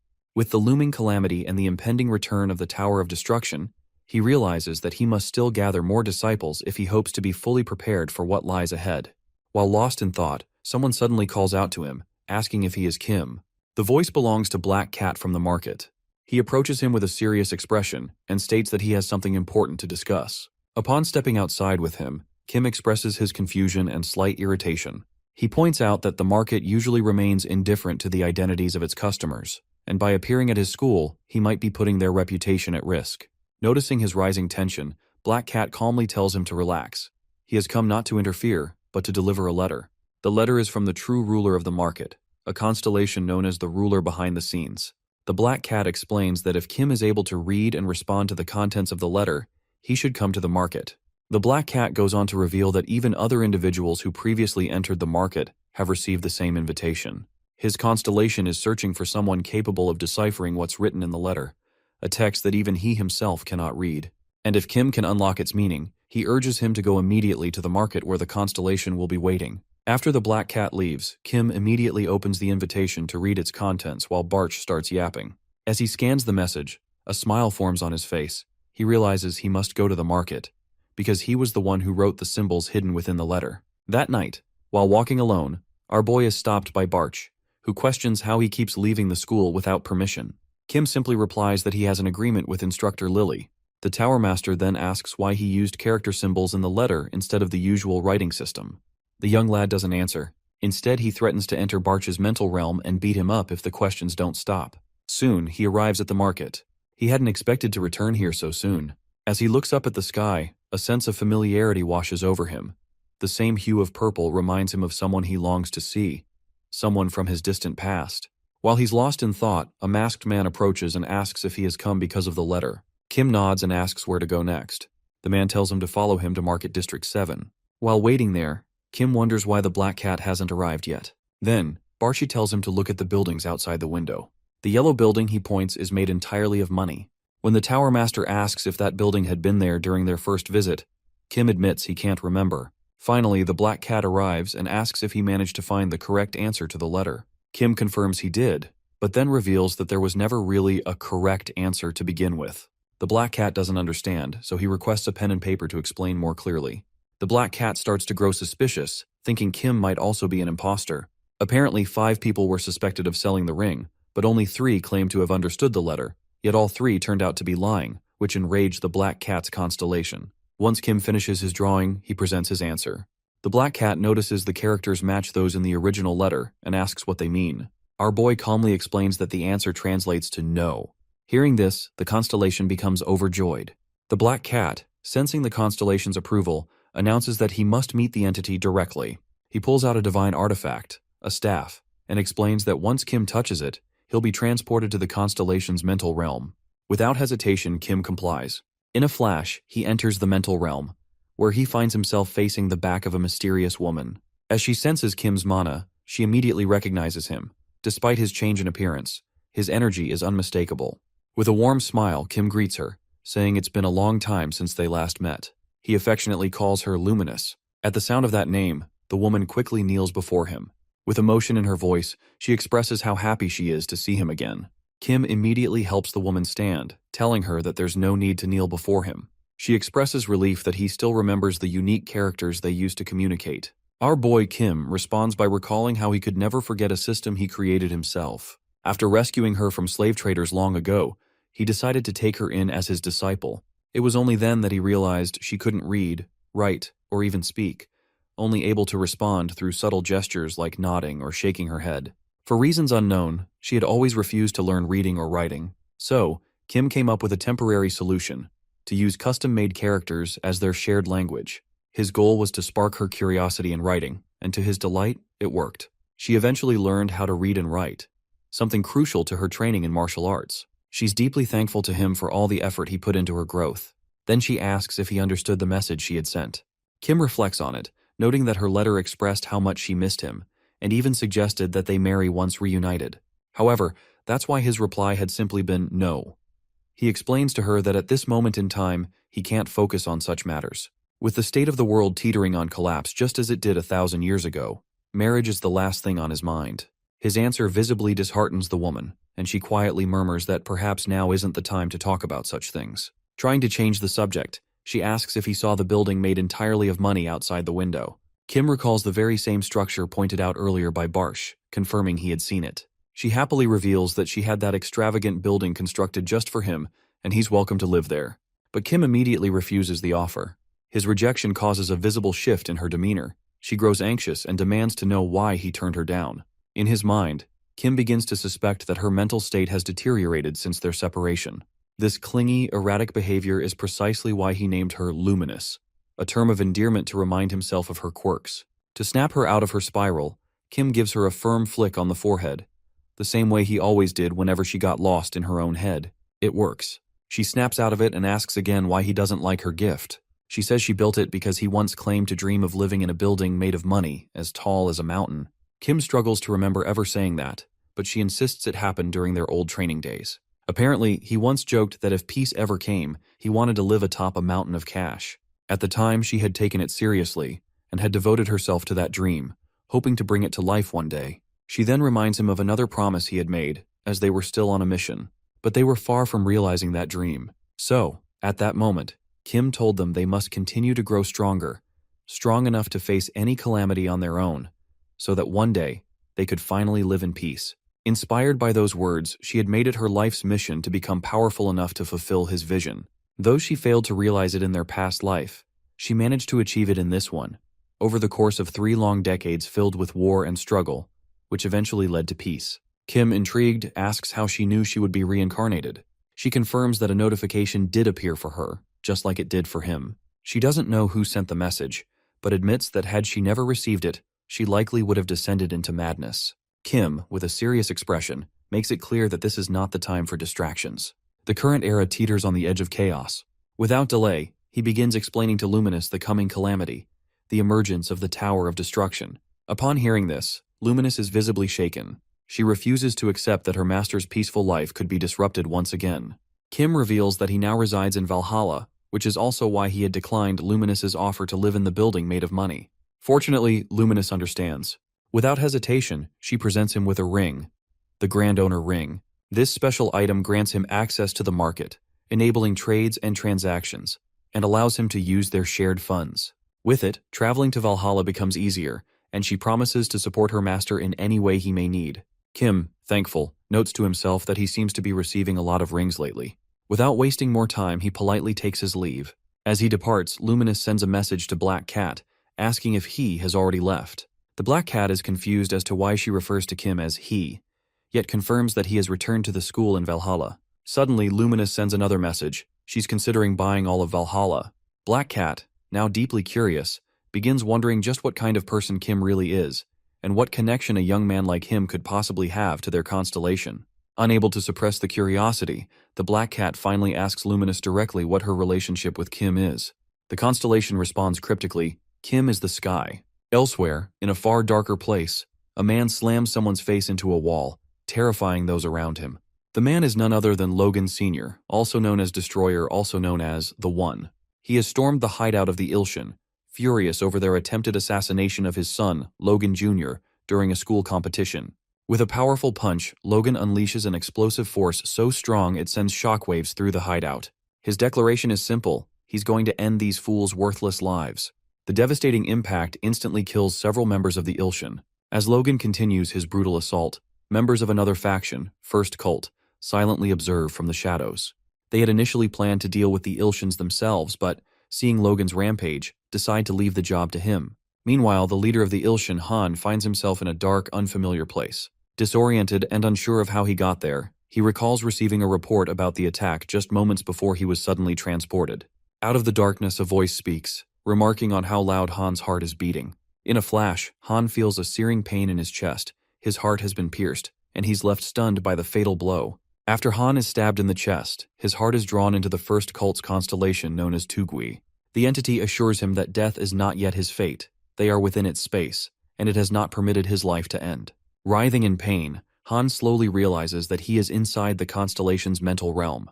Due to the mana swirling around him and the mask he wears, he asks, more to himself, if this being is aligned with the first cult. The constellation confirms it without hesitation. In this space, Han realizes that the constellation knows far more than he had expected. As chaos erupted outside, Han, desperate for clarity, asked why they were under attack. The constellation reveals that it is not responsible for the commotion. It is the One, the powerful figure who has discovered their attempt to assassinate his son. Hearing this ignites fury within Han. The constellation then explains that even if the One had not intervened, they would have still been destroyed. Their fate would remain unchanged. Confused, Han struggles to understand as they share a common goal, eliminating Kim. So why are they being targeted? The constellation explains that initially it also believed Kim was the proper target, but it changed, and now they seek out those who proclaim themselves to be the strongest without care for others' voices. They only eliminate those who dare call themselves supreme, like the previous one, who constantly bragged about his strength, despite not deserving the title. Han, bewildered, insists internally that he never once claimed to be the strongest. The constellation acknowledges this, but reveals the critical error they made when they harmed the one person who truly does deserve that title. Han fails to grasp the full meaning of these words. Still, a primal instinct tells him his life is at risk. Regardless of the cryptic message, he understands one thing: if he stays, he dies. Determined to survive, Han unleashes his divine artifact. He channels all his power into a single explosive strike, hoping to break free. The resulting blast shakes the realm, but as the light fades, he realizes he struck only the ground. The constellation is gone. Confused, he searches for any trace of it. Then, without warning, it reappears behind him. It declares that the person it referred to, the one truly deserving of the title, strongest, is its master. Han, in its eyes, has no right to lay a hand on him. It promises a death far from peaceful. With that, Tugi strikes again. A second, merciless stab plunges into Han's chest. Han's screams echo through the void, foolish, futile, and filled with terror. The next morning, back in the Valhalla dormitory, Kim receives startling news. The entire group of Ilshin, as well as the faction known as Iryu, has been found dead in their own hideout. Barch expresses disbelief, noting how sudden and simultaneous the disappearance of two rival groups is. Kim had planned to eliminate them once he left Valhalla, but it now seems someone else has done the work for him. This leads to an unexpected question from Barcha asking whether he plans to graduate from Valhalla. Kim calmly reflects that he only enrolled because of a prompt from the notification window. Now that his mission is complete, there's no longer a reason to stay. Still, he decides he'll remain in Valhalla until the approaching calamity has passed. Inside the Valhalla chairman's office, the chairman, Shim, sits in confusion, trying to understand the identity and purpose of the unexpected visitor. Black Cat, the enigmatic owner of the market, wastes no time with pleasantries. He calmly declares his intention to purchase the school. The bold proposal leaves Shim stunned. Without hesitation, he refuses, expressing firm disapproval at the idea of handing over his academy to someone associated with such a suspicious place.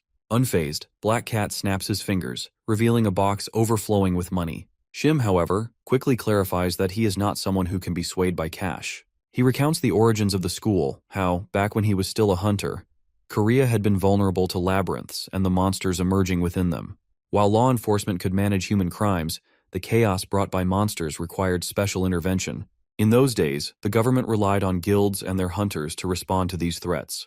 In an effort to strengthen national defense, the government formed a monster response unit composed of contractors. However, due to the random selection process, many of these contractors proved even less effective than guild members. Witnessing this, Shim had resolved to establish a proper academy in Korea, one that could train both contractors and hunters to match the skill level of their international counterparts. Today, that vision has become a reality. The academy has produced countless talented individuals who now serve not only as elite guild hunters, but also as key players across multiple sectors. Thanks to their swift response to monster threats, the school stands as one of the finest in the world.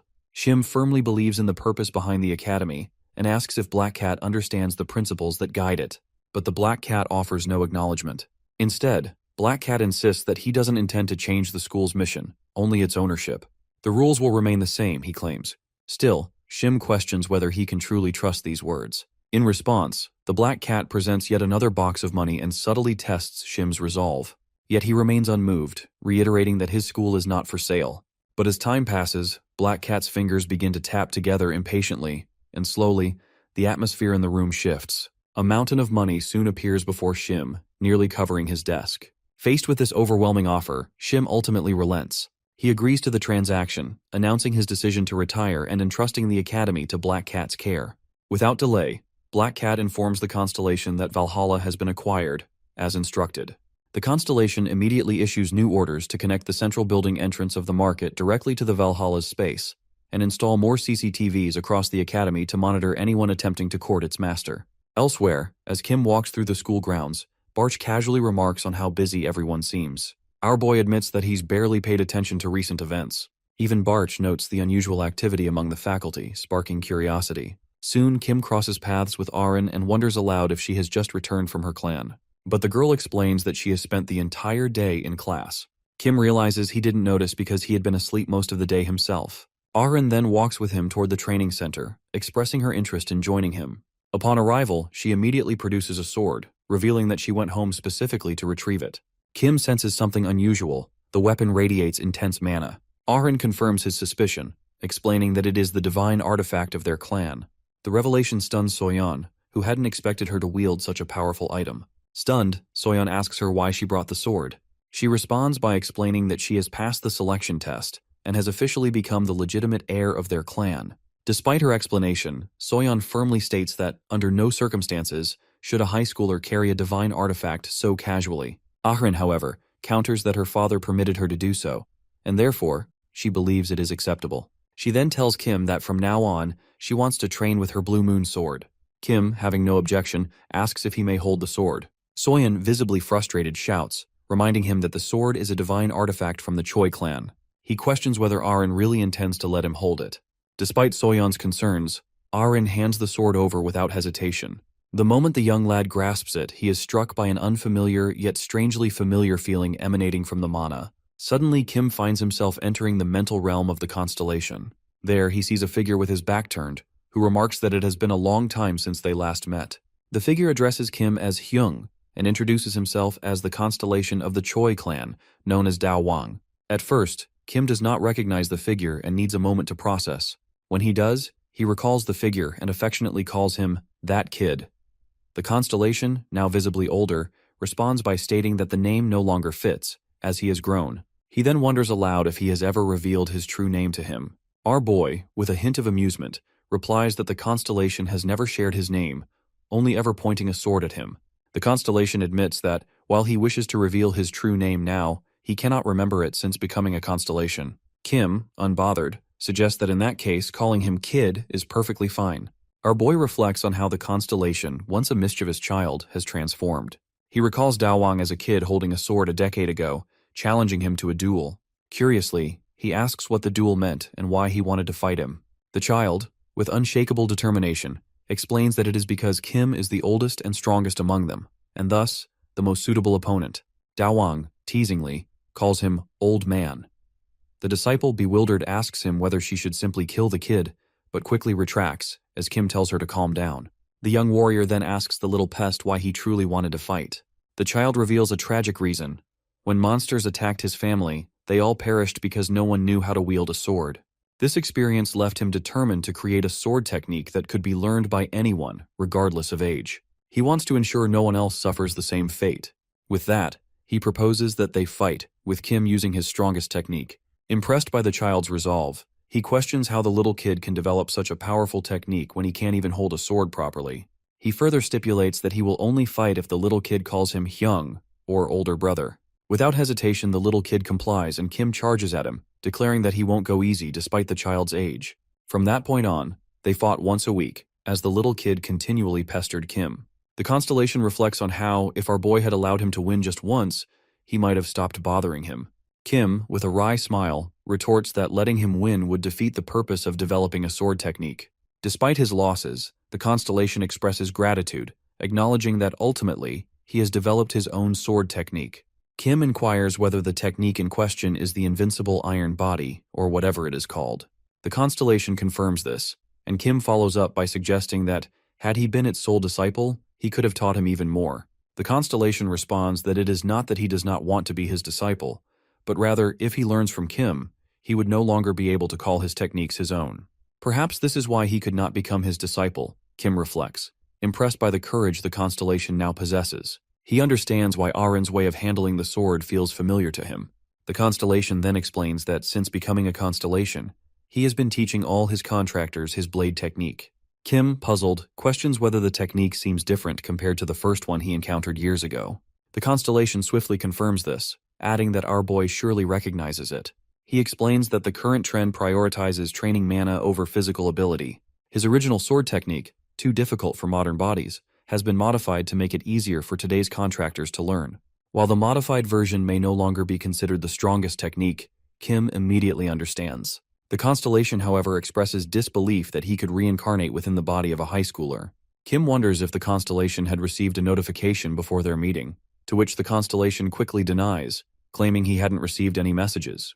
This revelation causes our boy to think deeply that Luminous had received the notification window, and already knew from the start that he would be reborn. Kim realizes that perhaps only those directly involved with him had received notifications. Suddenly, the constellation suggests that it seems destined for them to meet and asks Kim if he wants to fight him. Kim, eager to test the constellation's strength, happily agrees and expresses his desire to see how far he has come. The constellation, feeling a rare excitement, prepares for the battle. With weapon in hand, Kim charges toward the constellation, who also prepares to attack. The only sounds of their battle fill the air, leaving their movements unseen. After their fight, Kim returns to Ahrin and thanks her for allowing him to examine the sword. He remarks that her constellation is a worthy being and advises Arin to visit him occasionally to learn new techniques. Meanwhile, back in the mental world, the constellation lies beaten in a large crater created by Kim's attack. Utterly amazed by Kim's immense power, In Seoul, Korea, Seoul, summoned by the elders, wonders why she has been called. The old woman responds, explaining that, with the position of clan head currently vacant, they need to discuss who might fill the role. An elder expresses his wish that Seoul take the position, but the old woman points out that, according to clan tradition, the head of the institution cannot also be the head of the clan. The old woman asks if Seoul has someone in mind for the position, clarifying that it should not be someone like Yeon, who used the clan and the constellation for personal gain. With firm resolve, Seoul states that she has already chosen someone worthy of becoming the new head of their clan, Yenlang. Back at the training center, Arin and Yenlang remain focused, each preparing for the upcoming fight between them.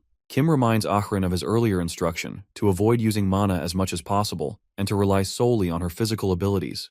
The sword she carries is a holy relic, and she must not draw it from its sheath, as doing so could cause serious harm. Yenlang, however, shows no concern and seems unbothered by the potential consequences of the sword being drawn. Kim pushes again that if Yenlang attempts to block it barehanded, it could lead to some severe consequences. Meanwhile, Kim notices Soyeon in the area and wonders about her presence. Soyeon simply claims she wants to observe, but in truth she hopes to see how Yenlang handles the fight. She remembers how easily the young lady defeated her when they last fought, and now wants to witness what strategy Arin might use to win. Even though she has grown stronger with Kim's help and now possesses a divine artifact, Soyeon still isn't sure if that will be enough to overcome Yenlang.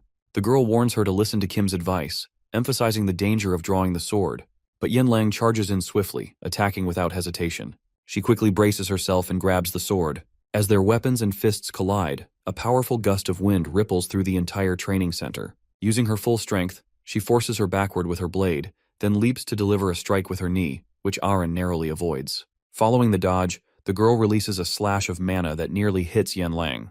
The aura crashes into the wall, drawing Yenlang's attention. She realizes that if it had hit her, the damage would have been severe. It becomes clear that Arin has grown significantly stronger. Still, Yenlang charges once more, aware that she doesn't yet understand all of her abilities. Nevertheless, she refuses to lose, no matter what it takes. She unleashes a powerful punch, sending Arin stumbling. Yenlang begins to recognize that Arin's strength and movements have changed from what they once were. This is no longer the same girl she previously encountered. Lost in her own thoughts, Yenlang fails to notice that Arin has already closed the distance between them. As a result, she nearly gets hit by her sudden attack. Although she narrowly dodges it, she still receives a minor wound, which she noticeably struggles with. Arin, clearly teasing her, remarks on how well she dodged that attack. Yenlang, visibly irritated, internally denies letting herself get hit on purpose. Still, she begins to realize that each of her attacks is being blocked by Arin. There's a limit to her strength, and if the battle continues like this, she knows she'll lose.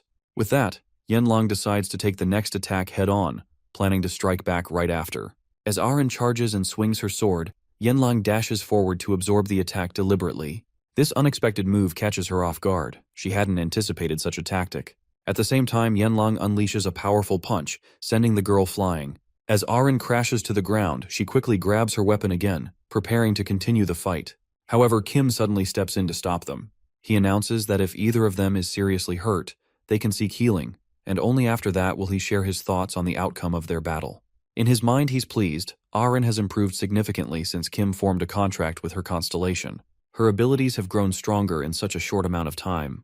Kim then notices that the young lady seems to have taken a considerable hit and immediately checks on her condition. She responds that she's fine, though she silently reflects on how close she came to serious injury.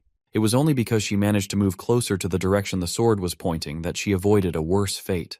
The tip of the sword holds the most power, and being struck there would have been devastating. Fortunately, she was hit near the handguard, where the force is weaker.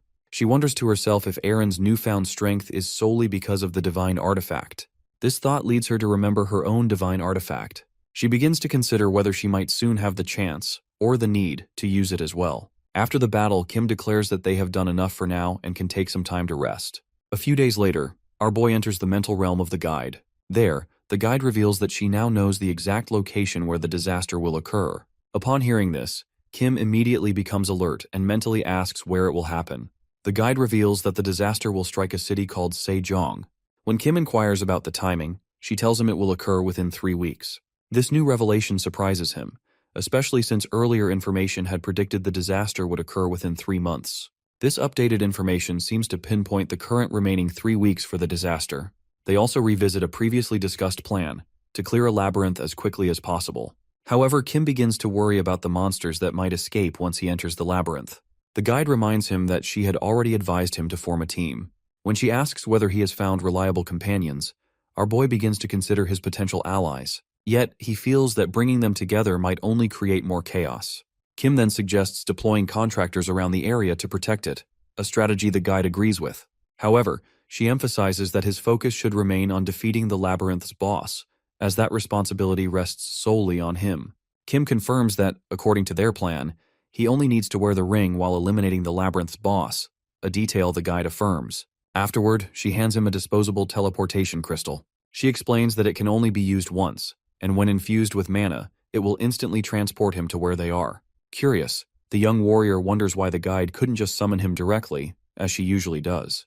The guide replies that while that is possible, there are limitations to what she can perceive from within her realm. Also, she plans to keep a close eye on the moments of the labyrinth boss at the moment the disaster occurs. With that, the guide advises that it would be best for him to leave immediately after completing the labyrinth. After their discussion, they part ways, agreeing to meet again in 3 weeks. As Kim walks back, he begins planning his next steps. First on his list is contacting Adelia and assigning contractors from the Ventric family.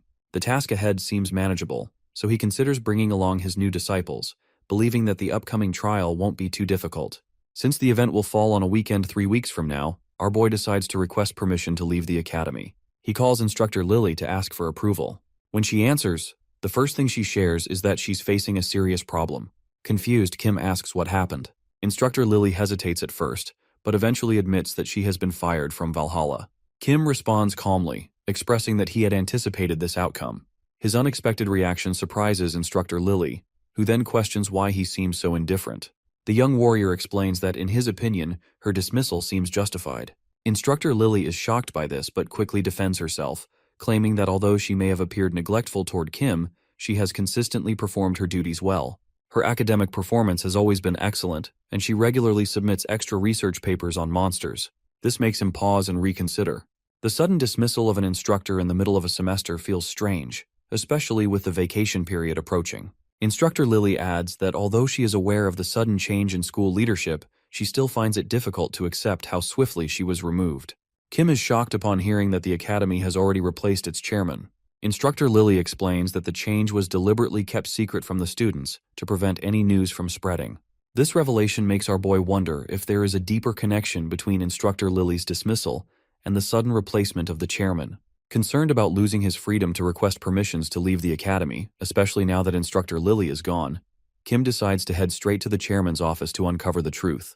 While on his way, he receives a message from Yen Lang, who also reveals that she has been removed from Valhalla. This confuses our boy even more, prompting him to think about whether there's a link between both dismissals and why they happened so suddenly.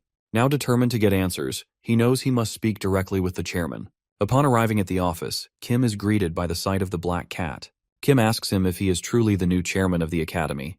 The Black Cat responds that he is only an external president, while the true chairman is the constellation he serves. The young boy then asks if Yenlong and Instructor Lily were dismissed because of Luminous. The Black Cat confirms this and explains that Luminous had sent a notification to him, claiming that both women were trying to flirt with her master. Luminous even wishes to have Arin Choi expelled as well. Kim tells the Black Cat to stop and insists that the women should be reinstated, as they are not trying to flirt with him but are helping him with his training. He expresses his concern that they're being punished just because of him. The Black Cat responds that his constellation has already agreed to his request. When Kim asks why Luminous decided to buy Valhalla, the Black Cat explains that he was following orders. They made the purchase after he declined their offer to live in a building made of money. Luminous thought that by buying Valhalla, Kim would be forced to move into her building. Our boy is stunned and asks if that is really the only reason. The Black Cat further explains that one of the rooms in Valhalla has been secretly connected to a building in the market area. Only authorized individuals can enter that room, which Kim may use whenever necessary. He agrees to this arrangement. Black Cat then asks if Kim needs anything else. Kim takes a moment to think before asking if he can do whatever he wants within the academy. The Black Cat replies that he can do anything, as long as it does not interfere with teaching activities. Hearing this, Kim smiles and says there is one favor he would like to ask. 3 weeks later, in Sejong City, Sehyuk stands frozen in shock as he takes in the devastating sight before him, his city, reduced to ruins by monstrous forces. He is deeply confused by what is happening. Sehyuk arrives in Sejong City to take care of a family matter, not expecting the chaos that greets him. Monsters are attacking, and as he stands frozen in disbelief, he hears a strange noise. A woman desperately trying to escape from a goblin. Just as the creature is about to strike, Se-hyuk swiftly intervenes, landing a powerful punch that instantly kills the goblin. He immediately urges the woman to flee, warning her that the area is too dangerous to linger. Despite his victory, Se-hyuk feels something unusual. Unlike the simulations he's trained in, this fight leaves his entire body trembling when his fists connect with the monster's body. Though he manages to kill one goblin, he knows there are many more enemies he must face alone, and the thought leaves him feeling disappointed in himself. Still, he pushes forward, aiming to defeat at least half of them. Just as he prepares for the next wave, Se-hyuk is caught off guard by the sudden arrival of Yenlang and Ahrin. The two women quickly rush in and begin slaughtering the monsters with ease. Se-hyuk is stunned at how effortlessly they handle the situation. As they finish off the remaining enemies, Soyeon also arrives but gets really shocked, noting that they've already wiped out the monsters. Se-hyuk, still confused by everything, asks the two women what they're doing there. Yenlang simply points toward Kim, saying he is the one who should be asked. 2 weeks earlier, inside the Valhalla auditorium, Kim held a meeting with the others. Yenlang, puzzled, asked why he called them together, assuming their training was already over. Kim explained that he wanted to speak with them personally. But before doing so, he introduced the new chairman of Valhalla. The announcement shocked Soyeon, who immediately asked what happened to the previous chairman. The Black Cat responded that the former chairman retired, and that the responsibility of overseeing the academy was now his. Soyeon, still skeptical, questioned why no one had heard any news about the change. The Black Cat explained that the transition was kept secret for certain reasons and asked for their understanding. He added that there were plans to eventually inform the students, but Kim found out earlier than expected. Introducing himself simply as Black Cat, he left everyone stunned, including Soyeon. Kim then revealed that he invited the new chairman because he proposed the creation of a new class, one that was already approved. This new class was a special program allowing students the freedom to participate in external activities without needing to attend traditional classroom instruction. He turned to them and asked if they were interested in joining. Upon hearing the offer, Yenlang responded immediately, asking if her situation would change because of it. Kim confirmed that it wouldn't, but still expressed his hope that she would join the new class. She could continue her training, but there would be times when she needed to go out and hunt monsters. Hearing this, she happily agreed, saying it wouldn't be a problem and that she wanted in. Ahrin also voiced no objections. However, Soyeon remained curious and questioned what was going on. She quickly turned to the Black Cat and asked if he was the same Black Cat that owned the night market. The Black Cat confirmed this without hesitation, noting that Soyeon seemed to know more than expected. Soyeon admitted she always believed the night market was just an internet rumor, and now, the owner of that mysterious place turned out to be Valhalla's new chairman. She then turned to Kim and asked if he personally knew the chairman, which would explain how he managed to get approval for the new class. Kim confirmed that he did. This made Soyeon pause. She realized our boy wasn't just strong, he also had powerful connections, something highly unusual for a student. Kim then asked if Soyeon wanted to join as well, and she immediately agreed. This meant they no longer needed to attend regular classes. However, the Black Cat reminded them that while they were exempt from traditional classroom attendance, they were still required to participate in school events, such as competitions and practical exams. Kim was surprised, saying they never discussed that requirement. The Black Cat agreed, but explained that, upon further reflection, he had responsibilities to uphold. Besides, he believed the privileges Kim and the others were receiving were some of the highest offered to any student. To avoid drawing unnecessary attention, a formal agreement had to be made, one that was fair to both instructors and the rest of the student body. The Black Cat added that, above all, the students in this special class were powerful individuals who respected the strength of other students and instructors. Because of this mutual respect, he didn't expect any conflict. However, from the Academy's perspective, placing all the strongest students into a single class might appear as a loss for Valhalla. To preserve the school's reputation, these elite students still needed to take part in major school events. After hearing the explanation, Kim asked whether the Black Cat was implying that even their monster hunting efforts weren't enough for Valhalla. The Black Cat responded that it would be better if they could also demonstrate their strength to the rest of the student body. This wasn't a personal request, it was his responsibility as chairman of Valhalla. Hearing this, Kim reflected inwardly. He found it difficult to get along with the Black Cat, but he knew he had no other choice. He then asked his companions if any of them changed their minds after hearing the conditions. They quickly responded that no matter the terms, they had no problem with them. This brought joy to Kim, who then announced that their first mission would take place in the city of Sejong. Coming back to the present upon arrival, our boy notices Se-hyuk, and curiously asks what he is doing in that place. Se-hyuk retorts that he should be the one asking that question. He then explains that his family lives here, so he often visits on weekends. In turn, he asks Kim why they're all here. Kim, with a confident tone, thinks about it and then calls out to Yenlang and Ahrin, instructing them to begin. With that, the group positions themselves in front of the monsters, preparing to attack. Suddenly, a golem charges, its strike aiming directly at the young boy. With a smirk, Kim tells Se-hyuk to simply watch, and he'll understand why they've come. In that moment, he unleashes a powerful attack, nearly wiping out the entire group of monsters in one blow. As Kim's attack continues, the monsters are left sprawled lifeless on the ground. Se-hyuk stands in awe of him, astonished by the fact that most of these creatures are high-level monsters, ones they haven't even faced in the school's virtual simulations. Yet our boy takes them all down with a single strike. Shortly after, a butler from the Ventric family arrives and announces that they've discovered the location of the labyrinth responsible for the disaster. It is only 5 kilometers away and heavily surrounded by monsters. Kim asks what the other contractors from their clan are doing. The butler replies that they are currently assisting civilians in evacuating while simultaneously fighting off the monsters. Kim then inquires whether their constellation has awakened, but the man says they haven't received any message yet. This concerns Kim, as it's been nearly 3 months since their constellation last communicated. He knows he can handle the weaker monsters without much trouble, but with Moron's abilities, the extermination process would be far more efficient. He tells the butler to inform the Ventric clan's contractors not to cover their faces while helping civilians, as doing so could help repair their damaged reputation. The butler immediately understands and nods in agreement. When asked if they're now heading to the source of the disaster, Kim agrees. But before they leave, he instructs Yenlang and Ahrin to assist the Ventric clan in evacuating civilians and to eliminate any monsters that obstruct the process. He then asks Soyeon to help Se-hyuk reach his family safely. Finally, Kim signals to the butler that they should now proceed to the disaster's origin. Upon arrival, they are met with the sight of a massive labyrinth that resembles a mound, completely surrounded by monsters. Looking at these monsters, the butler thinks that the entrance to the labyrinth must be that raised area they are guarding. Though the monsters guarding the area aren't particularly strong, the Ventric clan contractors will still struggle to clear a path for them due to the sheer number of monsters present. Kim points out that this is actually the best way to enter, but it will take a lot of time before they can make it inside.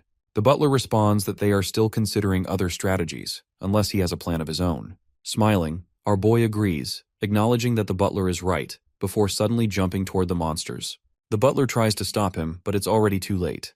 As Kim falls, the foolish monsters stand still, waiting for his descent. However, even before landing, our boy releases a powerful attack that swiftly eliminates them all. The butler watches in disbelief, unable to comprehend how Kim has solved the problem that had been bothering them all with just one strike. He realizes that even the strongest contractor wouldn't have been able to do the same, especially considering that he is merely a student.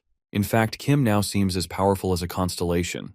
Kim thinks to himself that his contract with Luminous has greatly helped him, and now all he needs to do is quickly enter the labyrinth. Suddenly he remembers the advice he was given, that he must wear the ring while defeating the labyrinth's boss. Without hesitation, he slips the ring onto his finger and steps boldly through the entrance. Meanwhile, the Ventric estate, Adelia, is busy gathering information about the ongoing disaster. She reflects on how long it took for the South Korean government to understand the situation, and she has just received a report that nearly half of the civilians have been evacuated. She is also informed about Kim entering the labyrinth alone, and she can't believe he's gone in by himself. She wonders if his plan all along is to finish the labyrinth on his own. As the woman thinks to herself, a message suddenly arrives from the constellation, asking how long she has been resting. Adelia responds, explaining that it has been almost 3 months since she fell asleep. Upon hearing this, Moron pauses for a moment in thought before asking where her master is. Meanwhile, Kim is mercilessly cutting down the monsters, seemingly as though he is just trimming grass. Suddenly, Barch comments that it looks like he is simply swinging his sword, but its edge is razor sharp. He then asks if our boy is using Wuxin style, to which Kim asks where Barch has heard that embarrassing name. The Tower Master explains that when he was in the Tower of Destruction, one of his disciples came by and called it that. The young warrior clarifies that it's what his disciples call his swordsmanship for monster hunting, though he feels embarrassed when they refer to it as Wuxin style. Kim suddenly realizes that the labyrinth is much larger than he expected, and he doesn't have the time to fight the monsters one by one. He decides to use mana detection to quickly locate the core of the labyrinth. Typically, the bosses of labyrinths appear near the core, so if he can pinpoint the core, he is likely to find what he is looking for. After using his mana detection, Kim realizes that the core is actually right beneath him. The Tower Master mentions that, to his knowledge, it is difficult to destroy a labyrinth. Kim acknowledges this, but explains that it is the reason he borrowed power from his disciple. At that moment, Kim swings his sword at the floor, causing it to break apart, and he quickly descends through the hole he created. As he descends, a mysterious man holding a spear emerges. Upon seeing Kim, the labyrinth boss releases a red aura to prepare for battle. Our boy, however, notices that the boss is merely humanoid. Though with the spear in hand, he knows it will be a tough fight. But if he can properly use his mana and the power of Luminous, he believes he will be fine. However, he must be cautious, as the labyrinth core he needs to destroy is located just behind the boss, and he cannot afford to let his guard down. Kim knows that if the humanoid releases a reckless, heavy attack, the only thing he can do is either counter it or directly hit it with a powerful attack. As he thinks about what to do, the humanoid quickly launches an attack with its spear, which he easily evades. He sees this as his chance to counter, but the humanoid immediately senses his plan. It swiftly swings its spear with great force again, almost hitting him. This makes our boy realize that the attack's reach is not something to underestimate, and even the handle of the spear is infused with mana. If he is hit by it, he will certainly be injured. Afterward, the humanoid rushes at Kim again, releasing a series of attacks. While the young warrior manages to block each strike, he grows frustrated, as every time he deflects the spear, he is pushed back, unable to gain the momentum to launch an attack of his own. Before long, the humanoid gathers mana into its spear and uses it to attack him. However, Kim quickly leaps backward to avoid the strike. The humanoid doesn't give up, using the shattered rocks as additional weapons to attack him. Our boy, however, easily deflects them with his sword. At the same time, the humanoid suddenly unleashes a powerful blow toward him. The speed of the attack leaves him with no choice but to block it with all his strength, pushing him slightly backward. Seeing this, Barche wonders if Kim is being pushed back by a humanoid. Our boy responds, telling Barch not to joke around, as he has his reasons. He is allowing himself to be pushed back to distance the enemy from the labyrinth stone. Now that the plan is in motion, the young fighter prepares to strike, intending to finish the fight without using the borrowed power from Luminous. As the humanoid charges at him once more, Kim quickly launches a series of attacks.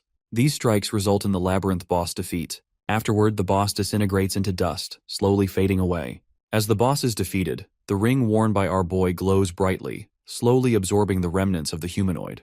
Barch remarks that it seems the ring is absorbing something. Kim responds, saying that, like what the guide mentioned, he believes this is the name of the labyrinth's boss. However, he reminds of what the Tower Master said, asking if he truly thought Kim would be defeated by a humanoid. In his opinion, Barch has been beaten enough that he should stop thinking about such irrelevant matters. Upon hearing this, Barch immediately apologizes to Kim. Our boy decides to put off reprimanding him for now. He knows he must leave because the nest maze could collapse at any moment. As he walks away, he notices the spear, the one used by the labyrinth boss. He immediately approaches it and wonders why the ring didn't absorb the humanoid's weapon. He decides to take it with him, thinking it might be useful or needed later. Meanwhile, somewhere in a tree trunk, an enigmatic figure, dressed in black, is sitting, and a man reports to him. He tells the figure that the disaster is over, and the figure asks how many days it took for the people to end it. The man replies that it only took about 2 hours. Hearing that, the figure is puzzled and asks how long the previous disaster took. The man answers that it lasted for 5 days. Hearing this, the figure in black reflects on the significant difference in time. However, he realizes that the people are growing stronger, likely due to making the guys who took the name into Constellations instead of reincarnating them. He then asks the man if there is someone who might have led or overseen the end of the calamity. The man responds that they are still gathering information because everything happened so quickly. Upon hearing this, the figure tells the man to forget about it, as they will eventually learn what happened. It seems they need to expedite their plans, and he will spread the names that cannot be compared to those of the ones they sent before. The black figure orders the man to prepare what is needed, as he plans to spread it in various ways. The man agrees while the figure thinks to himself that, finally, he will get a taste of the powerful ones.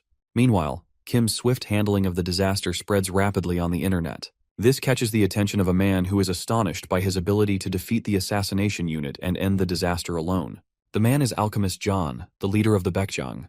He believes they can use Kim to boost their group's reputation and asks another man what he thinks. Alchemist wonders if killing him would be a good way to start things for them. The other man, foolishly, agrees that it's a good plan but warns that it would be dangerous if they are not careful. Alchemist John agrees, reflecting on how much he has changed since they first started watching him. He thinks Kim was likely an A rank during the entrance ceremony and the school competition, but now he feels he is an S rank.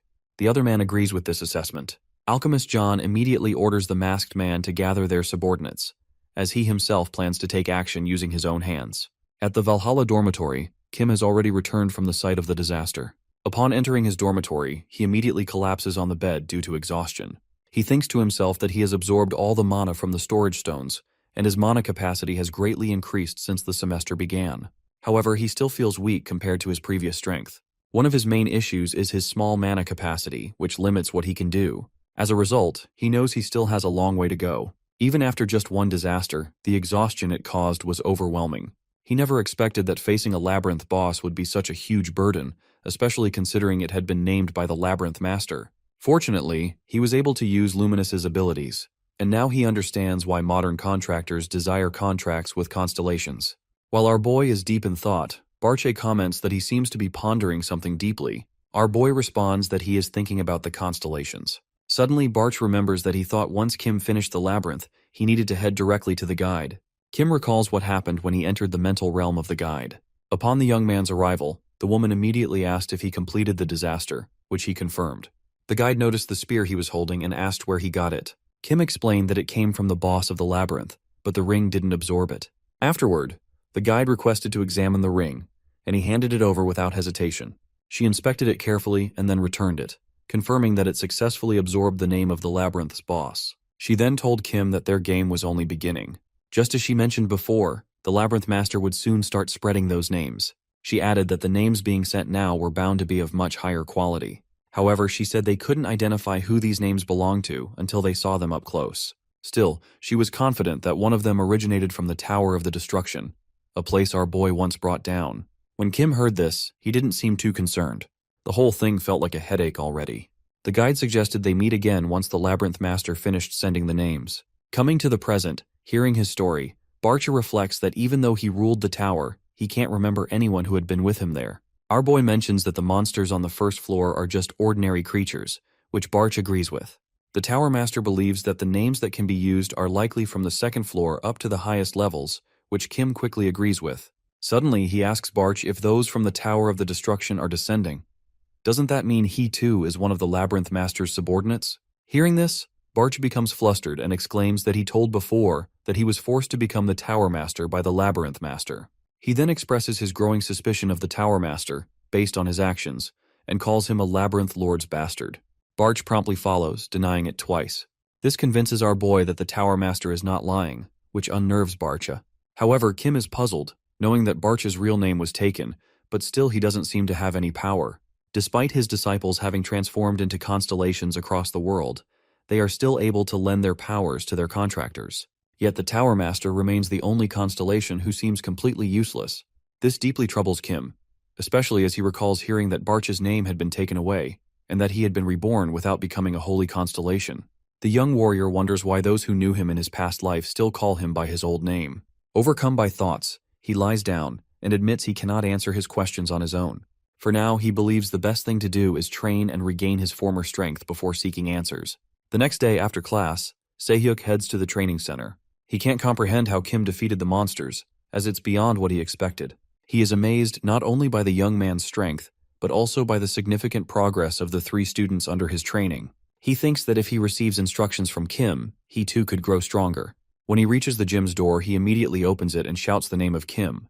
But what he sees instead is Yenlang, who appears to be doing something unusual. The scene shifts to 30 minutes earlier when Yenlang is doing cardio training in the gym, her body glistening with sweat as she pushes herself. Kim notices her effort and walks over, offering her a towel and complimenting her on the noticeable improvement. Hearing this, Yenlang confidently expresses how ready she feels to face future opponents. The young warrior chuckles, reminding her of her first day, when she could barely breathe after just a few minutes. Nearby, Soyeon and Arin are training together. Soyeon lies on the floor, drenched in sweat and gasping for air. Arin suggests they check in on Yenlang, but Soyeon waves her off. She's sweating buckets and didn't expect training to be this intense. Our boy overhears and calls her out, telling her that if she thinks training is hard, she's always free to quit and go back. But Soyeon slowly sits up and reveals with a grin that she actually likes it here and plans to keep training hard. Arin clicks her tongue at her, but Soyeon catches it and immediately starts ragging at her. Kim steps in before it escalates, suggesting they all take a break and train at their own pace. After all, they just survived a disaster and are still recovering. The girls agree. Arin asks him what he plans to do, and he replies that he'll be working on his magic skills in his room. She says she'll do the same. As Kim leaves the gym, he tells everyone they'll be focusing on the upper body next, so they should be prepared. Arin questions this, but he reassures her it's just them and Sehyuk using the gym for now. Satisfied, Arin nods and leaves with him, while Soyeon decides to follow shortly after. Yenlang chooses to stay behind, insisting that she's not that tired and wants to train more. Hearing this, Soyeon warns her not to overdo it, then heads out.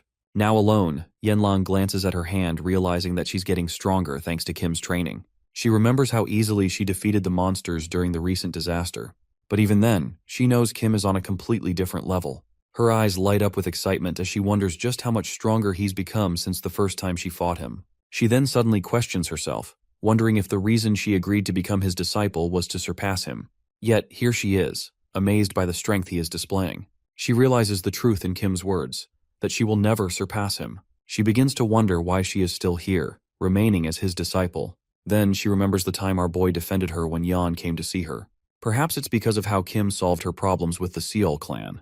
Even the dormitory she stays in is thanks to him, and she receives free meals due to the special class he created. She thinks that these are the reasons she continues to be his disciple. However, despite all these thoughts, she knows deep down that they aren't the real reasons. She often thinks about Kim, and every time she does, her heart races, as though she always wants to see him. She wants to train more often, hoping to be in his company. Calming herself, she realizes that she has only just met him. But despite all her attempts to suppress her feelings, she can't help but think of Kim's face. She quickly slaps her head, as if trying to snap herself out of it. Then, she notices the towel the young man used. She immediately grabs it, trying to convince herself that the only reason she took it is to clean it for him. The young woman suddenly stops while walking, her mind filled with a strange thought. Since no one is around, she decides to smell the towel. At that moment, Sehyuk arrives, unaware of what she is doing. When he arrives, Yenlang asks if he has seen her embarrassing action, but Sehyuk doesn't understand what she means.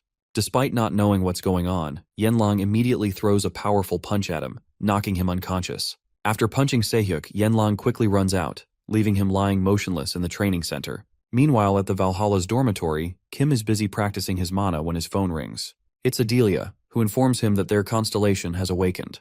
Kim responds that it's good news and asks her if she has any free time at the moment. Adelia replies that if he needs anything done, she can put aside her other tasks. Upon hearing this, Kim immediately tells Adelia to stay where she is and prepare their divine artifact, as it's been a long time since he last saw his disciple in person. On the other hand, Black Cat is deeply concerned. After showing the Constellation the CCTV footage from the gym, the Constellation suddenly goes wild. The Black Cat regrets ever showing it, wishing he hadn't revealed the footage to the Constellation in the past 10 minutes. Meanwhile, 10 minutes ago, in the Valhalla chairman's office, things are busy. As Black Cat fiddles with his laptop, he realizes that it's already evening, and he hadn't noticed how difficult it is to work as the chairman of an academy. Deciding to check the CCTV footage around the school before heading home, he recalls the Constellation's repeated instructions to always review it. He remembers that he was doing this to see if any woman is flirting with Kim. However, the Black Cat thinks Luminous is overreacting to worry about such things. Then, Black Cat notices that someone is still inside the gym. He decides to click on the footage to see if it's Kim, but what appears on the screen is a person lying unconscious on the floor. Shocked, the Black Cat initially thinks it's a dead body. He decides to zoom the camera in and realizes that it's Sehyuk, still unconscious. After seeing this, the Constellation sends a message to the Black Cat, instructing him to wind back the CCTV footage to understand what happened. Black Cat quickly complies and rewinds the footage until they see the scene where Sehyuk is standing, with Yenlang in front of him. The footage shows Yenlang quickly punching Sehyuk before running out. The Black Cat wonders what exactly happened, as the argument between the two is inaudible.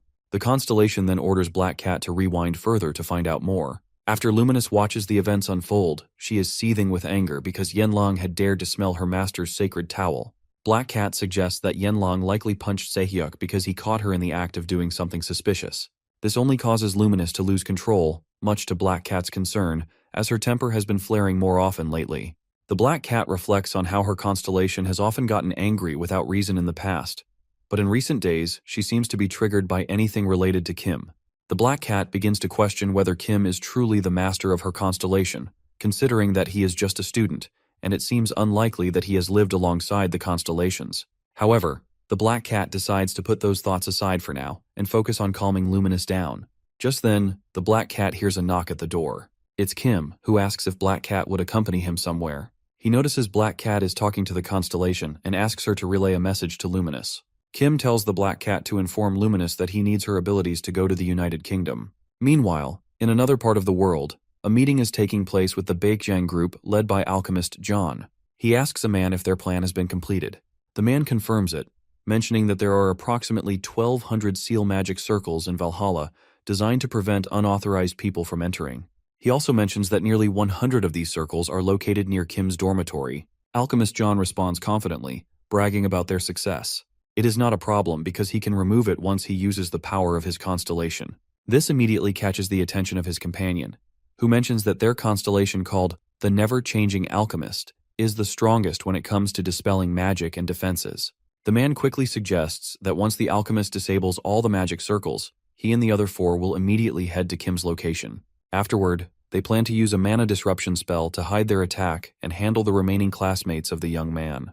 The reasoning is that if they remove not only Kim but also his classmates, they are sure that their names will be known throughout Korea. Upon hearing this, the alchemist agrees, stating that he does not care if they are called cowards, as finishing off students is still a victory for people like them.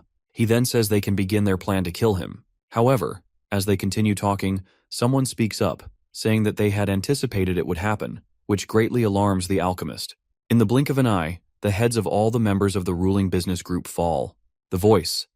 A woman then says that she would have let them be if they had not immediately planned to kill Kim. They are the first cult members. One of the men responds, saying they should have killed all of them from the start. Another one replies that they will eventually kill the alchemist as well, according to their constellation's wishes, but it just happened earlier than planned. Alchemist John, confused, asks who these people are. In response, the woman shows her tattoo to reveal their identities. The woman looks at the alchemist and asks if he has any idea what this is. The man quickly realizes that they are from the group called First Cult. Sarcastically, the woman comments that he actually has some brains after all. While Alchemist John is still in the midst of his shock, one of the members quickly jumps to launch an attack. However, before his dagger can strike the alchemist, a yellow light suddenly appears, resembling a barricade. This surprises the man greatly because his attack should have pierced through, as it was only a weak force field. At the same time, the alchemist releases a powerful mana aura, causing the man to be thrown back. The alchemist remarks that he does not understand why they want to kill him, but he will show them that an S-rank constellation is on a whole different level. After making his threat, the alchemist spins a ring, causing his mana aura to intensify. The first cult woman then comments that this is the power of an S-rank constellation. The white hair group member responds, confirming this and adding that the constellation contracted by the alchemist is called the Absolute Unchangeable Alchemist. Upon hearing this, he is shocked because they seem to know information about him. The third member of the group then asks if he is surprised that they know about his constellation. He mentions that the alchemist's name has become somewhat noisy, meaning they are aware that the divine artifact he wears comes from the apocalypse era. This revelation stuns the alchemist.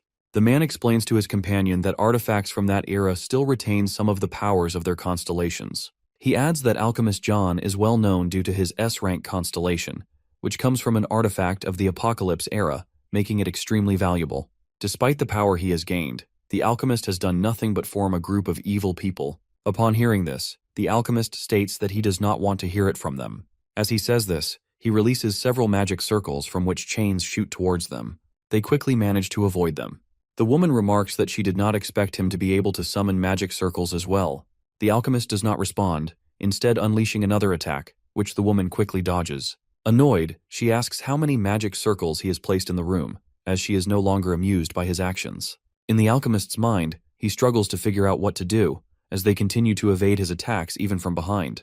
Although in a precarious situation, he calms himself and reassures himself that he will be fine. He has about 1,200 magic circles set up throughout the mansion, making it unlikely that they can avoid all of them. Moreover, he possesses another ability called Absolute Defense, which ensures that he will not be affected by magic attacks, so it is unlikely that he will die here. At once, he activates the scattered magic circles throughout the mansion, thinking that he cannot use this attack if he still has allies left. However, this no longer matters. To his surprise, nothing seems to happen after he activates them. The woman asks if he plans to attack them or do something else, but they see no changes. This confuses the alchemist, as he is certain that he activated the magic circles. The man with white hair notices the alchemist's confusion and explains that before they entered, they detected those 1,200 circles containing simple spells to launch chains. However, all of them have been blocked. The alchemist, unable to believe this, asks if they have managed to neutralize his magic without him noticing.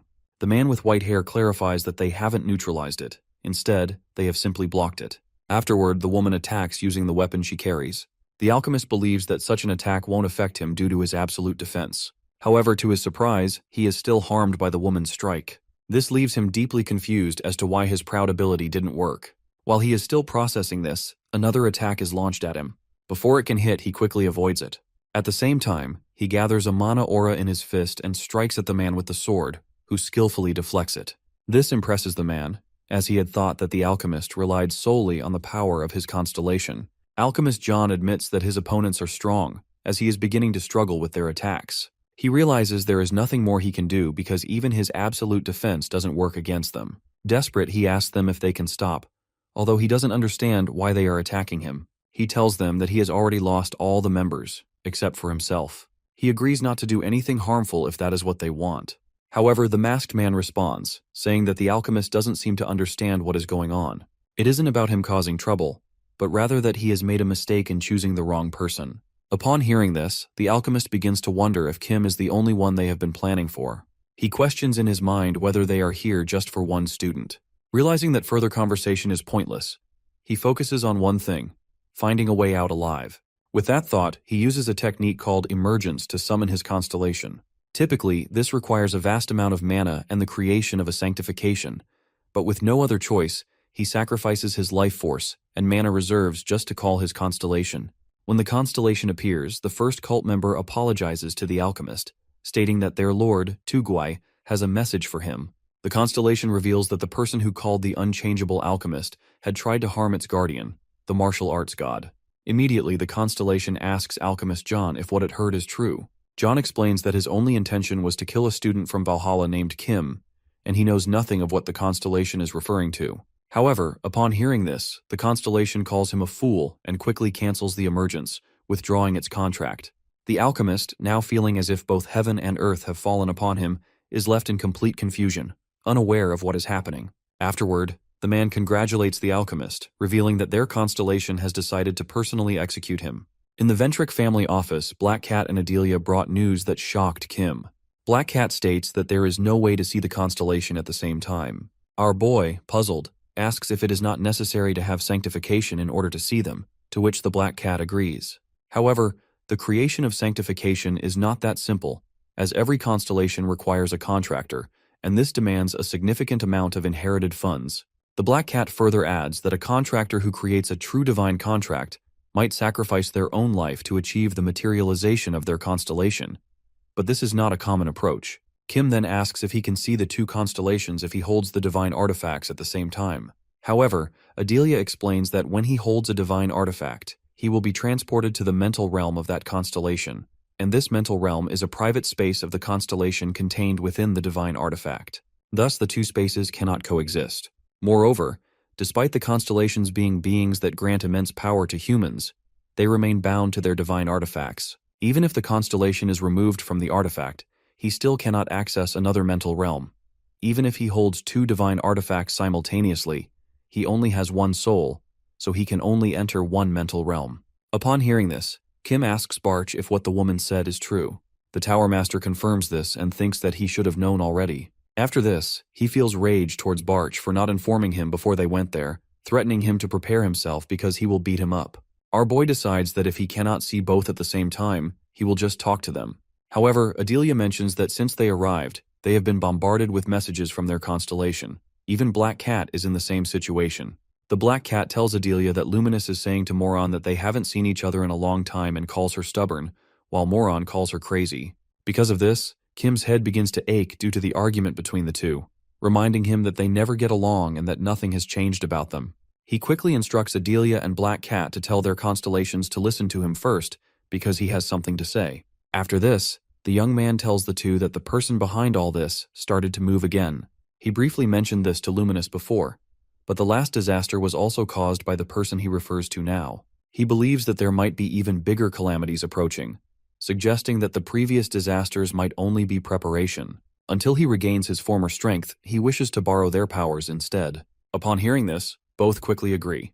Our boy realizes that he needs to find his other disciples before the Labyrinth Master causes significant chaos. After this, the hero immediately instructs the Black Cat to connect Adelia's location to Valhalla, since they often go there. Kim quickly takes his leave to return to Valhalla. telling the two to talk for now since they are both contractors of his. After he leaves, Adelia asks the Black Cat if he is the owner of the night market. He confirms this and mentions that for several reasons, he is now the president of Valhalla. The woman wonders why he needed to do that, to which the Black Cat replies that they likely share the same reason for serving Kim, which the woman understands immediately. Meanwhile, a meeting is taking place among the first cult members. Through the stones, their constellation asks if most of Kim's enemies have been dealt with. One of the members confirms, revealing that the Baekhyun group has also disappeared. Upon hearing this, the constellation, in a deep and commanding tone, gives their next order, to protect Kim at all costs. The white-haired man questions whether this means they need to stay close and defend Kim from danger. Another man suggests that they should reveal themselves to him, so he won't be troubled by the presence of unseen forces. The constellation responds that there is no need to reveal themselves yet. They are to act only when it becomes absolutely necessary, and they will show themselves only when he speaks a specific word. Confused, the white-haired man asks if that is truly the word. The constellation simply confirms it with a sly smile. The next day in Valhalla Gym, Kim curses under his breath when he spots Se-hyuk beaten and demands to know what happened. Se-hyuk replies that what happened to him no longer matters. What's important is that he wants to become his disciple. Our boy immediately refuses, catching Se-hyuk completely off guard. Se-hyuk responds that the rumors must be true then. Kim raises an eyebrow and asks what rumors he's talking about.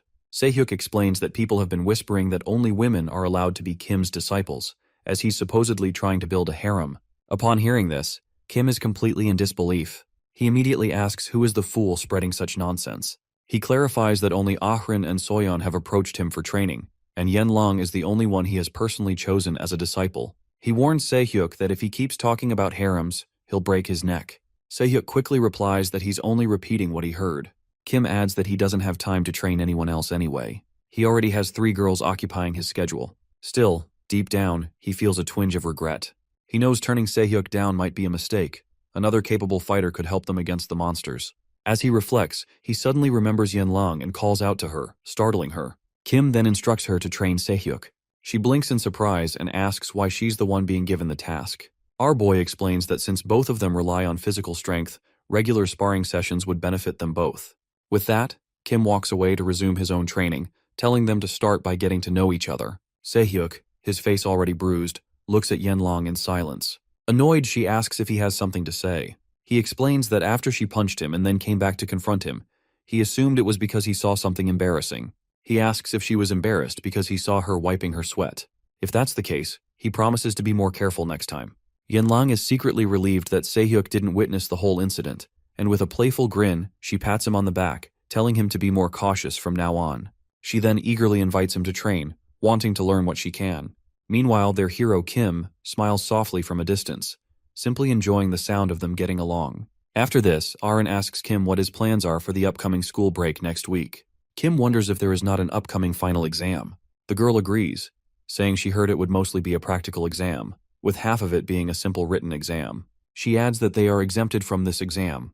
When our boy hears what she says, he remembers something related to this topic, so he tells her that he will just be training during the upcoming school break, just like he always does. Ahrin then declares that she will do the same, but our hero hesitates, reminding her that she should be able to think for herself, that there's so much more she could accomplish beyond simply following him into training. Yet Ahrin stands firm. She insists this is her choice, her path, and that she truly wishes to train alongside him, to grow stronger and stand as his equal. Hearing the determination in her voice, Kim can only nod and accept her resolve. A week later, in the US, at the Heroes Academy, the president, Beck, is seen intently examining a sword, his expression heavy with thought. His mind drifts back to the moment Logan first handed him the weapon. Beck had asked if Logan was there to visit his son, but Logan had dismissed the idea. Meeting his son, he said, would only become a distraction from the boy's studies. Though Logan had already taken down the group of villains that messed with his son, something still gnawed at him, an unshakable sense of incompletion. He had found the leader of the Ilshan faction dead, lifeless. Beck, stunned by the revelation, immediately questioned whether there had been internal strife within the group, but Logan had no answers, only disappointment. The leader had slipped through his fingers, and with him, a chance for closure. On a more personal note, Logan confessed he was still in pursuit of the truth behind Bloodlion, the mysterious faction responsible for his father's murder. That name alone brought a chill to Beck's spine. Noticing the ominous sword Logan carried, Beck asked about its origin. Logan explained that he had discovered it in the Ilshan hideout and decided to take it. He referred to it ominously as the Radiant Sword. At the name alone, the president's eyes widened in disbelief. That blade, Beck whispered, had once been used to slaughter an entire clan, and after that massacre, it vanished without a trace, like a ghost in smoke. Even Logan admitted he had no idea how it ended up in the Ilshin's possession. Stranger still, he claimed the sword seemed to be speaking to him. With growing concern, Beck wonders if the blade might be cursed, or worse, possessed. However, Logan reassures him by shaking his head, silently implying that if it were truly cursed, he would already be dead, and his mind would no longer be his own. Still, he admits that the sword feels like a burden, a constant whispering weight pressing on his soul. It is for this reason that Logan approaches the academy, hoping they would consider placing the sword among the school's divine artifacts. The president agreed to take the sword, but with one condition: Logan would need to decipher the message the sword kept sending. Logan's response was unsettling. He revealed that the sword continually urged him to find its master. Since then, every time Beck is attempting to store the sword in the Academy's vault, the other constellations and other sacred artifacts would violently react, forcing him to remove it. What troubled him most was the realization that the blade seemed to house a constellation of its own, one that still yearned for its lost master. As Beck stands lost in thought, a deafening explosion suddenly erupts from the direction of the students' classrooms. At first, he feels a brief sense of relief, knowing the students are on break, but that relief shatters almost immediately. A monstrous figure tears through the ceiling behind him. Beck turns, only to come face to face with a creature straight out of a nightmare, a demon, and it is staring directly at him. The president immediately demands to know if the monster is the leader of the group that attacked their school. The creature clarifies, in a cold tone, that it has come alone to invade them. Hearing this, the president wonders how it managed to bypass both the security systems and the defensive magic circle. As he studies its form more carefully, he concludes that it is not human, and with a grave expression, he seriously questions the monster about its identity. The creature, intrigued, asks if Beck truly wants to know its name, or something else. It remarks that usually none of its victims ever bothers to ask. However, since it is celebrating the return of its name, it decides to share it. The body it currently inhabits belongs to Backer's nature of Leicester. Upon hearing this, the president immediately recognizes the name. The Backer's nature is a group of evil individuals. The monster then declares its own name, Hongwei. As it prepares for battle, Beck notes that its name is not a common one among their kind. In response, Beck introduces himself with pride. He is Beck, the president of Heroes Academy, and in his era, he is known as Bomber Beck. Without hesitation, Beck rushes forward and delivers a powerful punch that lands squarely on Hongwei's body. But to his shock, the attack causes no visible damage. The monster calmly remarks that Beck must have contracted a constellation with explosive abilities, because, unfortunately, so has it. Their powers are too similar. Beck struggles to accept this. He hasn't even managed to scratch the creature. While he's still processing this, Hongwei unleashes a devastating counterattack. The blast hits Beck directly, sending him flying out of the building. The force nearly knocks him unconscious. But the assault doesn't end there. In an instant, the monster follows up with a brutal kick to Beck's stomach, launching him downward, crashing through the air and into the ground below. As the president slowly gets up, he is overwhelmed with confusion. Where did this monster come from? It's far stronger than anything he has encountered. Hongwei, clearly impressed, expresses surprise that Beck is still alive after taking so many hits. It comments that he is very different from the trash that surrounded him. When Beck hears this, he glances around and realizes the grim truth. No one else has arrived amidst all this chaos. They've all likely been taken down already. Fueled by determination, the president prepares another strike, channeling mana aura into his fist.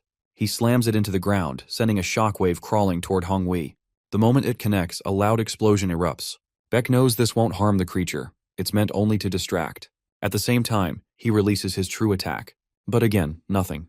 The monster remains unharmed, which leaves Beck completely astonished. Hongwei swiftly approaches and calmly tells him that while it doesn't mind his efforts, he'll have to add more explosions to make it feel anything. In the blink of an eye, Hongwei drives a brutal blow into Beck's abdomen. He then follows up with more attacks, sending Beck down on the ground. However, Hongwei is taken aback. Even after taking its full force attack, Beck still lives. Among the many contractors of the Backer, it has never encountered someone this resilient, not even when it served as their constellation. Hearing this, Beck is stunned. He quickly demands to know if he is a constellation. The monster confirms without hesitation. It is known as the Tyrant of Destruction. Upon hearing this, Beck's own constellation becomes deeply alarmed, and Beck is puzzled by its reaction. That's when he realizes the full weight of the situation. He is up against a constellation that has materialized. Seeing that Beck is now out of strength, Hongwei moves in to finish him off, raising its hand for a final strike aimed at the president's face. But before the blow can land, a strong, resolute voice cuts through the air. It belongs to our hero, who steps forward calmly, drawing the demon's attention to himself and shifting the focus of the battle. The president finds himself puzzled, sensing a strange familiarity with the young man who has just arrived. Suddenly he realizes it is Kim, from the Valhalla school. After being disrupted, Hongwi immediately questions him, asking if he too wishes to die. But with a calm smile, our boy replies that Hongwi is mistaken. He has come to end him once and for all. Yet something about the creature seems oddly familiar to him. The sharp horns, the razor-like teeth, and the crimson-red skin. At that moment, memories come rushing back. Kim recalls the fool once known as Hongwi is from the second floor of the Tower of Destruction. Upon hearing this, the monster curiously asks who Kim really is. Our boy, with a smirk, replies that Hongwi will remember him once he tastes his devastating blows again.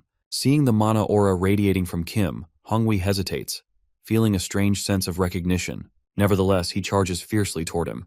But before the attack can land, our boy swiftly blocks it with his sword, much to the monster's shock. Without wasting a moment, our boy swings his blade with force, forcing Hongwi to retreat under the weight of the sudden counterattack. After taking a hit, the monster realizes the terrifying truth that the one standing before him is the hero, reborn. He never expected to face him again.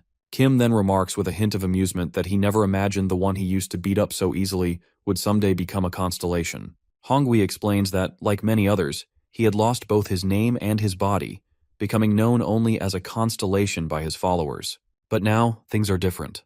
He has reclaimed both his form and his identity. Still, after receiving his attack, he finally understands that Kim is no longer the hero he once fought. Hongwi mocks him that Kim's attack seems weaker. In response, our boy explains that it is only natural. After all, he is still just a student. Hearing this, Hongwi declares that he won't waste this opportunity to kill him and launches a swift attack. Kim manages to block it, but while still defending, the monster immediately detonates the energy. Despite the explosion, the young warrior skillfully evades the blast. Hongwi already expected that damaging Kim won't be easy, so he quickly closes the distance and unleashes another powerful attack. Yet again, he narrowly dodges it. Although our boy successfully avoids the monster's attacks, a troubling thought gnaws at him that if it's the limit of his strength, when he previously fought the constellation of the Seol clan, he managed to win because they were battling inside a mental realm, allowing him to use his former abilities freely.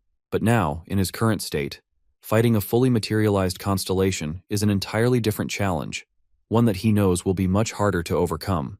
From this, he realizes that if he's already struggling against a mere loser from the second floor, how much worse would it be against stronger opponents? While Kim is deep in thought, Hongwi seizes the opportunity. He unleashes a full-powered attack, causing a massive explosion.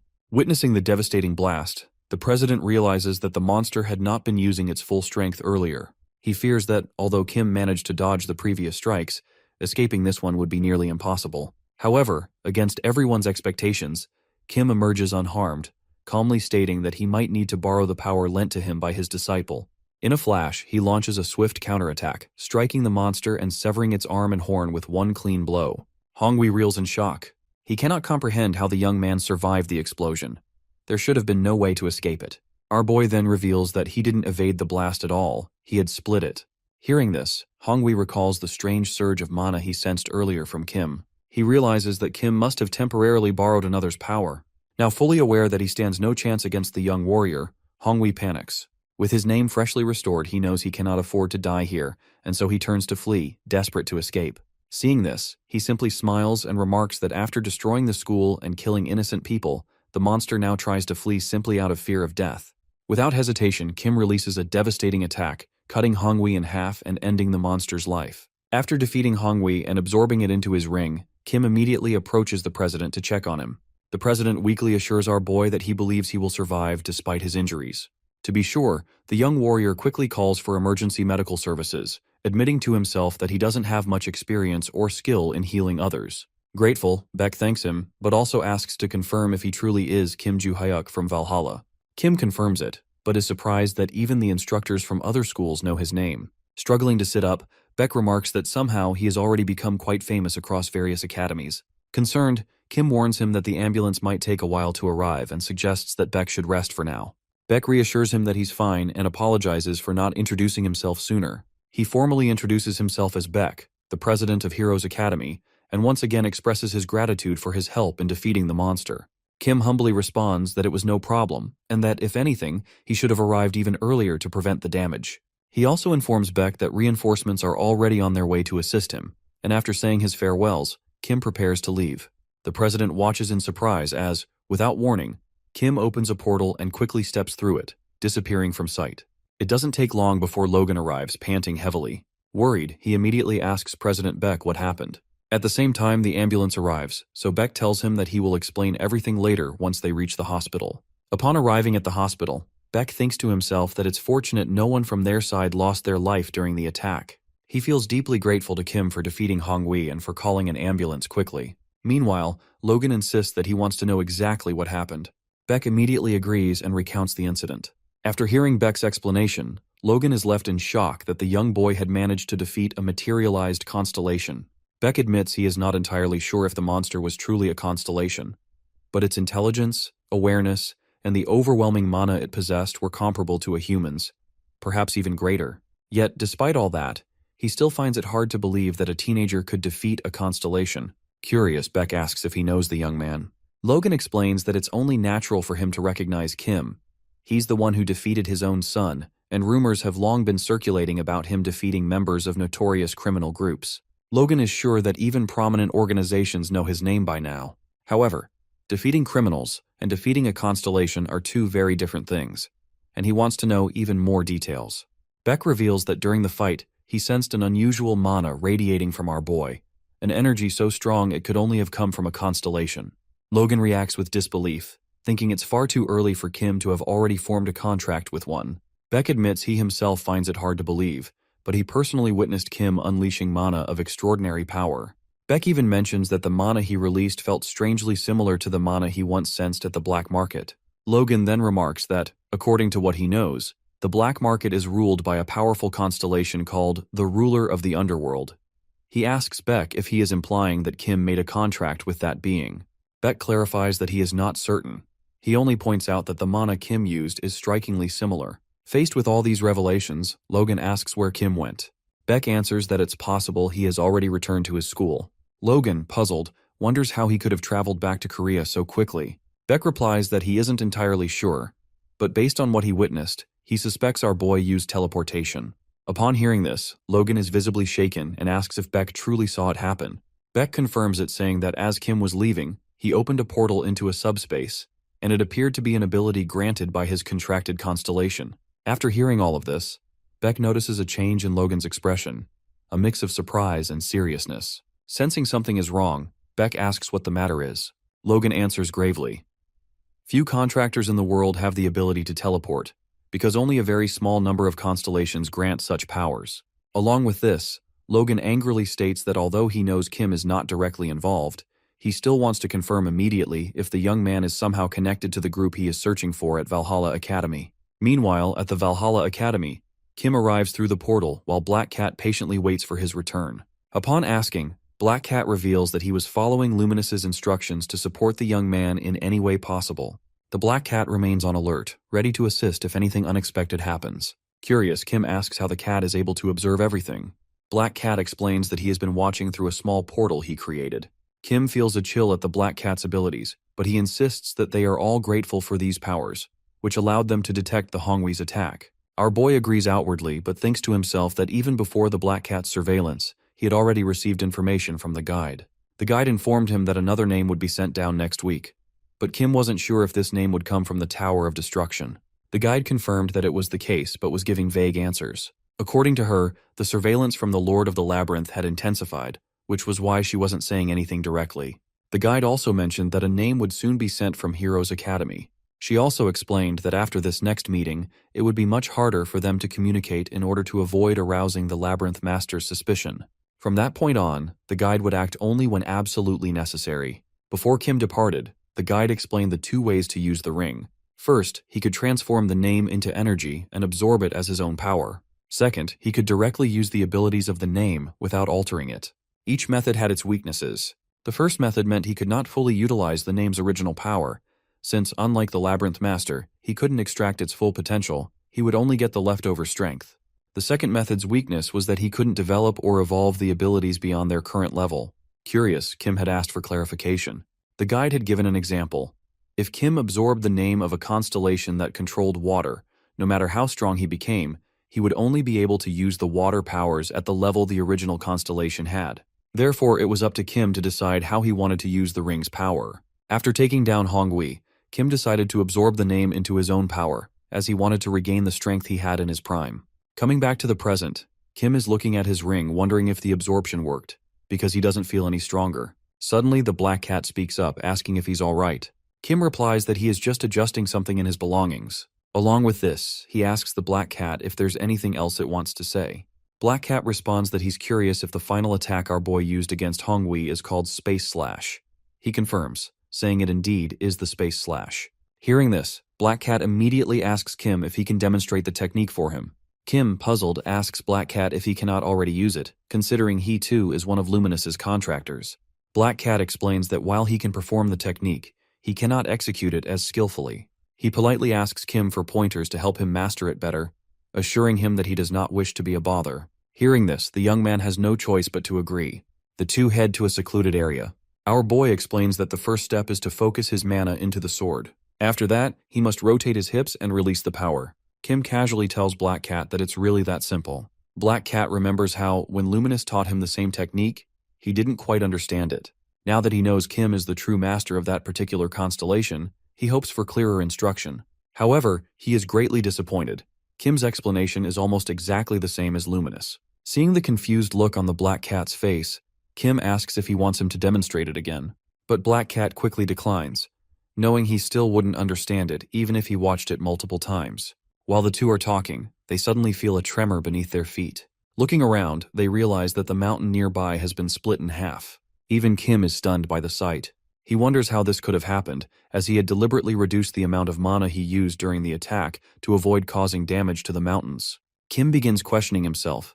Could this unexpected power surge be the result of him absorbing a name? The thought excites him, as even just absorbing the remnants of the power could have such an impact. With that, he calls it a day, assuring Black Cat that he will show proper technique next time. As Black Cat bids him goodbye, Kim realizes that, at first, he was hesitant to use the ability, but now he understands just how much it can strengthen him. Feeling the rush of power, Kim becomes excited for the arrival of the next names that the Labyrinth Master will send. Meanwhile, elsewhere in the tree trunk, a man known as the Spear King patiently watches over a magic globe called the Wheel of Reincarnation. Another man approaches him and addresses him as the Spear. The man asks the Spear King if he has finished positioning the names. The Spear King confirms that he has, to which the man seems satisfied, as the Spear King has evenly spread the names at the second tier. The man, curious, asks why the Spear King always carries his weapon everywhere. However, the Spear King seems completely uninterested in answering. Annoyed, the man asks if the Spear King isn't going to answer. The Spear King calmly replies that he sees no reason to explain himself. Nevertheless, he points out that the man always carries a weapon as well. The guy counters, saying that it's different. While he does carry a weapon, it is usually strapped to his body, whereas Spear King constantly holds his in his hands. Spear King simply shrugs and remarks that there's really no difference. Irritated, the guy grumbles inwardly. He reminds himself that the only reason Spear King acts so arrogantly is because the Labyrinth Master personally selected him 100 years ago. The man believes that if the Spear King were not the Master's favorite, he would have killed him long ago. As the tension between the two rises, they suddenly notice that one of the names they had sent to America has vanished. Furious, the man demands to know if Spear King had properly placed the names. Spear King responds that he arranged everything exactly according to the Labyrinth Master's instructions. They had anticipated that some names would disappear, but they are baffled by how quickly it has happened. Determined to report the situation, the man decides to inform the Labyrinth Master at once. Spear King, unfazed, tells him he is free to do whatever he wants. Meanwhile, back at Valhalla Academy, as soon as Logan arrives at the school, Black Cat immediately asks what he can help him with. Logan, known as the One, replies that he simply has a few questions for a certain student. Upon hearing this, Black Cat instantly understands that Logan's target is Kim. Despite his efforts to keep information contained, he is surprised that Logan has still managed to uncover Kim's involvement. Black Cat calmly invites him to sit down, warning that their conversation might take a while. As soon as Logan takes a seat, he gets straight to the point. He has heard that Kim went to Heroes' Academy and successfully stopped a rampaging constellation. Logan says he has many questions about the event, but narrows it down to two important ones. First, he asks how our boy knew that an attack from a constellation was about to happen. Second, He wants to know how Kim managed to travel there and return so quickly. Even before Black Cat can answer, Logan warns him not to try to divert the conversation. Logan reveals that Beck told him he sensed mana originating from the black market, and he knows that Black Cat is the owner of that place. With no way out, Black Cat admits that the power Kim used indeed came from his constellation. Logan immediately follows up, asking if Kim made a contract with the ruler of the underworld, also known as Luminous. Black Cat confirms, however, he says he cannot disclose specific details for several reasons. What he can confirm is that Logan is right to be concerned. That's exactly why he came to Valhalla Academy, to find out if Kim is connected to the group known as Blood Lion. Black Cat continues, revealing that he once tried to gather information about Blood Lion during a past assignment. At first, he believed it was just an ordinary criminal organization, but during his investigation, he discovered that they were somehow connected to Logan personally. Logan then shares his own painful truth. The Blood Lion group was responsible for his father's death. Ever since he obtained his powers, Logan has been hunting down criminal groups in hopes of finding them. But despite his efforts, every trace of Blood Lion seemed to vanish without a trace, as if they disappeared into thin air. The only solid information Logan has gathered is that every member of Blood Lion is a contractor of a constellation with teleportation abilities. Black Cat agrees, saying he knows the same thing, but he assures Logan that Kim is not connected to Blood Lion. While he admits that Kim did use teleportation, the power he used belongs to his constellation. Despite Black Cat's explanations, Logan remains unconvinced. He challenges Black Cat, asking if he really expects him to simply believe everything he says. Logan accuses him, suggesting that for all he knows, the black market might be part of the Blood Lion group.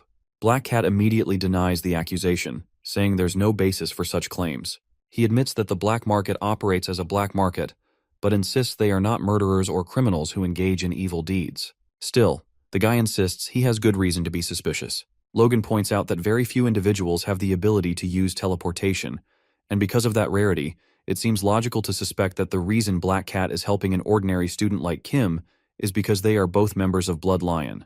In response, Black Cat suggests that Logan should simply hire a private investigator to verify everything himself if he doubts him so much. At the same time, Black Cat becomes more serious, warning Logan that he is crossing a line. He explains that he has been answering Logan's questions truthfully, even sharing sensitive information about his own constellation's abilities. But if Logan continues to throw baseless accusations, they will have a real problem.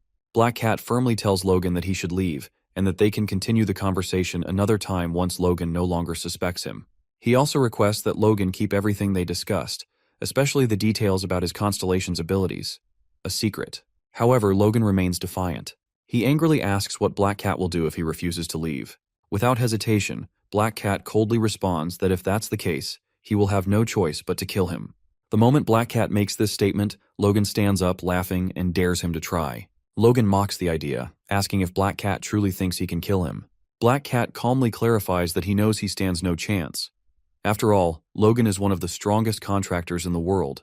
But if Logan continues with his reckless accusations, then Black Cat's constellation will personally deal with him. Just then, Luminous, linked to Black Cat, sends a message, telling him that if he's satisfied with the answers he got, it's best for him to leave now. Otherwise, if Logan continues to provoke them, Luminous and the others won't just stand back and watch. Logan still wants to say something more to the Black Cat, but he is interrupted when his constellation sends him a message. It tells him to stop causing trouble and to leave immediately, something that greatly puzzles him. Nevertheless, Logan quickly obeys his constellation's order. Before leaving, he warns Black Cat that next time, he will not walk away without getting the information he wants. As Logan departs, Black Cat finally breathes a sigh of relief. He silently vows that next time, he will be more careful in guarding information to prevent any leaks. For now, he decides to leave the matter to Adelia Ventric. Meanwhile, back at Valhalla Dormitory, Kim is busy training his mana. He is overjoyed because after successfully compressing his mana, he notices a significant surge in his magic power. However, his physical body seems lacking compared to his magic. Realizing this, he understands that if he wants to strengthen himself further, he needs to return to intense physical training. He cannot afford to rely solely on magical power. Otherwise, he might end up like many contractors who become dependent on mana and neglect their bodies. After training, Kim suddenly asks Barch if he felt anything strange when he first saw Hongwei. The Tower Master immediately responds, denying it and asking if he still doubts him. Our boy explains that they can't be sure. After all, the Labyrinth Master could have used brainwashing to turn Barch into a puppet once again. The Tower Master assures him that he currently has no powers and feels nothing suspicious. In turn, he asks Kim if he sensed anything unusual at Heroes Academy, apart from Hongwei. Barch mentions feeling a mana signature inside the academy that seems strangely familiar to Kim. Hearing this, our boy tries hard to recall the events, but he isn't entirely sure what Barchi is referring to. Still, he decides he must return to Heroes Academy as soon as possible to investigate. On the other side, in an abandoned building, a meeting is taking place among the reincarnated Constellations. A fish-like man asks the group if everyone who required the names is present. One of them responds that it seems the list is complete, except for a few who have left. Confused, the fish-faced one asks what he means. The vampire explains that it's similar to what Hongwei did, choosing to leave and cause chaos on his own, without the group's approval. The fish then recalls that the foolish Hongwei is already dead, and that all their waiting for over 300 years has been in vain. The vampire remarks that Hongwei underestimated the contractors too much, which led to his downfall. The green guy states that if they die here, they will have to wait another 300 years before descending again. The vampire adds that, although they were sent to this world to cause chaos, it would be smarter to limit their actions, something the foolish Hongwei failed to understand. At the same time, the fish asks if there are any other members from the ones they haven't contacted yet. The green guy confirms there is still one more, Huacha. Upon hearing the name, the fish hopes that Huacha won't make the same mistakes as Hongwei.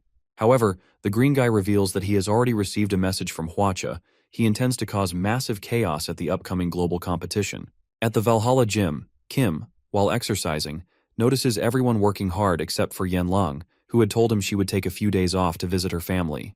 Kim thinks to himself that he used to believe her relationship with her family was not good. However, he decides to let it go, trusting that she will return eventually. With that, he calls off the session and tells everyone to take a break. Before long, Aaron approaches and asks where Yanlang went. Kim replies that she temporarily went home. The girl then says that Yen shouldn't have left yet since they had planned to train together. Kim reminds her that she herself had once postponed training because she had family matters to attend to. Hearing this, Aaron agrees and moves on. Kim then tells Aaron to inform the rest of their group to prepare for sparring. As Kim watches them, he smiles. He never expected to have disciples again after being revived, but he feels a bit sad for his former disciples, knowing there's no way for them to reunite and talk. Barch speaks, saying that there was a time when the Constellations gathered together. It had been a long time, but once, out of boredom, Barch decided to open a door in the mental realm to see what was inside. When he opened it, he found what appeared to be a meeting of the Constellations. He quickly left, fearing that others might recognize him as the former Tower Master of the Tower of Destruction. He believes that all the Constellations there must have passed through that door from their own mental realms. After 2 days, the door disappeared. After hearing this important information from Barch, Kim realizes that he needs to figure out how to open that door again. Meanwhile, at the White Lotus Institute, Seol, Yanlang's aunt is surprised when Yanlang approaches her. Yanlang, however, gets directly to the point as she wants to see the divine artifact of the Seol clan. Smiling, Aunt agrees and says she'll accompany her. As they walk, Yanlang asks about her mother, Yon. Aunt responds that she has been removed from her position as clan head after the king and the Deep Snow cancelled their contract. She was also expelled from the clan, once the entire clan learned that she only became the leader through deceit and oppression, using force and manipulation within the constellation. Since Yan's removal, the position of clan leader has remained vacant. Yanlang then asks why her aunt doesn't take the position and lead the clan. Aunt quickly responds that it's strictly prohibited to hold both the leadership of the institute and the clan at the same time. While the two are talking, they suddenly hear a loud explosion, and before them stands their clan's burning building. In response, they quickly run to see what happened. Aunt expresses her deep concern, but Yanlang doesn't understand what she means, and asks her to explain the situation. Aunt tells her that their clan was once famous and powerful in China, but because of Yan's suppression and use of force on other families, they began to suffer attacks, just as Yan had once done to them. When they arrive at the scene, they quickly open a large door, and what greets them are the bodies of their clan members, along with some armed men. Even the attackers are surprised to see them, not expecting more members of the Seol clan to show up. Soon, one of the men notices Yanlang's hair, and immediately tells his companion that the two might be relatives of Yan because of what he heard. Confidently, the man says he will treat them the same way they treated some of their clan members.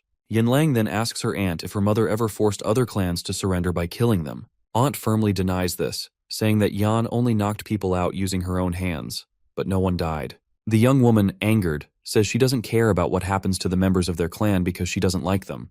However, what happened to them was excessive. With that, she charges toward the men in black. One of them tries to launch an attack, but with a punch, Yanlang easily blocks it, leaving him shocked. Afterward, she forcefully punches the man back, sending him flying into his companions.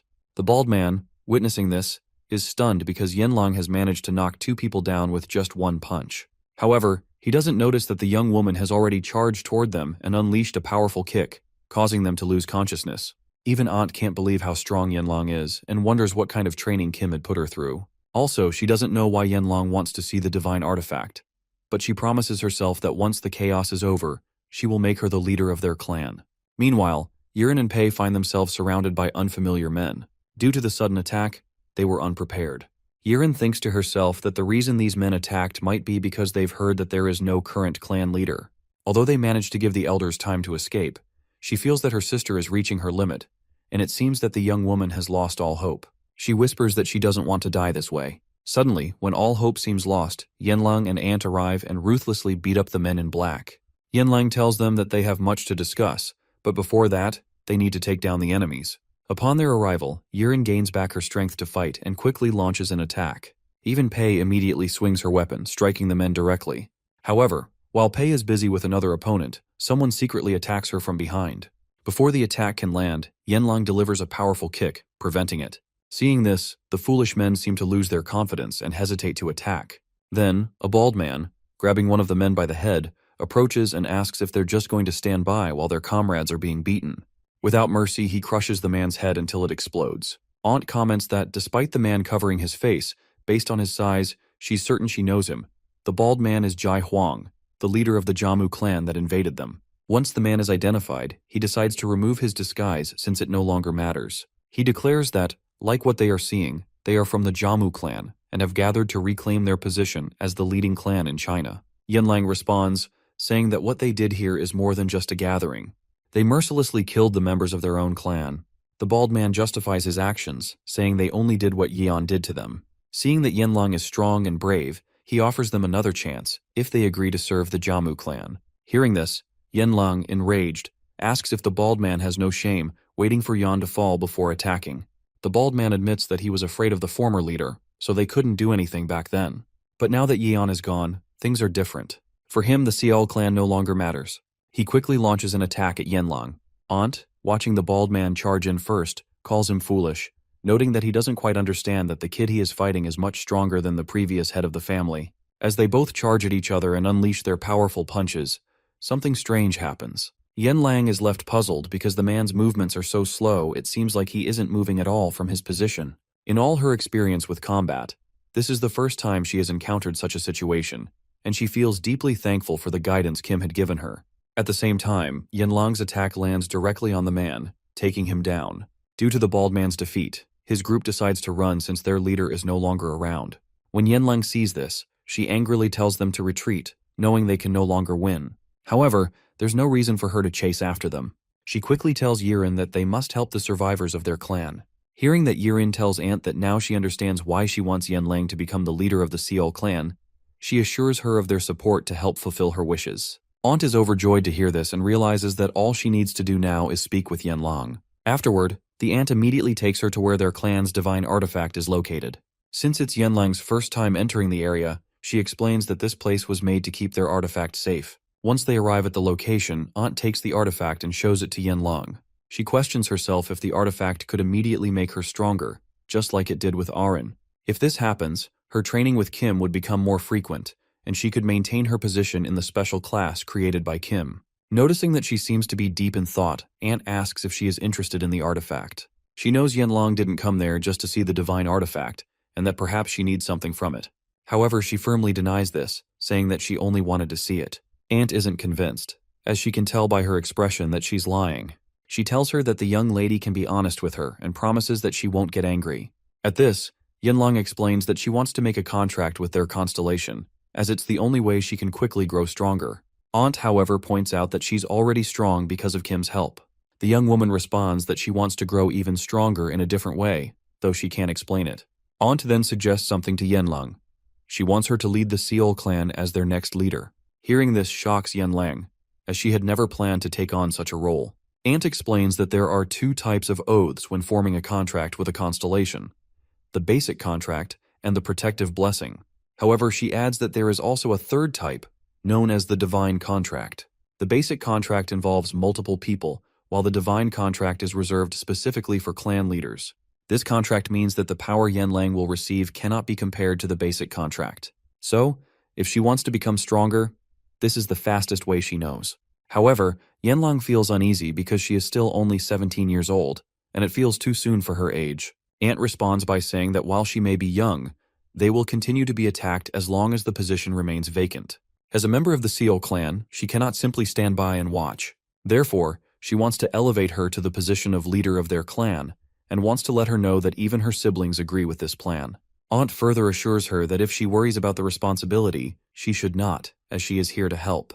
All she wants is for her to accept the position and stand as the leader of their clan. After hearing this, Yanlang does not hesitate and immediately accepts the role of the new head of the Seal clan. Afterward, Aunt tells her to take hold of the divine artifact and enter the mental realm to form a contract with their constellation. The young woman quickly follows her instructions and soon finds herself standing before the king in the deep snow. She soon returns, and upon her return, Yanlang smiles happily at her aunt, as it seems they have succeeded in their contract with the constellation. A few weeks later, Kim, along with Ahrin, arrives in America. He is quite irritated because he didn't expect a world championship to be held before classes begin. Several days before the competition started, the Black Cat called Kim to his office to ask for a favor. The Black Cat told him that, along with the return of classes the following week, the world championship would begin. It was similar to a school competition, but this time, schools from around the world would participate, and each school would choose a representative from the first-year students. Kim was puzzled and asked why only the first-year students were participating when there were plenty of second- and third-year students who could join. The Black Cat explained that after becoming president, he learned that, according to an agreement, second- and third-year students would not be chosen because they frequently went to guilds for training as hunters. The students' goal was to become hunters and graduate. Being a representative too often could be a hindrance, but it would help the first-year students who participated in various competitions, as they could attract scouts from guilds or companies. After explaining all this, the Black Cat asked him if he could represent Valhalla in the World Championship. Upon hearing this, our boy immediately understood what favor the Black Cat was asking, but was unsure how to respond. He asked the Black Cat where the competition would be held. The Black Cat responded that the competition would take place at Heroes Academy in the USA. Although it had been damaged, it was quickly repaired thanks to Kim's timely arrival, which prevented the constellation from going wild. Additionally, it was a tradition at the Academy to hold this competition every year, so they would continue it no matter what happened.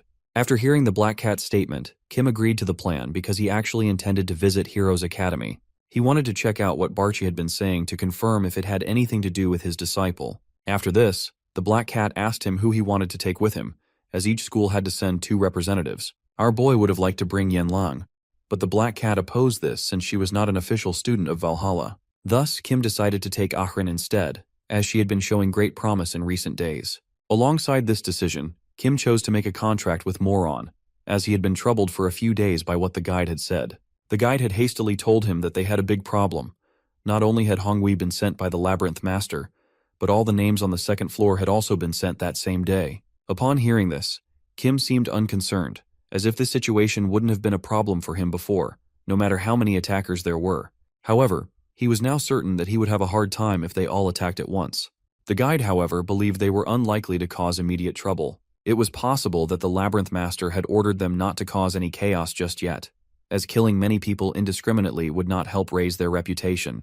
However, because the names were dropping, the guide could not predict what the attackers would do next. She advised Kim to be cautious, as it would be much harder for her to provide the warnings she used to. Kim told the guide that it was she who should be careful and not overexert herself so that she wouldn't get caught by the Labyrinth Master. The guide laughed at the young man's words, remarking that it had been a long time since anyone had worried about her. With that, the woman bid him farewell, saying they would meet again someday. Even though Kim has borrowed power from Moron, he is unsure about what will happen next. Not long after, Ahrin approaches Kim to thank him for recommending her to be part of the upcoming competition.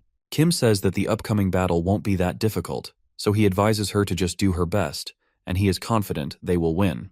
While the two are talking, Logan Jr. and Melissa are observing them from a distance. In Logan's mind, with his participation in the competition, he is sure that Kim has a great chance of becoming the champion.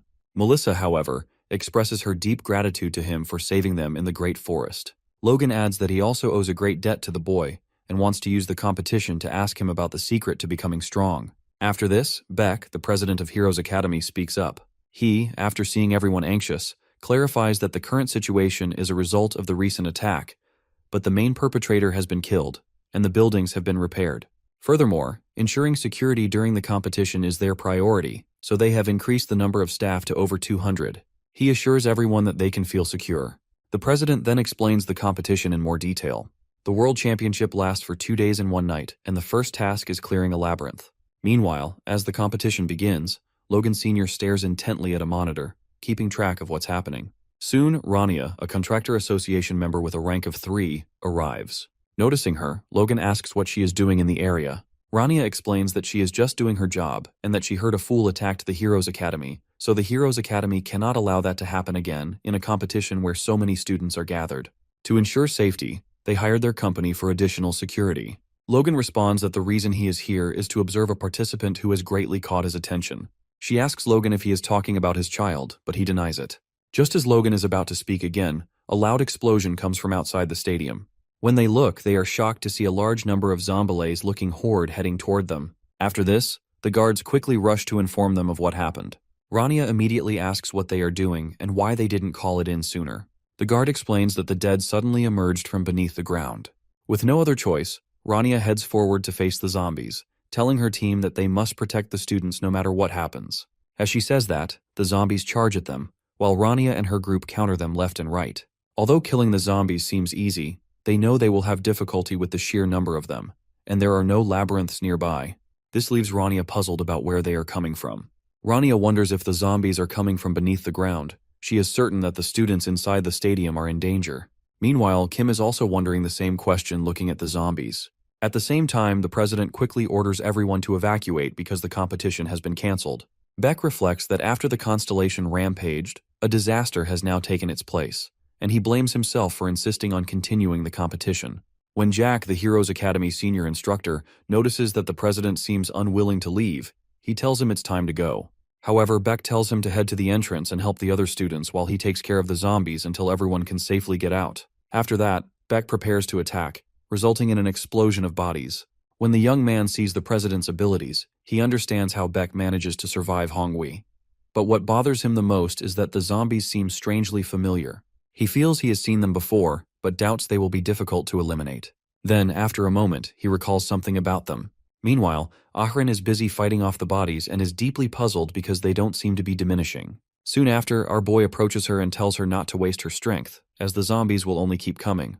At the same time, Kim swiftly strikes his sword, covered in mana, into the ground, which causes the zombies scattered around the area to disintegrate instantly. Kim is grateful for Moron's abilities, as they are highly effective against large groups of weak enemies. As the zombies are melting, the president is left wondering how this happened because, to his knowledge, none of their instructors had such abilities. Then, he sees Kim and questions himself if this has something to do with him. Our boy tells Aaron that the zombie assault will temporarily stop, and when they return, she shouldn't tire herself out. He assures her that he will handle the fool responsible for all of this. On the other hand, Hwacha is puzzled about why his zombies suddenly disappeared near the stadium.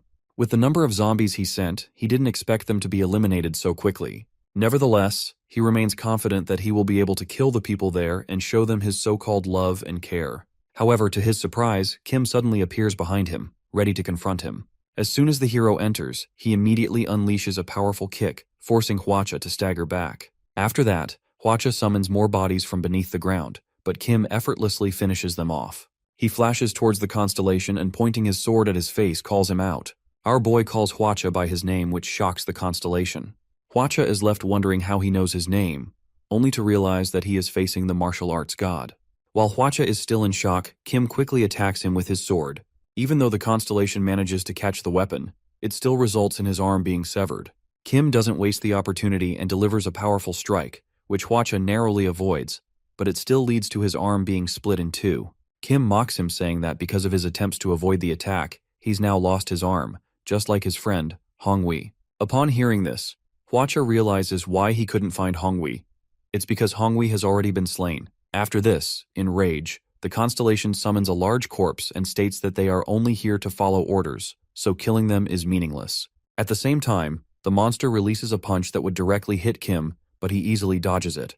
After avoiding the punch, our boy quickly thrusts his sword into the giant zombie's chest using Moron's ability. Because of this, the body slowly begins to melt, and Hwacha realizes that it is not the ability of the martial arts god being used here. He starts to think that the reason his zombies were wiped out so quickly in the stadium is due to there being others like him. While deep in thought, the Constellation doesn't notice Kim attacking again, causing his head to be separated from his shoulders. Despite having lost his head, the fool still manages to laugh and tells him that he is not as strong as before. Kim responds that Hwacha hasn't changed much. He talks a lot before dying. Hwacha, despite being close to death, replies that even though his time is near, it won't be long before their names rise again. On that day, he will once again be with Hongwi. Hearing this, Kim mocks the Constellation, asking where the name of Hongwi has gone, and quickly shows Hwacha the ring he's wearing. This shocks Hwacha, and he is in disbelief that our boy just absorbed his friend Hongwi like that. The young warrior explains that this ability is not like the Labyrinth Masters and that he doesn't know how it works. However, there is one thing he's sure of. Both he and Hongwi will suffer the same fate. After this, Hwacha slowly fades away while begging Kim as he sucks him into his ring. Meanwhile, after he just defeated Hwacha, he is being watched by the Black Cat and Adelia, and after witnessing what happened, she cannot help but admire his displayed abilities. The Black Cat, seeing Adelia's reaction, grows curious about which part she is admiring. The lady reveals that it's their constellation technique, the one Kim used earlier. The Black Cat immediately realizes she is referring to the way the hero melted the monsters. Adelia then explains her own constellation ability, Poison. This ability transforms all magical power into poison, which can be applied to a weapon. However, the intensity of the poison varies depending on the individual contractor. According to her, if a normal contractor used the spell, their target would experience intense pain or collapse, but they would not die. It is generally intended as a supplementary attack. She adds that even she, who made a genuine contract, needs to land a direct hit to melt someone, yet Kim managed it easily and at a completely different level. Moreover, Kim only has a temporary contract, yet he is still melting everything he touches with the ability. That is the reason Adelia is so impressed, and the Black Cat also agrees. As they are talking, a sudden notification arrives from Moron, Ventrix's constellation, revealing that although the ability is hers, it was her master who helped her train it. Hearing this, Adelia becomes nervous and apologizes for being short-sighted. She then turns to the Black Cat and reveals her decision that she will ask Kim to teach her when they meet again. At the Heroes Academy arena, and even outside, it looks as if a war has broken out, leaving everything in ruins. Rania is present, silently observing the wreckage, lost deep in thought.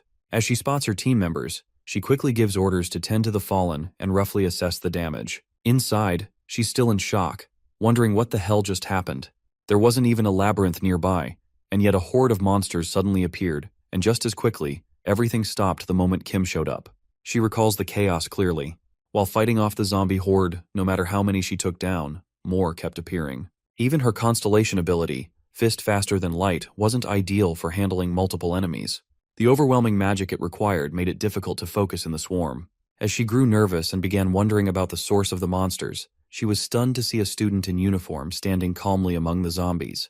Desperately, she shouted for him to run. But instead, the student, none other than Kim, stabbed his sword into the ground.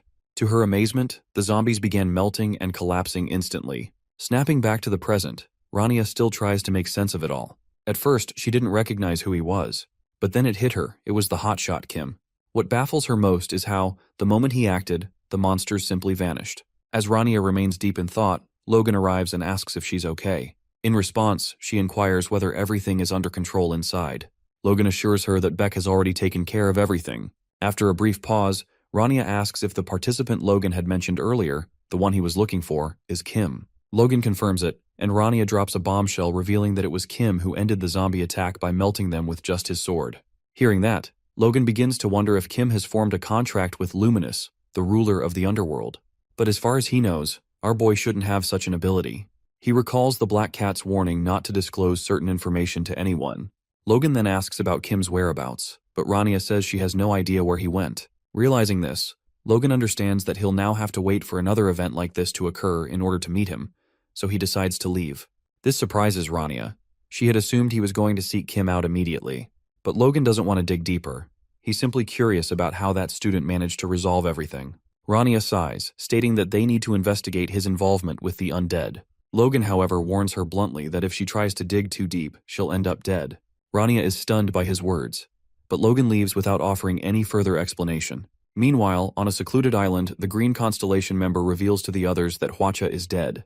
This news shocks the fish constellation, especially given how quickly it happened. Just like with Hongwei, the vampire tries to speculate on the reason behind these quick defeats, but the fish guy is furious. To him, their entire purpose for descending into this world is starting to lose its meaning amidst these unexpected losses. Their tense thoughts are soon interrupted by the arrival of two devilish-looking constellations. They grin and propose that the group stick together, promising that they'll make sure those quality names rot away. In the streets of the USA, Arin and Kim are heading back with their stuff packed. She points out that it's pretty disappointing they are leaving without achieving anything, as the tournament was cancelled so abruptly. For him, however, it feels more like a relief, as there was nothing there that could have helped them anyway. Kim asks if anything unusual happened in the stadium while he was gone. According to Arin, the monsters stopped appearing altogether after a short while. Saying that, she glances at Kim and asks if he was the one who made them stop. Kim confirms, revealing that the monsters looked familiar to him, and he suspected someone he knew was behind it. When Arin tries to push for more information about why the monsters seemed familiar, Kim brushes it off casually. As they continue walking, the girl begins to notice that they're not heading toward the bus stop to catch their flight. It turns out that, due to the sudden cancellation of the event, finding a direct flight back has become nearly impossible. Our boy recalls that their return to Korea will now take much longer than expected. Surprisingly, Arin doesn't seem too bothered. In fact, she finds the unexpected delay oddly comforting. Kim then reveals he knows a faster way out, pointing toward a narrow alleyway. He claims that he has permission from Black Cat to share this information with Arin. Saying this, Kim starts looking around until he finds a door leading to an old warehouse. According to him, the door itself isn't important. He remembers Black Cat's words.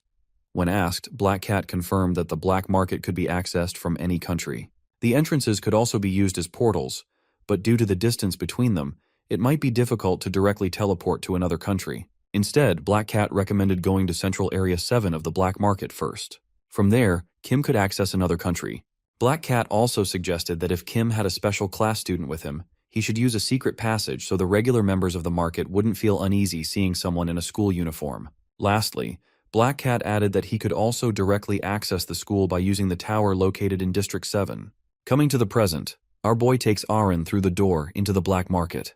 From there, they navigate and eventually exit into the Valhalla dormitory. Kim, escorting Arin to her room, suggests that she worked hard and needs to rest, while he will report what happened to the director. As Kim is about to leave, Arin, smiling, tells him that he too worked hard, and says her goodbye. Walking out, our boy excitedly takes out the ring, thrilled that he now has a third name in it, including the first Labyrinth boss. These constellations also feel noticeably stronger and of a higher tier, making him look forward to gaining even more. Deciding to think about that later, he heads to Black Cat's office to report what happened. As he walks into the office, he is surprised to see Adelia already there. She immediately bows in front of him, while Black Cat thanks him for his efforts. A bit surprised, Kim asks why Adelia is there. She reveals that she has a favor to ask. When the young man asks what it is, she gets a bit nervous but manages to request if she can receive his guidance. Kim is taken aback by the request, prompting her to explain that they had been watching him recently. Weirded out by that, he calls them stalkers and blames Black Cat, who quickly clarifies that it was the constellation who instructed him to observe Kim before. Hearing Black Cat reveal this detail, Adelia quickly gestures for him to shut up, which only confuses him even more. Changing the topic, Adelia claims that after seeing Kim use the poison ability of their constellation, she wants to learn that technique from him. Our boy, still a bit confused, asks why they can't simply learn it from their own constellations, pointing out that it wouldn't make much difference if he taught them himself. He explains that his technique is fundamentally the same as theirs, but the difference is that he doesn't rely too heavily on borrowed mana. Instead, he adds his own mana to activate the abilities. Kim further points out that kids nowadays tend to pump up their mana without first learning how to properly control it. So even if he teaches them the method, they would both tire quickly because of their limited mana capacity. Adelia and Black Cat continue to push, but Kim claims that he is too busy, mentioning that he hasn't even been able to give his other student enough time. However, considering that they are both contracted disciples of his constellations, he eventually agrees and tells them to come to the training room for physical training. Before leaving, he points out that Black Cat should remind him later to discuss a way for him to approach the constellations again. Suddenly, Barch jumps in, asking if it's because of the familiar mana he felt coming from the building he had mentioned.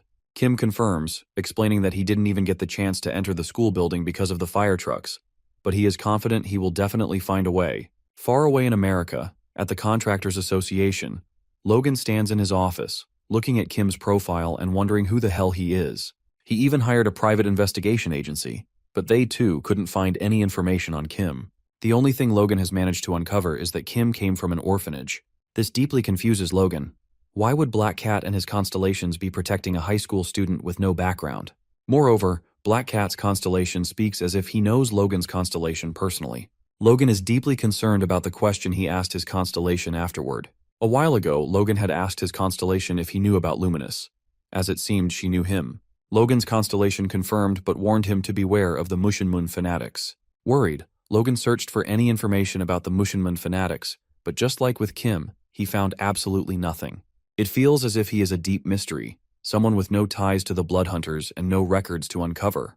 As Logan is busy pondering all this, he suddenly hears the voice of the Devil constellation, asking if it was the Contractors Association. Logan bluntly asks the bald devil about his identity and why someone so ugly is spying on him. The question catches the devil off guard. Gripping his weapon tightly, the devil suddenly charges at Logan, who instinctively raises his forearms to block the blow. Despite managing to defend himself, Logan is sent flying by the impact. The force of the attack makes him realize that this monster isn't just strong, it's surprisingly intelligent. A troubling thought crosses his mind that could this be the same entity that attacked the Heroes Academy? Logan knows he can't afford to underestimate it. He tightens his fist, readying an empowered strike, while the devil laughs mockingly, gathering even more magical energy. Just as Logan launches forward, the devil swings his weapon to counter, but when Logan's charged fist collides with it, the sheer force sends the devil staggering backward. Impressed, the devil grins. But Logan doesn't care for compliments from a monster like him. With power surging through his body, Logan leaps into the air and brings his fist down, slamming the devil into the ground with such force that it shakes the entire Contractor Association building. Even Rania, sitting in her office, feels the shockwave. She wonders for a moment if it was an earthquake, but quickly dismisses the thought as the vibration is coming from above, and terrifyingly, from Logan's room. Back in Logan's office, Logan stares at the massive crater, surprised that the devil is nowhere to be seen. Just as he lowers his guard, the devil strikes from behind. Logan manages to block the attack, but he's once again sent flying, crashing hard into the ground. He gets back up, now fully aware that this devil isn't just some ordinary monster. If it were, Logan would have already taken it down. Meanwhile, the devil mocks Logan for being weak, even as a level 1 contractor. But Logan shuts him up, fully aware that he isn't using his full power. If he were to unleash his destruction ability, the entire building might collapse. That's why Logan knows he has to land a clean hit, but the problem is, he can't even touch the devil. Suddenly, Rania arrives with her men, explaining that she heard an explosion. But she's immediately stunned when she sees the devil, fully radiating dark energy, standing in the room. Noticing her presence, the devil scoffs and calls them all bugs, deciding to finish them off quickly. He charges at them with his body now wrapped in mana, while Rania quickly orders her men to stand back. She steps forward to intercept him, launching a counterattack, but to her shock, the devil dodges every strike effortlessly. Frustrated, Rania switches tactics and tries a powerful punch, but as she swings, she's stunned to see the devil vanish right before her eyes. Without warning, the devil reappears at her side and swings his massive weapon directly at her. Logan jumps in just in time, blocking the attack, and reveals to Rania that the monster isn't merely evading their strikes. He's projecting an illusion of himself and only revealing his true body when attacking. Hearing this, the devil realizes his illusory eye spell has been exposed. Determined to hide again and strike from the shadows, he begins to vanish.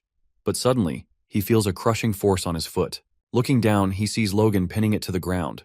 With the devil locked in place, Logan powers up his punch and swings hard, but just as he's about to land the blow, his body freezes.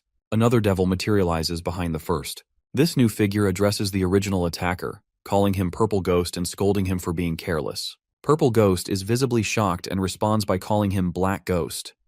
Black Ghost explains that his petrifying eye spell is what saved Purple Ghost from ending up with a hole in his stomach. As the two devils argue, Logan and Rania remain frozen in place, completely stunned by the appearance of yet another monster. Noticing them, Black Ghost smirks and casually wonders which of the two he should kill first. But just as Purple Ghost decides to make his move, Kim suddenly appears out of nowhere and, with a flash of his sword, cuts Black Ghost cleanly in half. Seeing this, everyone is left in shock. As the Black Ghost dies, Logan and Rania regain control of their bodies and free themselves. Meanwhile, with his back turned to the Purple Ghost, our boy calmly speaks, reminding him that back then, they used the same tactic. Black Ghost using the eye ability, while Purple landed the hit with his club. As he says this, Kim slowly turns toward Purple and asks if he remembers. But the Purple Ghost is stunned, not by the memory, but by the fact that Kim knows his name. He even wonders aloud if the young man had killed them before. Logan, still in awe, thanks him sincerely for saving them. Our boy, maintaining his usual calm, already expected this encounter. He remembers how Black Cat had informed him about Logan's visit ahead of time, advising him to head to the Contractor Association building. According to Black Cat, Logan was searching for him, something Kim kept in mind as he made his way there. As he briefly gets lost in thought, the enraged purple ghost suddenly leaps into the air and attempts to smash them both with his massive weapon. However, Logan and Kim dodge the attack with ease. Still mid-motion, Logan questions Kim, asking if he has a strategy to defeat the ghost since he's clearly encountered them before. Kim is momentarily taken aback, realizing he may have revealed too much about himself. But in his mind, he knows one thing for certain. They have to kill the purple ghost the moment he strikes, before he has a chance to vanish into an illusion. However, he remembers that in his past encounter, as soon as the black ghost was killed, the purple ghost tried to escape. And that's exactly what happens now. The purple ghost suddenly turns and bolts. Logan looks confused, surprised to see the monster running, and asks if they should chase it. But Kim quickly reveals that the fleeing figure is just an illusion. The real purple ghost is hiding nearby, cloaked within it. The boy considers using his light attack to destroy both the illusion and the real ghost at once. But there's a problem. He can't use his disciple ability right now, as he didn't form a temporary contract. He had avoided doing so because he wanted to use the powers stored within his ring instead. But if he does unleash that power, it might slice through the entire building. As Kim braces to attack, Logan's constellation suddenly proclaims that he is the martial god. Logan, bewildered, has no idea what his constellation is talking about. Kim hears it too and greets the constellation, calling it Fist King. With time running out, Kim decides to make a temporary contract and urgently asks Logan for the sacred relic.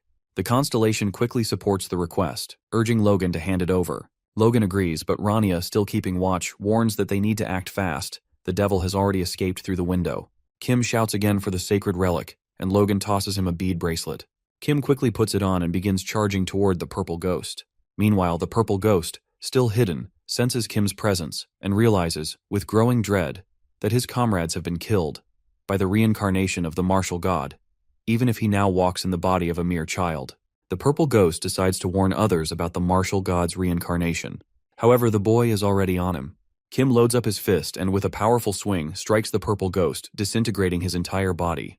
Watching from above, Rania is shocked. She asks if that was Logan's constellation ability. Logan denies it, saying it's impossible, but he admits that the attack carried the overwhelming power of a constellation. He's surprised that the hero was able to use such force. Soon, emergency services arrive and treat the wounded Logan and Rania. Kim, having accomplished his goal, decides to leave quietly. He doesn't want media attention. Logan questions his sudden departure, which irritates Kim. He is intentionally provoking the question, hoping Logan won't return to Valhalla to dig deeper. But suddenly, a thought strikes the young boy. He could bring Logan to his side, since Logan is the #1 contractor in the world. Thinking this, our boy reassures Logan that they'll talk about it another day. Logan agrees. Kim adds that they'll meet at Heroes Academy, especially since Logan is the contractor of the Fist King. As he walks away, Logan tries to stop him, but the constellation's voice echoes in his head, ordering him to show respect when addressing Kim. Logan respectfully agrees. Meanwhile, Rania arrives and asks for the monster's body for police investigation. Logan explains that the creature vanished into smoke, frustrating Rania. Without a body, it will be difficult to convince the committee of what really happened. She then questions Kim's identity, pointing out that the monsters they faced were far too powerful for an ordinary contractor to defeat. Logan assures her that they'll find out the truth in time. After leaving the scene, Kim reaches a forest where Barsh appears. Upon seeing him, our boy asks if the magical power he sensed from the Fist King was the same one the Tower Master felt at Heroes. Barsh denies it, which brings relief to him. His efforts to arrange a meeting between Logan and the heroes won't be in vain. Still, it's disappointing. The Fist King, despite receiving his teachings, was never Kim's direct disciple. As Kim wonders where Sesame is, a masked First Cult's member suddenly appears in front of him. Noticing the man kneeling, Kim immediately inquires about his identity. The man reveals that he is from the First Cult and has come to meet the leader. Hearing this, our boy is shocked. He thinks the man has mistaken him for someone else. However, the man explains that their constellation, Tugui, instructed them to reveal themselves if Kim ever used a certain word. Kim quickly realizes that the word in question is Sosimi. The constellation had ordered them to come forward the moment he said that name. With that, all the First Cult members reveal themselves, bowing before him. Kim doesn't waste time. He directly asks for the sacred relic, and they hand it over to him. It is in the form of a glove, and the moment Kim holds it, he is transported into the mental realm of the constellation. There he finds himself in a torn, broken-down town. In front of him stands a building labeled Mushin Moon, which our hero instantly recognizes.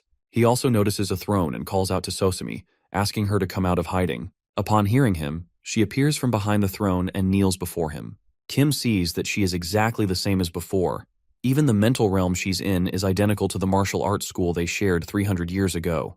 But for Sosumi, Mushinmun wasn't just a martial arts school.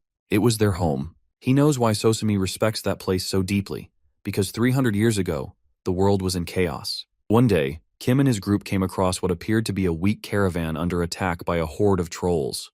The humans were being overwhelmed, but Kim's group intervened, taking down all the trolls and saving the caravan. For that, the caravan leader rewarded them with money. Back in those days, this was how Kim survived, by accepting payment for protecting caravans or taking on monster hunting requests. It was a miserable world, but Kim endured it. Still, there was a darker side. It was an era when slavery was on the rise. Human trafficking still occurred from time to time, and desperate parents, driven by poverty, would sell their children in the hopes of getting a large sum of money. Kim made it his mission to buy these slaves, only to train them. He harbored a deep hatred for slave traders and would often kill them whenever he encountered one. Along the way, he took in some of the rescued children as his disciples. But it was during this time that Kim's life plan encountered a problem. His original plan was simple: work as a young hunter to gather enough money for retirement, while also training enough disciples to continue the fight against slave traders. However, saving money became nearly impossible while caring for his disciples. Since he had already gathered a decent number, he decided to put them to proper use. After discussing it with them, our boy made a decision. He would start a martial arts school called Mushin Moon. The school was founded to properly train and raise his disciples in a disciplined environment. Although Kim was strong, he had begun to notice that his physical limits were being reached. But his disciples were different. They learned proper techniques and showed remarkable talent. So Kim trained them rigorously, hoping that when they grew up, they could pass on their knowledge to the next generation of disciples. His plan was to take a share from the donations and profits the school would generate. But just as his disciples were on the verge of maturing into teachers themselves, the Tower of Destruction appeared.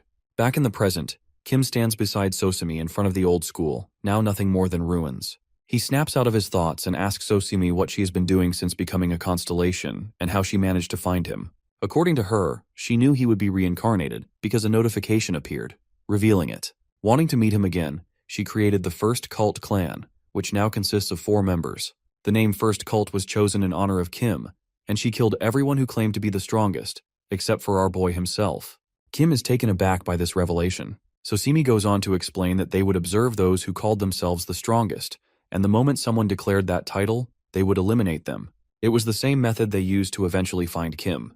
The boy finds it both fascinating and disturbing that a single slip of the tongue could have gotten him killed by his own disciple. Sosumi also mentions the various clans and contractors they eliminated, all of whom had claimed to be the best. According to her, this ruthless strategy is what ultimately led her to Kim. She adds that Kim, despite being the strongest, was also humble and never boasted about his strength. He rubs his head and responds that he simply waited for the truth to reveal itself. Then he tells Sosumi that he's already found the other 2, Moron and Luminous. This genuinely surprises her. She had known that all 4 of Kim's disciples had become constellations, but as constellations, they could only observe one another through their respective contractors. So Sosumi already knew that Kim was meeting with Ventric and the black market people, but she doesn't realize that those individuals are actually the contractors of her fellow disciples. Kim changes the subject, claiming that he might need her help soon. This makes Sosumi visibly nervous, but Kim simply bids her farewell, telling her that he will invite her contractor to a gathering with the others, and they can all talk there. A few days later, at Heroes Academy, Kim stands in front of Logan, surrounded by all of his contractors. Seeing so many high-profile contractors gathered around Kim makes Logan feel extremely uneasy. Once everyone is settled, he begins the meeting by asking if they all know what he does. The question catches everyone off guard. Adelia answers, saying that he is the master of their constellations. Kim confirms this, and then reveals that he has pieced together much of what happened after he died. To give them a rough understanding, Kim explains everything about his disciples and the Tower of Destruction. Everyone in the room is shocked. Black Cat is the first to ask if it was really Kim who took down the Tower of Destruction 300 years ago. Our boy confirms it. Adelia then asks if it's true that the Age of Destruction brought the tower, which led to the world's decline, because as far as they know, the tower collapsed only after unleashing countless monsters. Kim is taken aback by this and asks if their constellations had mentioned anything about it. However, according to Adelia, their constellations only speak to Kim, and even Luminous hasn't revealed anything to them. Hearing both accounts, Kim realizes that even his disciples don't remember what truly happened. However, he is confident that now that they've reunited with him, their memories will eventually return. The young lad continues, explaining that everyone who was famous before has now become a constellation. This makes sense to Black Cat, as it explains why they're all so strongly drawn to artifacts from the Age of Destruction. However, Kim then reveals something more alarming. The one who created the Tower of Destruction appears to still be active, causing disasters and sending constellations. This suggests that the tower might be rebuilt again. This revelation shocks Logan, but Kim adds that they still have about 4 to 5 years before that happens. With firm determination, he declares that as he continues gathering disciples and growing stronger by claiming names, he will eventually eliminate the tower once and for all. It's hard for Logan to believe at first, but he chooses to trust him, especially since his own constellation once revealed that Kim was known as the martial arts god 300 years ago. Kim also apparently saved that constellation and passed down the first authority, though he doesn't clearly remember those details. Hearing this, Logan stands up and respectfully requests Kim to spare him if he truly is the martial arts god his constellation described. Kim nods in agreement, and they all head to the gym. There, Logan suddenly challenges Kim to a duel, which Adelia doesn't quite understand. Black Cat tries to make sense of it, suggesting that Logan might have found the situation too surreal, realizing that a high school student could actually be a legendary hero from 300 years ago, so he chose to confirm it through a direct one-on-one fight. With that, both of them charge up their magical power and launch themselves at each other, unleashing a massive, earth-shaking blow. As their fists collide, a massive wave of pressure ripples through the air, shaking the contractors watching from the sidelines. Even the director of Heroes Academy, Beck, feels the impact all the way from his office as it trembles slightly from the shockwave. Alarmed, he quickly pinpoints the sound as coming from the stadium and immediately grows nervous, suspecting it might be another attack. However, he suddenly remembers his earlier conversation with Logan. That morning, Logan had informed him about inviting guests to the academy and advised him not to panic if he heard loud noises. Recalling this, Beck regains his composure. He trusts Logan, yet the power behind that sound and aura still feels far beyond normal. Back in the gym, Kim is visibly excited after the clash of fists. Logan, on the other hand, is trembling, realizing with shock that he's being pushed back by a high school student. At that moment, it dawns on him that the boy has survived battles with monsters by channeling his own raw power. Surprised, Logan finds himself being overwhelmed and instinctively begins to concentrate his mana into his elbow for a counterstrike. Kim, however, blocks it with ease using an arm block. Though he absorbs the attack, even our boy is slightly overwhelmed by the force behind it. Kim understands his advantage. He can wield an enormous amount of magical energy, thanks to the constellations. But physical strength, which develops with the body, is something Kim is still lacking. Still, Kim grows even more excited knowing he's facing Logan, a constellation-level contractor. It's a rare opportunity, and it feels like the perfect challenge. As Logan charges toward him with all his mana concentrated into a final blow, the young boy decides it's time to end the fight. Just as Logan swings, Kim sidesteps with precise timing and counters with a swift strike from his back, sending him flying across the gym. The attack appears deceptively light, but Logan feels its full force ripple through his entire body before crashing to the ground, unconscious. Sometime later, Logan regains consciousness in a panic, only to find himself resting on a couch. Confused, he looks around and notices Kim and his contractors standing nearby. Kim explains that Logan had fainted, so he carried him there for safety. Grateful, Logan thanks him. After a long pause, Logan, deep in thought, asks if Kim is a reincarnated individual. Slightly surprised, he reminds him that he had already shared that detail before, though he understands it's hard for most people to believe. He then reveals that Logan's own constellation shares a similar personality. Now having experienced his overwhelming power firsthand, Logan nods in agreement and decides to join him as a disciple in the mission to stop the Tower of Destruction. Kim, thrilled by that, lights up with excitement. Meanwhile, the first cult member observing them finds the combination of powerful, high-ranking contractors forming a team to be both unexpected and fascinating. Kim then surprises Logan by asking if he has seen anything at the Heroes Academy that resembles one of his disciples, perhaps a relic or artifact. The main reason Kim had suggested meeting at the academy was because he sensed a familiar magical presence there. However, now that the area is saturated with powerful mana from their earlier clash, it's become much harder to pinpoint the exact source. Given the sheer number of relics stored at the academy, identifying the one he's looking for is nearly impossible, unless it chooses to reveal itself. Logan suddenly remembers a relic that once spoke, asking for its master. This memory leads him to Beck's office. There, Beck is visibly anxious and immediately questions Logan about the identity of his mysterious guest.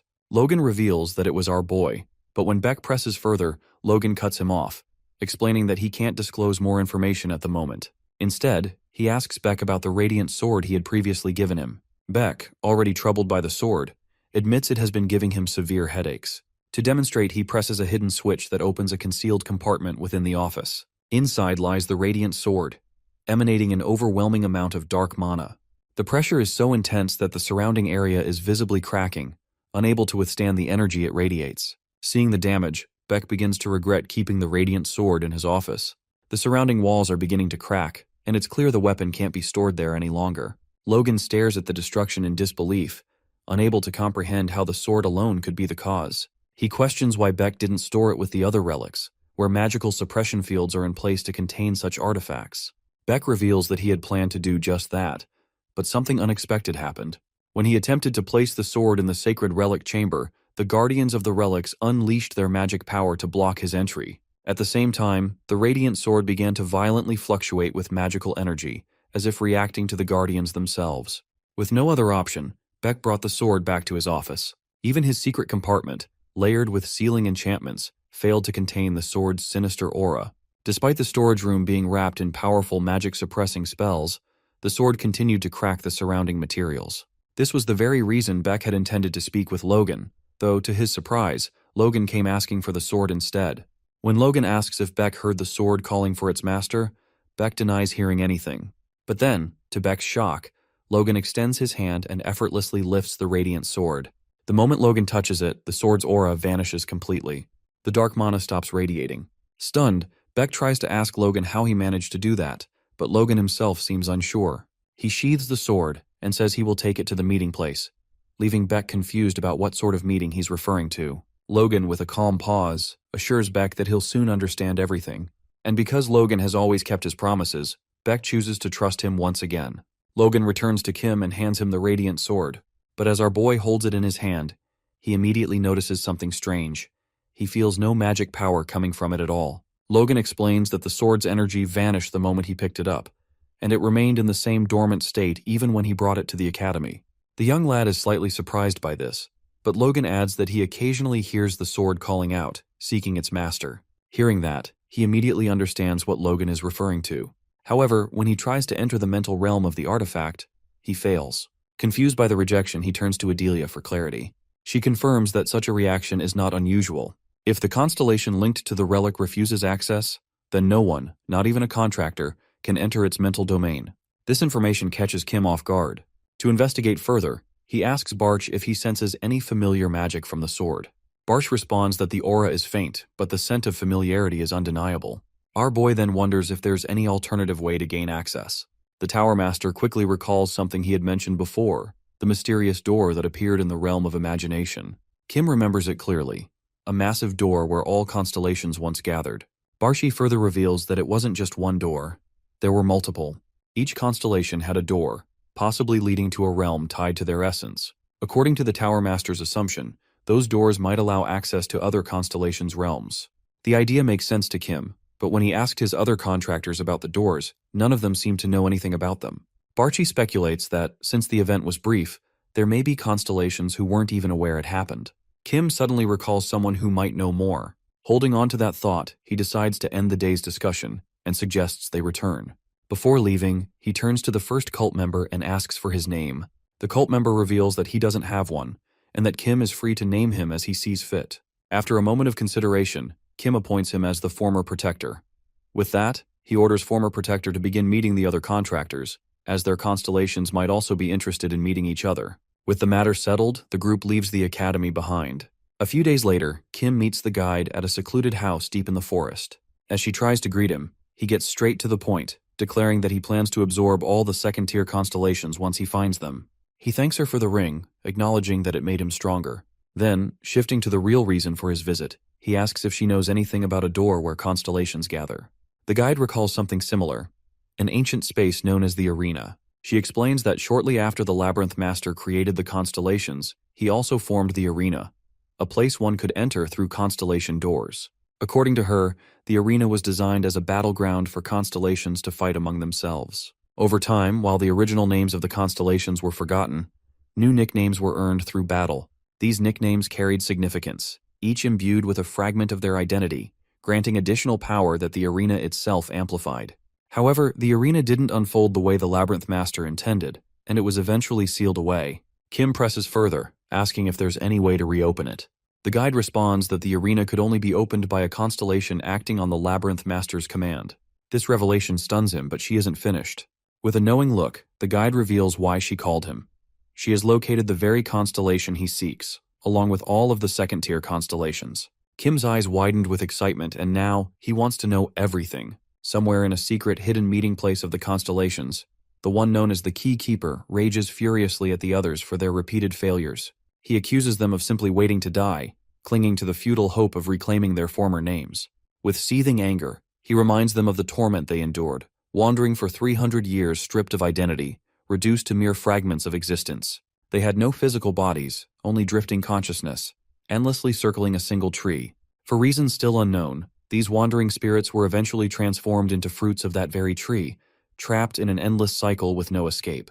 The Keykeeper himself had narrowly avoided that fate. Though he too had wandered for centuries without form, he had finally regained a body. And now, after all that suffering, he couldn't understand why the others were so willing to fade again without resistance. His fury sharpens as he mentions the twin ghosts, the two constellations who died without accomplishing anything. Just a few days earlier, the green-horned constellation had delivered the grim news of their deaths. The announcement shocked the others, especially the fish, who always believed the twin ghosts were among the stronger ones. The green-horned one confirmed their deaths, but also warned of something even more concerning. He explained that all of them, those gathered in this very place, were constellations who once regained names and were sent to Earth. As long as they remained isolated and avoided unnecessary conflict, they could survive by passively absorbing ambient magical power. But gathering in large groups, as they were doing now, created a dangerous situation. In such close proximity, their individual magical reserves would begin to drain at an accelerated rate. Though they once knew power and identity, their current state was fragile, and unity, ironically, could lead them to destruction. So, the Labyrinth Lord instructed everyone to gather on an island, where a large floating magic stone lay buried beneath the surface. Upon hearing this, the others realized the source of the immense power they had been sensing. However, one of the constellations questioned what could have been troublesome about it. The green constellation explained that the magic stone was rapidly depleting its magic due to the presence of so many constellations. For a magic stone to replenish, it needed to be infused with more power, but this was impossible in their current situation. Given that the Labyrinth Order's 2-month timeframe was far too short, they planned to acquire new, large magic stones and place them beneath the island to maintain a steady flow of magic. But there was a catch. The task was entrusted to the twin ghosts. This revelation shocked the other constellations, and they inquired about the whereabouts of the twin ghosts. The green constellation revealed that they went to the Contractors Association, as a company collaborating with the association was in the spotlight for discovering a large magic stone. The plan was to destroy the association and steal the magic stone. Hearing this, the Keykeeper was stunned. As he listened to the green constellation's suggestion to lay low and figure out where the other stone was, he felt a surge of frustration. He suddenly ran out, calling everyone fools, unable to contain his disbelief. The Keykeeper enters a separate room, muttering to himself. He reflects on the twin ghosts, calling them weaklings who were killed while searching for the magic stone. He knows this means danger for them all. He knows that if he stays in the room any longer, he'll lose his power and eventually disappear. Though it feels like the right decision to leave, just as he's thinking it, a portal opens in front of him. To his shock, Kim steps out and calmly asks if he is the Keykeeper. Shocked beyond belief, the Keykeeper panics and bolts, thinking that this person must be the one who defeated the twin ghosts. However, to his horror, Kim reappears in a flash right in front of him, questioning why he is running. Terrified, the Keykeeper begins pleading for mercy, claiming that he hasn't killed a single soul since becoming a constellation. As Kim is about to strike him, he hesitates, realizing that the situation is far more dull than he expected. The Keykeeper's existence as a constellation feels almost trivial to him. For this encounter, our boy didn't even want to wear the ring, as absorbing him seemed insignificant. Kim then confirms, asking if the Keykeeper has killed anyone before. The Keykeeper admits that he hasn't, revealing that in the past, he merely opened a door to the imagination realm and did nothing else as a constellation. Hearing this, Kim assures him that he won't kill him, at least not until the door is opened again. specifically to the arena. However, the keykeeper is unable to open the door on his own. His magical power is too insignificant. To create and connect doors to the various imagination realms of constellations, he had once used an artifact to amplify his abilities. Kim quickly realizes that even if he absorbs the keykeeper's power and uses his own abilities, it's impossible to reopen the door. As Kim turns to leave, the constellation with his trembling voice asks if he is strong. Our boy confirms it, and the keykeeper then reveals that he can reopen the arena, but only if Kim helps him retrieve the artifact that descended with him. Meanwhile, at the Chinese temple, Yanlong stretches in excitement looking at what's in front of her. The creepy group of skeletons charges toward Yanlong, but before they can reach her, she bolts forward and slams into them with overwhelming force. The surge of adrenaline electrifies her. She's genuinely thrilled to see how the power of the Seol constellation amplifies her magic. She's in disbelief, watching herself land critical hits and effortlessly take down monsters, just as Kim had once told her she would. Thinking of him, she finds herself wishing he were there to witness her fight. A few moments ago, the young lady arrived at Valhalla Gym, announcing her entry. However, to her surprise, no one there seemed particularly excited to see her. She also noticed a few unfamiliar faces, which made her wonder if she had come at a bad time. Kim, sensing her unease, reassured her that it was actually a great time for her to be there and inquired about the reason for her visit. Yanlang mentioned vague family issues, but Kim had already seen the news. He knew she had recently become the head of the Seol clan. This revelation clearly caught Yanlang off guard and left her slightly embarrassed, prompting her to explain that it was her aunt's request. Kim was surprised nonetheless. He always believed she had no interest in leading the family. She quickly brushed it off, trying not to linger on the topic. But then her eyes landed on Aren, standing in the background. Noticing Yanlang's stare, Aren didn't hesitate to call her out, asking if she was staring because she wanted a fight. The remark sparked a thought in Yanlang. It's been a while since she last fought, and she hadn't yet tested her newly borrowed constellation powers. The idea of a fight suddenly didn't seem so bad. With a confident nod, Yanlang agreed to the fight. But Kim stepped in, calmly intervening and stating that there wasn't enough time for a battle that day. He then noted something unusual. Yanlang, as the head of her family, should have been occupied with official duties. However, she explained that participating in external activities, such as slaying monsters, brought honor to her family. Besides, her aunt was already handling other responsibilities. With everything settled, Kim shifted the conversation to the real reason for his visit. He needed their help to destroy the labyrinth. He asked Yanlang if she had tested her abilities after forming a contract with her constellation. She denied it, prompting Kim to reveal their current strategy. They planned to move in pairs to handle the labyrinths. However, based on her current level, he believed she could manage one on her own. He already sensed a significant surge in her magical power, something that surprised even Yanlang, who hadn't kept track of her own progress. Kim explained that magical attacks proved far more effective against labyrinth monsters than physical ones, making her a strong candidate for the mission in China. He advised her to start using her constellation powers to become more familiar with them. He also informed her that she would find a labyrinth stone within the area, and possibly a relic hidden inside it. She was to extract the relic and bring it back to them. Yanlang agreed, though a trace of jealousy lingered beneath her composed demeanor. The thought of Kim teaming up with one of the other girls while she was away didn't sit well with her. Back in the present, Yanlang is wreaking havoc on the monsters using her newly awakened constellation abilities. With a single punch, she tears through their ranks. Consumed by rage, she decides to crush every last one of them right then and there. Meanwhile, in the USA, Kim arrives in a desolate land alongside Sehyuk and Logan. Logan takes the lead in navigating, but despite their efforts, they can't seem to locate their intended destination. The young man, however, knows that if they had any information about the place, he wouldn't have needed to rely on his luminous ability to find it. Logan reveals that only a handful of people within the Institute are aware of the site's existence, which is why the details are so poorly documented. According to him, the public believes that only a single large magic stone was ever discovered there, making the entire location highly classified. Kim feels a twinge of guilt, knowing the Institute is giving up the stone after investing so much effort into finding it. But Logan assures him it's not a big loss, as artificial storage units can now easily replace its use. Grateful, Kim silently thanks Logan, then recalls the keykeeper's words about an artifact that fell with him when he descended. When our boy asked, the keykeeper revealed that the relic had been scattered throughout the labyrinths. He added that the artifacts reeked of strong magic, and their lingering scent would help guide him to them. Just as our boy was about to leave, the keykeeper stopped him and mentioned one more thing. He needed Kim to retrieve the large magic stone as well. Kim was already aware of the stone's existence, but the request puzzled him. He asked why the keykeeper wanted it, With a solemn tone, the keykeeper explained that an immense amount of mana was required to open the ancient door, and the magic stone would provide exactly that. Despite his knowledge and power, the keykeeper admitted that he was afraid. Sensing his fear, he gave him a reassuring nod and, with quiet determination, promised to bring back not just one, but 2 magic stones. Back in the present, Kim regrets making the promise to the keykeeper, as acquiring even a single large magic stone seems like an incredibly difficult task. His thoughts are abruptly interrupted when Logan announces that they've finally arrived at the location. As Kim snaps back to focus, he's startled to see a massive golem, a towering monster, standing directly in front of them. The golem is massive, and both Logan and Se-hyuk can hardly believe their eyes. They wonder how in the world such a creature could exist and why it's here. As they process this, the golem suddenly slams its fist toward them.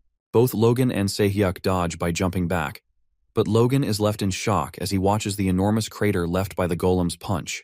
The sheer power of the attack is terrifying.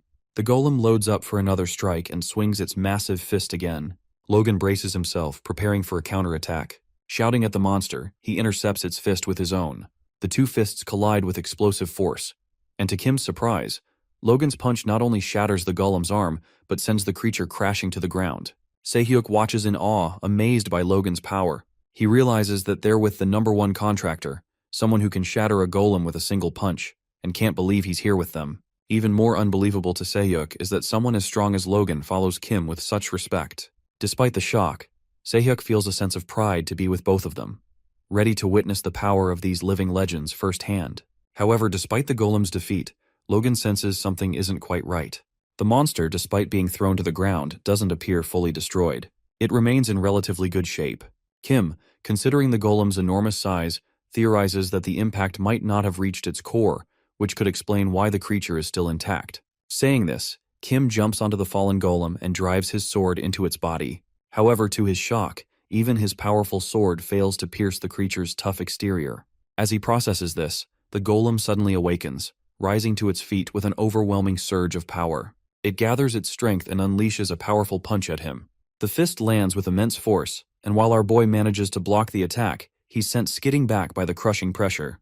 Kim realizes in that moment that the golem has likely absorbed the large magic stone. This revelation shocks both him and Logan. Our lad then asks if he placed an anti-magic spell to block the stone's presence. Logan confirms this, but Kim, still processing the situation, reveals that it should be impossible to block the presence of the stone using any kind of magic. Logan, although not sensing any magic himself, listens intently. Kim explains that the magic spell blocks human senses, preventing them from detecting the stone's presence. However, it's different for creatures born from magic, and the golem, being such a creature, is able to detect even the faintest trace of magical energy. The golem must have sensed the residual magic and channeled it to the magic stone. Kim surmises that the lack of other monsters suggests the golem may have killed them all to absorb their energy. Despite the golem's immense power, Kim is surprised that simply absorbing residual magic from the stone has made it this strong. This leads him to believe that the stone itself must be incredibly powerful. He now realizes that he should have brought his disciples with him if he had known the situation would escalate like this. Thinking about it, Kim turns to Logan and asks him to hand over the artifact, eager to demonstrate the true power of one punch. In a labyrinth in England, the Black Cat and Adelia are working together as a team to clear the monsters. Adelia seems exhausted from all the fighting, as her family usually handled such tasks, leaving her unaccustomed to the toll it takes. The Black Cat, acknowledging her fatigue, admits that he's also sweating. It's been a long time since he's fought monsters himself. Feeling the heat, he removes his mask, revealing a strikingly handsome face beneath it. Adelia, stunned by his appearance, can't help but marvel at how attractive he is. Thank God it's nothing like the nightmarish dreams face reveal. Black Cat notices Adelia's flustered expression, but feels confused by how shocked she seems. Thinking he might have made her uncomfortable, he quickly apologizes. However, Adelia assures him that it's fine. Curious, she cautiously asks if what he just did is even allowed. Black Cat nods, explaining that since they're not in the black market, there's no issue, and besides, they're alumni in a way, so he believes it's acceptable between them. This only flusters Adelia further. When Kim had asked her to accompany Black Cat into the labyrinth, it hadn't really excited her, but this moment seems to be making up for it. Hesitantly, she asks, almost suggestively, whether Black Cat will be showing his face more often from now on. He confirms he will. Suddenly, Moron, Adelia's Constellation, and Luminous Black Cats both call them out for flirting and sternly remind them to focus on the mission. Embarrassed, the two quickly snap back to clearing the labyrinth. Meanwhile, back in the USA, Kim and his team are locked in a fierce battle with a colossal golem. As they dodge its thunderous attacks, he channels his Constellation's power into his fist. He tells Logan to watch closely. The golem swings a massive punch at him, but our boy counters with a strike so powerful that it doesn't just obliterate the golem, it erases the entire mountain behind it. The sheer force of the blow stuns everyone. Even Kim himself is impressed. It's been a while since he's thrown a punch that devastating, and he silently acknowledges the immense power of Logan's Constellation. Logan watches everything unfold with shock, finally beginning to grasp the true potential of the destruction skill. As Kim returns the bracelet to him, Logan remains deep in thought, wondering about the sheer force behind that one punch. After a moment, he asks Kim if he would be free after this mission to train him in that very technique. Our boy, wearing a confident smile, agrees on one condition. They must secure one more large magic stone. Logan quickly suggests that a company affiliated with the association possesses one, and they could potentially use it. Hearing this, the young boy lights up with excitement, declaring that he'll return if things go smoothly. However, Logan hesitates slightly before revealing that in order to take the stone, they'd need to replace it with an artificial storage system. Kim, unfazed, immediately orders his team to dig into the pit the golem had been working on earlier, suspecting the real magic stone might still be buried there. A few days later, at a secluded site, Kim arrives with a massive artificial floating magic stone, stunning the keykeeper with its presence. But that's not all. Instead of just bringing the required 2, the young lad surprises him by bringing 3, just in case. 2 were sourced from Logan, and the third was obtained from the constellation Sosami, used by the first cult's contractors to receive their orders. As if that weren't enough, Kim also hands over several powerful artifacts, leaving the keykeeper in utter disbelief. According to him, the collected items are more than sufficient to activate the arena, though in truth, the so-called arena is little more than an enormous cave. He then reveals that he will begin summoning the entrance door soon, noting that even a single stone would have been enough for that task. Kim, however, is well aware that the keykeeper requested extra magic stones not out of necessity, but to curry favor with the other constellations on the island. This realization shakes the keykeeper to his core. Calmly but firmly, our lad reveals that he plans to use those very stones against the constellations they were meant to appease. With that declaration, he puts pressure on the keykeeper to begin the summoning without delay. Kim then commands the former protector to guard the keykeeper closely and prepare everything necessary for his upcoming contract with Sosami. Additionally, he warns the former contractor to eliminate the keykeeper if he tries anything deceitful. Meanwhile, in the Constellation Assembly Hall, chaos begins to brew. The fish constellation lashes out in frustration, furious that nothing is being accomplished. He warns that if they continue to remain idle, they will all meet their end here, meaningless and forgotten. The lack of communication from the Maze Lord only deepens the unease, leading many to fear that the deaths of the other constellations may have been in vain. The room erupts into shouting and protests. The gathered constellations begin demanding that they take action, that they storm out and kill everyone in their way. But just then, their voices are abruptly silenced. Kim's voice cuts through the tension like a blade. He has been standing there for 10 minutes, silently watching them yap. A manic smile spreads across his face as he declares his intention to be the one to plunge them into disappearance, rather than let them wait for a natural death. The fish constellation fails to recognize Kim, while the vampire comments that he hadn't sensed any magical power earlier, explaining why none of them noticed his presence. However, the vampire grows furious, enraged by his bold and arrogant entrance, and issues a warning. Our boy, unfazed, doubles down on his stance. He states that they were all too busy spouting nonsense while he had been concealing himself right there among them. As he speaks, he casually swings his sword, issuing a chilling warning that they'll understand everything once he beats the living daylights out of them. His overwhelming presence and sheer arrogance leave the constellations in shock. Then, in a sudden fluid motion, Kim spins in a full 360-degree arc with his blade. The green constellation shouts for everyone to duck, but it's already too late. With that single devastating swing, the majority of the constellations lose their heads instantly. Only a handful, namely the vampire, green, and the fish constellation, manage to evade the attack. It's in that horrifying moment that Green finally realizes the truth that Kim is the martial arts god. But just as quickly as he struck, Kim vanishes. He's nowhere to be seen. Confusion spreads among the survivors. They know he must be using some form of advanced concealment spell, and that he's still somewhere inside the building, watching. Suddenly, a swift slash tears through the air, decapitating another group of constellations. The survivors finally grasp the horrifying truth that Kim has been toying with them from the start. Panicking, the green constellation activates his abilities, summoning a barrier around the building to prevent Kim from escaping. However, the vampire expresses concern, realizing that by sealing the area, they may have trapped themselves inside with the martial arts god. Green acknowledges the risk, but argues that their fallen comrades died far too easily. He admits they will likely die here too, but dismisses it with grim acceptance. They will eventually respawn. Still, he warns that if they fall now, they won't be able to carry out the Labyrinth Lord's plan. As Green speaks, our boy suddenly appears and swings his sword at him. Reacting quickly, Green blocks the attack with his bare hand. In that moment, he makes a crucial realization. Kim isn't using concealment magic, but is actually invisible. The barrier, now active, will trap him within the building. He alerts the others, noting that Kim's power seems diminished in this new body. The fish constellation also notices the change, speculating that Kim may have undergone reincarnation. The vampire agrees, pointing out that since their heads are still attached, the martial arts god's strength must be weaker than before. As they assess the situation, Kim silently reappears, this time behind the vampire, and slashes his face. But the attack lands on a blood clone.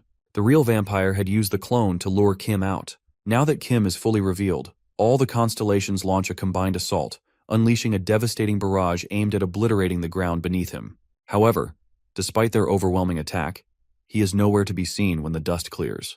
Without warning, he reappears behind Green, gripping one of his antlers. Mocking him, Kim remarks that even with all their intellect, they must now realize they're destined to fall. With cold assurance, he promises Green a painless death, then plunges his sword straight through him. The force of the stab releases a blinding, powerful beam, slicing through the air and shaking the building's foundations. The remaining constellations stare in disbelief. Moments ago, Kim seemed weaker, yet now he effortlessly executed one of their strongest. Sensing their confusion, he responds, confirming their suspicions. However, if he were still in his original form, he claims, this would have been over in a single swing. Determined to end the battle once and for all, our boy takes out 2 floating magic stones that stun every constellation present. He explains that while these stones were once used long ago, their use has since been forgotten. But if fully charged, and the core inside takes a direct hit, they explode with catastrophic force. The fish constellation suddenly realizes Kim's plan. He's preparing to wipe them all out at once. With a chilling farewell, Kim slams the stones into the ground. Upon impact, they detonate in a colossal explosion, releasing a massive beam of destruction that engulfs everything. Somewhere deep within the ancient tree trunk, the guide nervously sneaks toward the wheel of reincarnation. As she spots it, memories of her previous conversation with Kim resurface. In a secluded house, she had informed our hero about the constellations, especially the keykeeper, gathering on the island. Though she wasn't entirely certain, she believed the location was accurate. Upon hearing this, Kim immediately prepared to leave, but the guide stopped him, asking to borrow the absorbed names. Without hesitation, he handed her the ring, explaining that he had already used most of the names as soon as they were absorbed, though there might still be some left. Curious, he asked why she wanted them. The guide absorbed the lingering names from the ring, revealing her intent to use them to obscure the Labyrinth Lord's vision, allowing Kim to massacre the constellations undetected. Back in the present, the guide approaches the wheel of reincarnation and exhales a cloud of black smoke over it.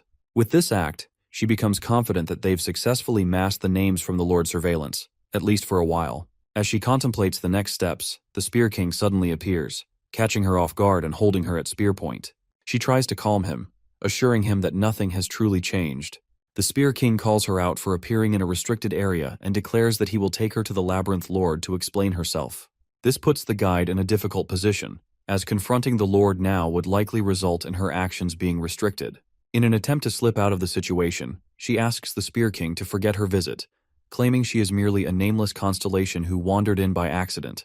However, the Spear King sees through her act and firmly orders her to follow him, stating that it is his duty to guard the place. The guide expresses admiration for his loyalty, but this strikes a nerve. In response, he slams his spear to the ground, warning her not to make assumptions about him. He reveals that guarding the area has been nothing more than an obligation ever since he was bestowed the title 300 years ago, without any memory of who he truly is. He admits that he lacks the strength to refuse the duty, and that is the only reason he continues to fulfill it. Brushing off the emotional weight of his confession, he again urges her to follow him. This moment gives the guide an opening. She claims to possess a unique talent and deduces that the Spear King is confused about his own identity. She offers to introduce him to someone who might know the truth about who he really is. The Spear King falls into deep thought at this offer. A few hours later, on the island, Kim and his contractors are surprised to see the arena door summoned by the keykeeper. At first glance, it appears to be an ordinary door, but the keykeeper explains that it leads to another door, which in turn opens the arena. It is merely a passage. According to him, there is no way to connect directly to the arena. This revelation frustrates everyone, but the Keykeeper defends himself by revealing that the arena space created by the Labyrinth Lord still exists. However, its location is now up, in the realm where the Labyrinth Lord resides. When all the constellations were there, in the imagination realm, they could access the door directly.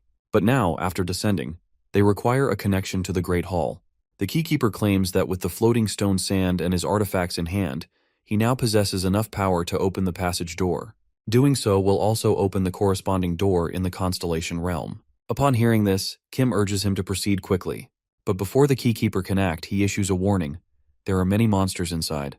Before he can finish, our boy already understands that the Constellation wants an escort.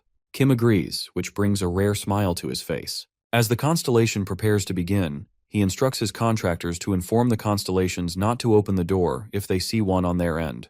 With that, the Keykeeper inserts his key and unlocks the passage. Looking inside, Kim realizes that the interior is dark and eerie. He suggests the Keykeeper stay close if he doesn't want to die. With that, the two charge into the unknown. Inside, they are immediately confronted by monsters, but Kim effortlessly slashes through them. The Keykeeper, on the other hand, appears visibly nervous. Our boy urges him to keep up if he doesn't want to die. With that, he pushes forward, cutting down monsters left and right as the Constellation follows closely behind. Eventually, they arrive at the Great Hall door. Just as they are about to enter, a massive wolf-like monster leaps in front of it. The creature is enormous and enraged, unlike anything Kim has ever encountered before. According to the Keykeeper, the beast might be mutated, a result of time and space twisting within the passage. Our boy, having not prepared any of his disciples' abilities for this journey, believing it would be too excessive, decides to rely solely on his sword. As the monster swings at him, he jumps back and counters with a swift strike. His blade slices through the monster's arm, but to his surprise, the limb regenerates almost instantly. Reacting quickly, the young boy charges dark energy into his sword and strikes again, this time slicing the monster's arm into multiple precise pieces. The creature roars in agony. Seizing the moment, he leaps into the air and delivers a powerful slash, cleaving the monster in half. The Keykeeper is left stunned. Kim has just defeated a powerful mutated beast with shocking ease. Our boy snaps the Keykeeper out of his thoughts and orders him to open the door. Obeying, the Constellation inserts his key and unlocks the passage. Meanwhile, Kim's disciples also see a door appear before them. After Kim returned from the passage, the world plunged into chaos. While his disciples understood the door's purpose, the other constellations were stunned by the sudden appearance of the Great Hall. Martial God himself was unable to access the Radiant Sword's imagination realm. Even when he managed to step into it, the door vanished the moment he entered. His disciples could walk freely into the Great Hall, but he was denied entry. He consulted the Keykeeper, who explained that the Great Hall was rejecting Kim, possibly due to the will of the Labyrinth Lord. Kim realized that, because of this, he could no longer gather his disciples in one place, nor see who resided within the Radiant Sword's realm. Originally, he planned to enter the Great Hall and find the door that led to the Radiant Sword's imagination realm. Now, blocked from entry, he comes up with an alternative. If he cannot enter, his disciples can. He decides to send them to search for the Radiant Sword constellation on his behalf. With that, all of his disciple constellations enter the Great Hall. However, as soon as they step inside, Moron and Luminous begin arguing, Luminous having arrived late. As they yap, Sosumi steps in and reminds them to follow their master's orders. Hearing this, both acknowledge their mission and shift their focus to tearing through every other constellation present. A few days earlier, Kim gathered his disciples' contractors to organize a meeting between their constellations. He inquires about Sosumi, and Moron confirms that Sosumi had arrived in her imagination realm. However, Moron is visibly shocked at how Sosumi found her door so easily. According to Sosumi, she cancelled her presence from the Great Hall and was able to locate Moron's realm by recognizing her senior's familiar scent. She also mentioned that she used other members' trails to search for their divine artifacts, but was only able to find Moron's. That scent had guided her there. Now that both disciples were confirmed to be in one realm, Kim turned to Adelia and asked for the divine artifact. However, when he tried to enter the realm himself, he failed. Confused, he asked Moron if she was rejecting his entry, but she denied it, stating that it felt as though someone else was preventing her from summoning him. Moron then turned to Sosumi, asking if she knew the sense of the other members. Sosumi admitted that she tried to track the remaining divine artifacts but failed to locate them. As a result, she had no idea where the others were. Upon hearing this, Kim asked whether she checked the Radiant Sword's realm, but Sosumi replied that she didn't, as she couldn't even sense the sword's mana. Kim then revealed his plan to try accessing the sword's imaginary realm through the Great Hall. Sosumi, however, was confused, She recalled how many doors there were in the hall and questioned how our boy planned to identify the correct one. Kim, wearing a maniacal smile, ordered them to kill all the constellations in the hall. After that, they would enter through the remaining door. Returning to the present, Kim's disciples prepare to confront the other constellations. However, Sosumi suggests that before any fighting begins, they should first remind everyone of their master. To do this, she summons the teaching school that he once ran. The sudden appearance of the Mushinmun school fills the space with a wave of nostalgia. Disciples recognize it and grow silent and emotional. Sosumi then reveals that she has a list of constellations they will target first. Ever since becoming a constellation herself, she had taken note of all those who spoke ill of Kim. The others agree with her plan, determined to begin their assault with those on that list. Meanwhile, a group of constellations notices the school building and, with mocking laughter, recalls that the martial god has been dead for 300 years. One of them questions who could have built such a place now. Just as he finishes speaking, Moron appears and slams his face into the ground, crushing him instantly. The rest of the constellations stare in stunned silence, realizing that these women are students of the Mushinmun school. Luminous quickly corrects them, declaring themselves disciples of the master. Without hesitation, she fires a beam that pierces through the heads of multiple constellations. Witnessing Luminous's attack, Moron joins the battle. She stabs her sword into the ground, channeling her energy through it. Luminous becomes slightly concerned, suspecting that such an attack might harm even allies, but Moron assures her it won't. As the blade sinks into the ground, many constellations begin to melt away. Luminous is surprised by the precision of the poison. It targets individuals without affecting bystanders. However, to their shock, the constellations begin regenerating. Realizing that brute force won't be enough, the trio decides to break them down mentally instead. Among the constellations present is a member of the Choi family.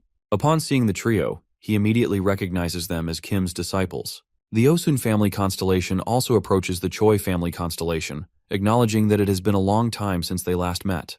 The Osun constellation, known as the Fist King, refers to the Choi constellation by his old nickname, Dao Wang. Though they greet each other with familiarity, Dao Wang still finds the name somewhat embarrassing.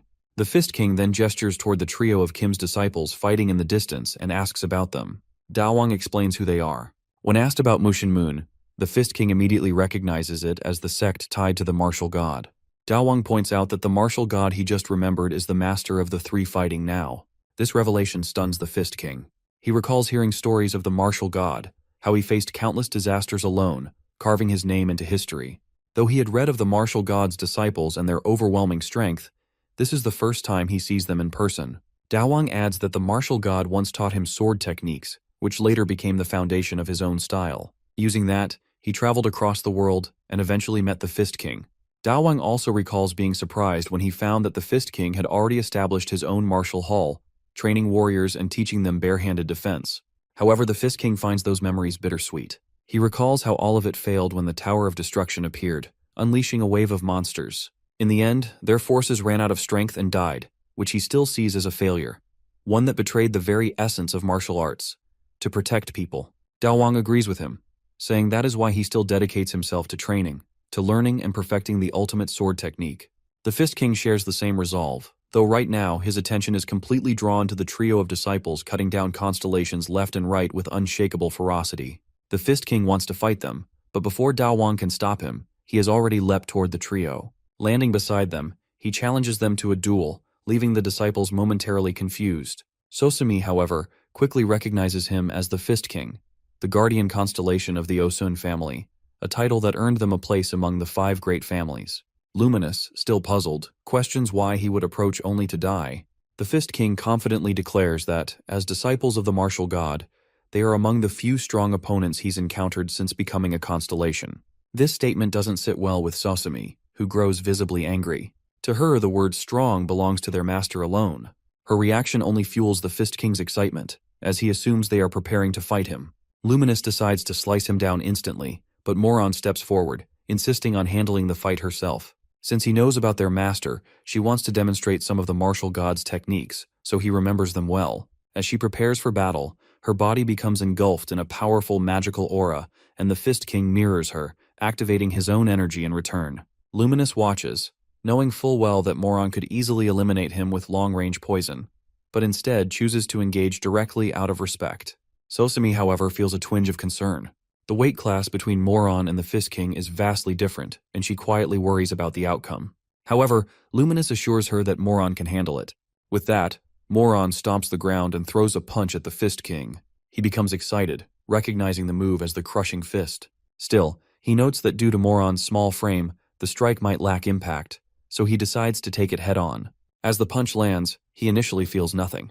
But within a second, the force surges through him, sending him flying. Shocked, he realizes that Moron has transformed the crushing fist into an inch punch, amplifying the power using an unfamiliar footwork technique.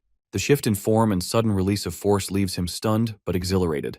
Despite the hit, the Fist King rebounds quickly and counters with his own ranged fist technique, unleashing a massive shockwave. Sosumi watches the attack with awe, but Luminous observes calmly, knowing that the Fist King's style always leaves an opening for a counterstrike.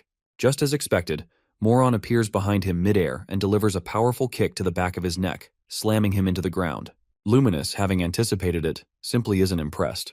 With the duel finished, the trio resumes their task of sweeping through the Constellations. Meanwhile, Barch secretly peeks from behind a door, silently watching them as they move forward. As the Tower Master stalks from the shadows, Kim demands an update on his disciples. Barch nervously denies having checked on them yet. Our boy shouts at him to do it, but the Tower Master is paralyzed with fear. The disciples are already wreaking havoc in the Great Hall, and if they notice him, especially as the former head of the Tower of Destruction, they might tear him apart. Now powerless, the Tower Master is terrified of being beaten mercilessly. Lost in anxious thoughts, he hears our boy press him again to take a look. Hesitant and trembling, Barchus slowly cracks open the door. All he sees are explosions. He reports to Kim that it seems the disciples have already defeated most of the Constellations. Barch can't help but feel that the master disciples have grown even more powerful than before. While he continues to sneak a peek, Luminous spots him. Sosumi also recognizes him as the Tower Master. Moron, however, recalls Kim's words from the past, not to touch Barch if they ever found him. But she grows uneasy, unsure if Luminous remembers that order.